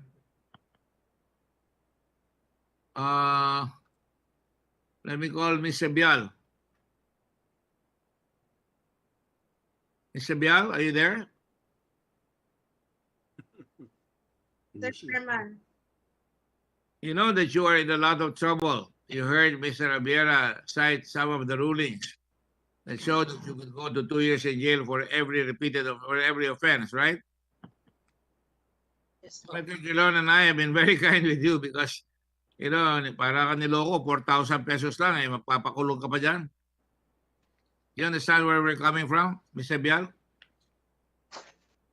sir. Mr. Chairman.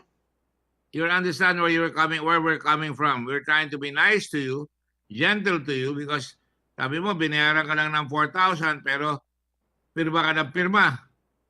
Nakita mo yung rules and regulations na sinasabi pwede kang magkaroon ng 2 years imprisonment. Tama po ba yan? Yes po. Kada offense. Tama po ba yan? Yes, Mr. Chairman. Hindi ko natatalayan kung bakit pirma ng pirma. Pero, do you know Michael Yang, whether in a personal or professional capacity? No po, Mr. Chairman. Matatagal niyo sumagot.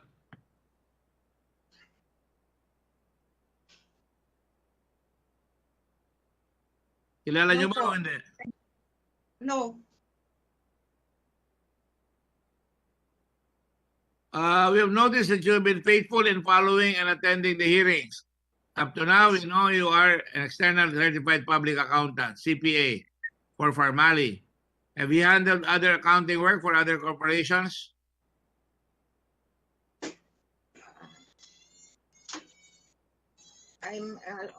I have a bookkeeping, sir. Ma'am, lakas nun, hindi ko kayo marinig. Meron po akong bookkeeping din. Bookkeeping. Opo. Yung ba literally, tagatago kayo ng libro sa katotohanan? I'm forced to do that because I've become very jaded with all the witnesses here, including you. Nagtatagol ka mga sa amin, kawawa naman to, kako, ginamit lang ito eh. Pero anyway, yan lang tayo.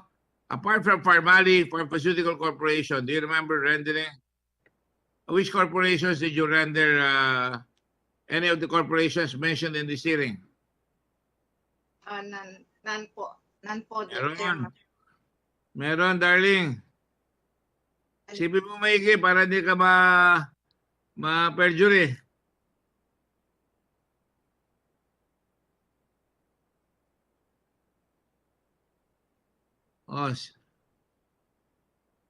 Pali Estate Holding Corporation. Correct?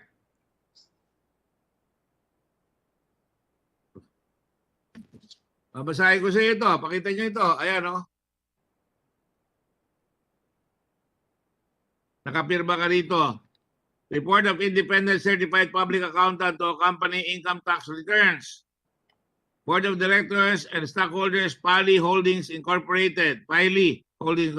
I have audited the financial statement of Pali Holdings for the year ending December 31, 2016, on which I have rendered the attached report dated March 14, 2017.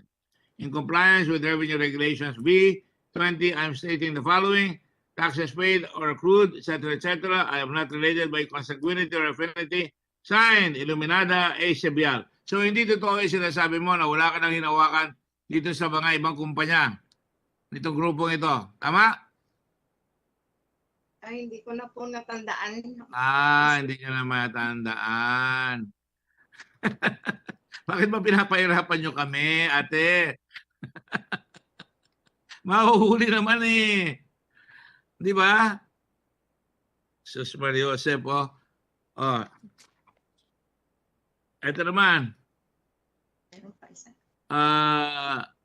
Iluminada Sebial as external CPA for both Pharmally, Medical Young Referred Company, and Pili Estate, Michael Young Company. Clark Majestic, second largest company. Kasama po ba kayo dyan sa Clark Majestic? At saka dito sa Philippine Pudi Sheng Group.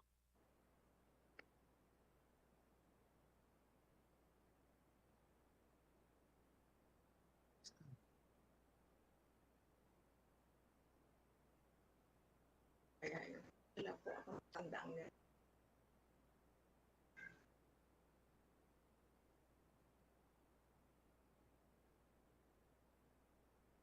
Sama po ba kayo dyan? Wala po akong natandaan po. Wala kayo natandaan. Hindi mo ka namang hindi kayo nag-Alzheimer's pa. Tawa-tawa naman tayo. Oh. Tatawanan nyo lang ako. Kawawa naman kami dito. O, tanayo ko kayo. Wala po akong natandaan. Remember that you're under oath, ate. Who approached you to make the audit for Pili Holdings Incorporated? Was it Lincoln Ong? Answer.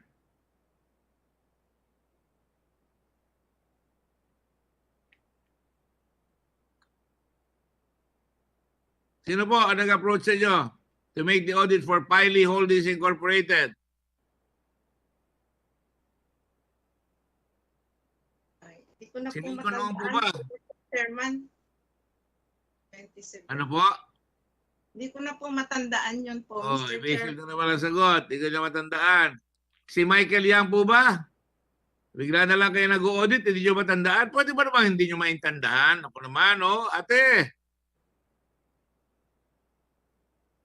Hindi nyo matandaan? Kinuha kayo, hindi nyo matandaan? Ako, kahit na hindi ako binayaran ng kliyente ko, natatandaan ko eh.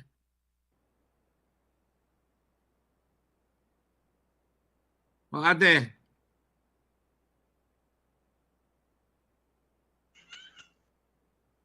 si Rose Nonolim, in-approach ba kayo?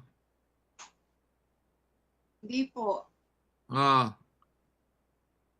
Who did you interact then with Pily? Nung ginawa niyo yung auditing ninyo, sino kausap niyo, ate?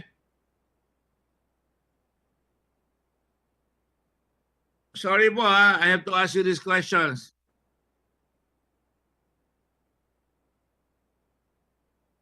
Sino po ang kumausap sa inyo, ate? Hindi ko po matandaan po. Check ko lang po sa records kung kailan po meron po akong napirma na.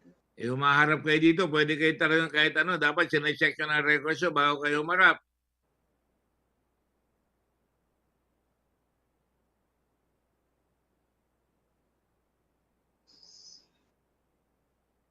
Did you render any of the corporations associated with Michael Yang and other such personalities such as Lin Wei Xiong? Naging kliyente niyo ba siya? Hindi ko po nga matandaan po, Mr. Chairman. Hindi niyo rin matandaan. Opo. May natatandaan ba kayong kliyente niyo? Ano ba naman ate? Hirap naman ang buhay natin. Ay naku ate. Hindi naman pwede hindi niyo maintindihan. Babasag ako na alias twinkle kayo. I'm not mocking you. I'm just really shaking my head in disgust. Oh, si Rose Donolim, hindi niyo matandaan.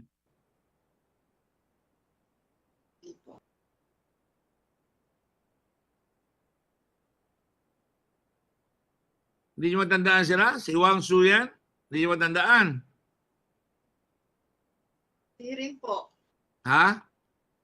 Hindi po, Mr. Chairman. Pero kilala mo siya. Sino kumuha sa inyo? Si Mohit ba?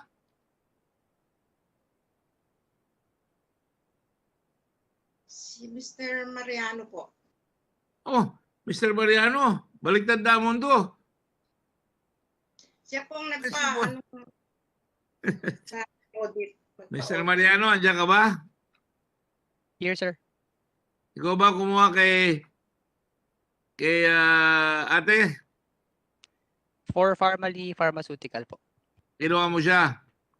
Yes po. Oh, bakit mo siya kinuha? Siya po sir yung kilala ko po na auditor. Saan mo siya nakilala? Sa BIR po sir, yung messenger ko po. Messenger mo. So bago mo siya pinakilala sa'yo ng messenger mo, hinanapan ka ba ng Pharmally ng external auditor? Hindi po sir. O, paano mo binigay? Hinila mo lang siya. Nanghula ka lang, no? Kailangan ng Pharmally ng external auditor. Ganun ba yun? Sir, that was Naman yan, palabunan istorya nyo. mga 2 to 3 years ago pa po ata sir kami with Miss Sibyal. No, hindi ko tinatanong kung gaano katagal. Tinatanong ko bakit mo i-recommend. Sinabihan ka ba ng Pharmally? Hanap mo ako ng external auditor? Hindi po sir. Okay ba? Sindikato kayo talaga? Teammate kayong dalawa? Hindi po sir. O ano pala? Paano nangyari yan? Kay Miss Sibyal po kami nagpapa-audit, Mr. Chairman. Oh well, You know, this is one of the most unique experiences I've had since I've been Blue Ribbon. Nobody remembers, everybody evades. Pag nakalimutan, I don't remember. Nahuhuli naman lahat kayo eh. Di ba? Huwag naman ganyan. Alright? Ate, ano na lang natatandaan mo? Sige, balik tandaan tanong. Ano ba natatandaan mo na lang? Tama ba yung ginawa mo? Sina-certify mo tapos hindi mo sila matandaan? Sabi mo, hindi mo matandaan yung pile, pero ikaw nag-certify. Lahat ng ginawa mo, tama. Amo gano'n. Lahat ng ginawa nila, tama. O paano naman yan? Alam niyo, ang certified public accountant, talagang ay tama yan. Alam niyo naman yan, hindi ko na kailangan dapat sabihin.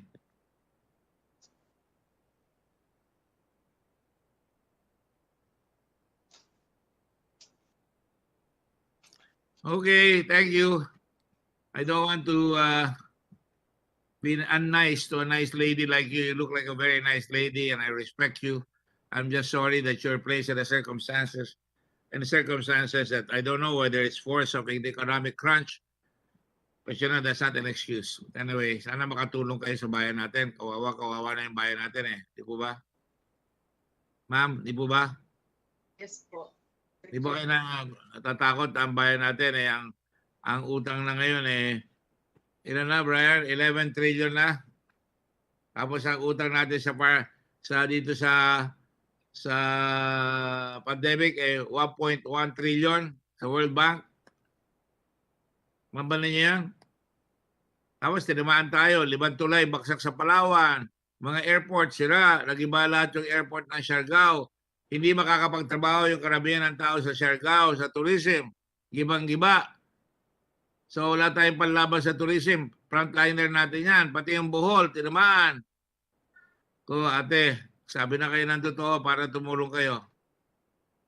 I guess that would be, I don't know, I wanted to finish it today, but I guess marami pang questions unanswered. I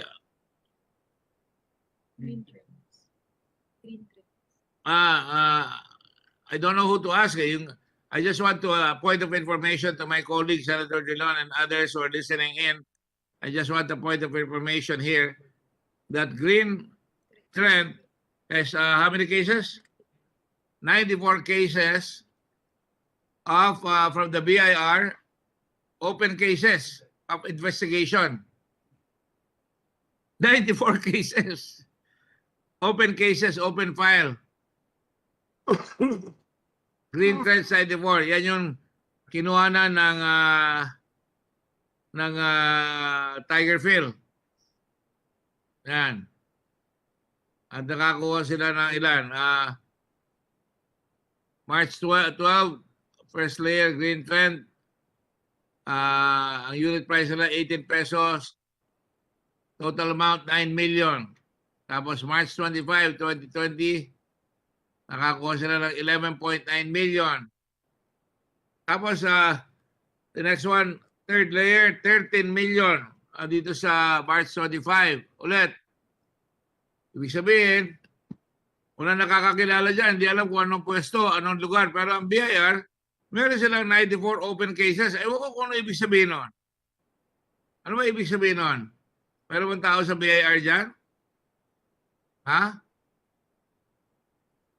Ayan, ano nakalagay dyan? Certification. Laki mo ito.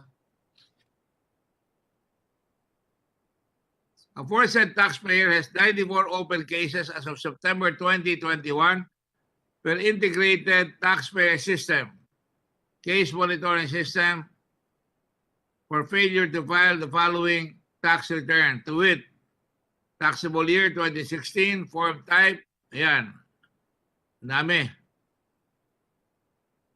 Hanggang 2021, taxable year. I don't know how to make ends about this, but Mr. Duterte, payagan nyo na yung BIR para mapaliwanag naman sa taong bayan kung ano ibig sabihin naman 94 cases. Ano po? Diastolic blood pressure, mataas yung 94. maybe our consultant, Mr. Abrea, can give us I think he came from the BIR before. Can he give us a brief explanation? Good suggestion.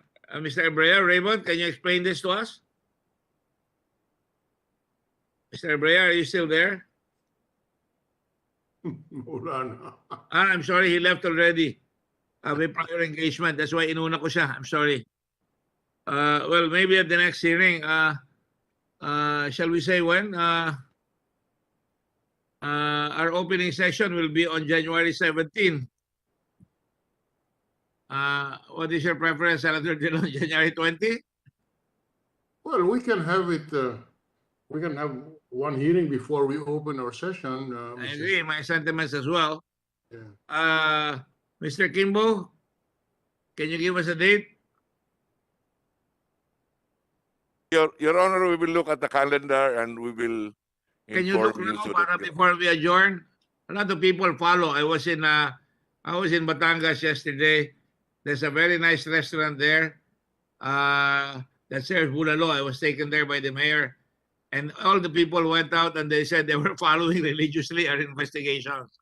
And they like it because sabi nila na nakakalaban ang tao sa inyo, sa Blue Ribbon. Lahat kayo dyan, Senator Dillon, lahat kayo, sinabi niya. Natutuwa naman ako. I was very proud. Ganun rin yung ibang mga customers doon. So we have to come out with a specific case. Parang naging teleserye na ito eh. Hindi ko naman sinasadya yan eh. Kaya talagang galit ang tao sa nangyayari. Oh, can you give us a date, please? January 13, Your Honor. What is that? Is that Thursday, January 13? Thursday, Your Honor. All right. Thursday, Your Honor, and then sessions will resume on the 17th, Your Honor. Right. Would you like to do that, Senator Dillon?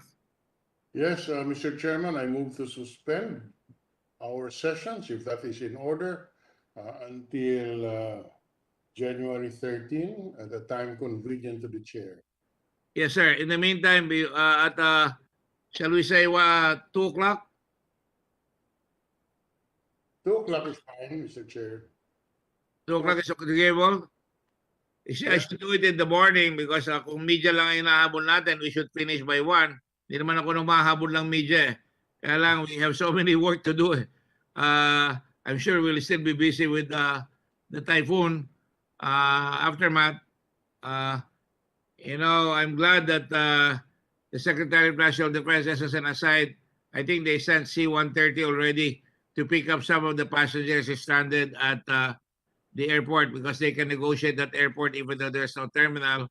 And they were able to get some of the people out. And I commend Secretary Lorenzana for that. But by January 13, at 2 o'clock will be fine. So I also would like to make a request to the Director General. I'd like to write a letter with the permission of Senator Dillon and our colleagues that we sent a letter already to the Secretary of Justice on some of our findings that I think we can move on already, if that's okay. Yes, Your Honor. It has been sent to your staff, Your Honor. Mr. Chair. Yes, Senator Dillon. May I also request that we officially inquire from the Commission on Audit and the Bureau of Internal Revenue as to the status of the investigation that they are conducting on this case. They have committed to us that before the year is over, they can come up with some report. And it is appropriate that we should ask for the status of the investigation that they're doing, if it is in order, Mr. Chairman. We actually inquired already, Senator Frank, November 10, 2021. But we will have to follow up again. I think you're right. Before the year is over, I think Senator Mr. Kimbo, I'd be beholden to you if you submit the letter of inquiry, and I'd like to sign it right away. On it, Your Honor. Will you do that, please? On it, Your Honor. Thank you. Thank you. You're the most capable, differently abled person I have in life. I've met in life, and I commend you for that. The Commission on Audit is there, Senator Drilon. May I call on the COA? Are you there? Miss Carmelita Enriquez? Ma'am, are you there? Will the COA please answer?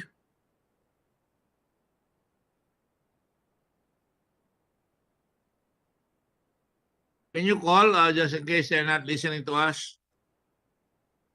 We're checking, Your Honor. They were here during the beginning. Yeah. Miss Ugay is still there, Your Honor. Still Who? connected. Ugay, Rodora Ugay. Rodora Ugay. There's a town in Bicol named Ubay, if I'm not mistaken. Bohol, that's really badly decimated. We're trying to help them right now.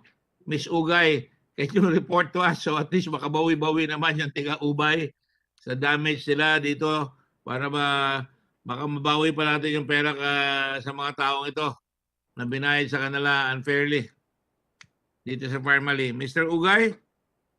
Miss Ugay rather? Rodora, lovely name.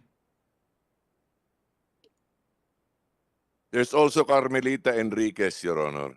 Yeah, I called her already. I think they may have left already, sir. Yes, apparently.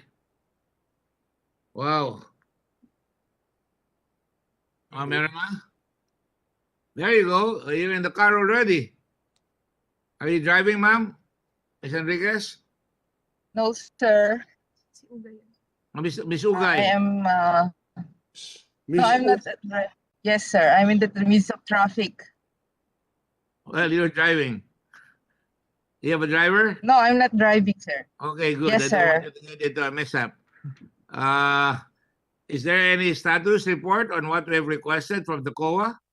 After all, I voted for Mr. Aguinaldo in spite of the harassment of COA upon my person on a case supposedly done 30 years ago when I was still in SBMA that we have already explained, and that was clearly, I mean, I have no problems with that. I did everything right in Subic. Binoto ko po siya sa Supreme Court.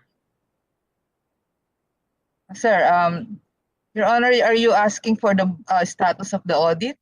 Yes. Special audit, sir? Ma'am, report. Sabi nyo, magre-report kayo kung tinutuloy niya yung audit, lalo na yung mga fraud, waste, and abuse, at saka yung overpricing. Sir, there is a special audit team created for that, and I am not part of the audit team. And I'm also not in the position to monitor the status of their audit, sir. Ma'am, I am the pakitulungan auditor of the DOE, Paabot sir. na lang kay Commissioner Aguinaldo. Bilang Okay po, Aguinaldo, sir. bago matapos ang taon, pwedeng padala sa amin right away kung anong status. Papadala ko dala sa ibang senador, ma'am. Yes, sir. Kita nyo, ang tinanong ko kayo, lumakad ang traffic, oh. Okay, go ahead. Nalobat nga po ako, lang ako, hotspot sa aking data. Kaya nga, naging high bat na kayo ngayon. Ano sagot po? Aabot ba? Before the year is over? Sir, I'm very sorry I'm not in the position to give you the status because I am not part of that Asking you for the team. status, paabot nyo lang. Susulat rin kami. Sayang naman yung pag-attend nyo, iniwanan nyo na nga kami. Nandiyan na kayo kagad sa traffic, dito pa kami. Pwede ba sabi lang doon sa COA? Ano po? I'm using the formal and informal way. Sasabihin ko po, sir, pero kung ako po hindi ako makapagsabi na kung kailan sila matatapos because hindi nga po ako part ng audit team. Sinabi niyo na po yun. Ang sinasabi ko lang, follow-up namin ni Senator Drilon. Anong status na? Sagutin lang po yung sulat namin. Pwede po ba? Yeah. Well, Sige sir, sasabihin ko na lang po doon sa paparating na lang po sa central office, sir. Sige po. Okay, Senator Kimbo, Director Kimbo, please follow up formally on phone, on follow-up letter and informally by telephone. Yes, Your Honor, on it. Thank you. Well, I guess it's time to say Merry Christmas to everybody. Happy holidays. I hope all of you are well. Pray for the people out there are suffering right now in our country, not only in the typhoon, but those who are hungry and those who are sick and those who need medicine and those who need services, those who are terribly depressed on what is happening to our country. And let's pray for enlightenment for our president, that he will see the light once again, because we're all born with the light. Sometimes it becomes dark because we're consumed by power that brings us to darkness. That is what happened to Lucifer. He came out of the light. So let's pray that he gets back into the fold of what is right and good for our country and for all of us, included. Not just him, but all of us. Thank you all very much. I wish you and your family a very Merry Christmas from Senator Delon and I and all the others from Broome. God bless you. And please pray for the country and do something for the country. Thank you. Thanks, Frank. Thank you very much. Session is suspended as moved by Senator Delon on 13 January at 2 p.m. Mabuhay ang Pilipinas. Thank you. God bless you all. Okay. Session is suspended.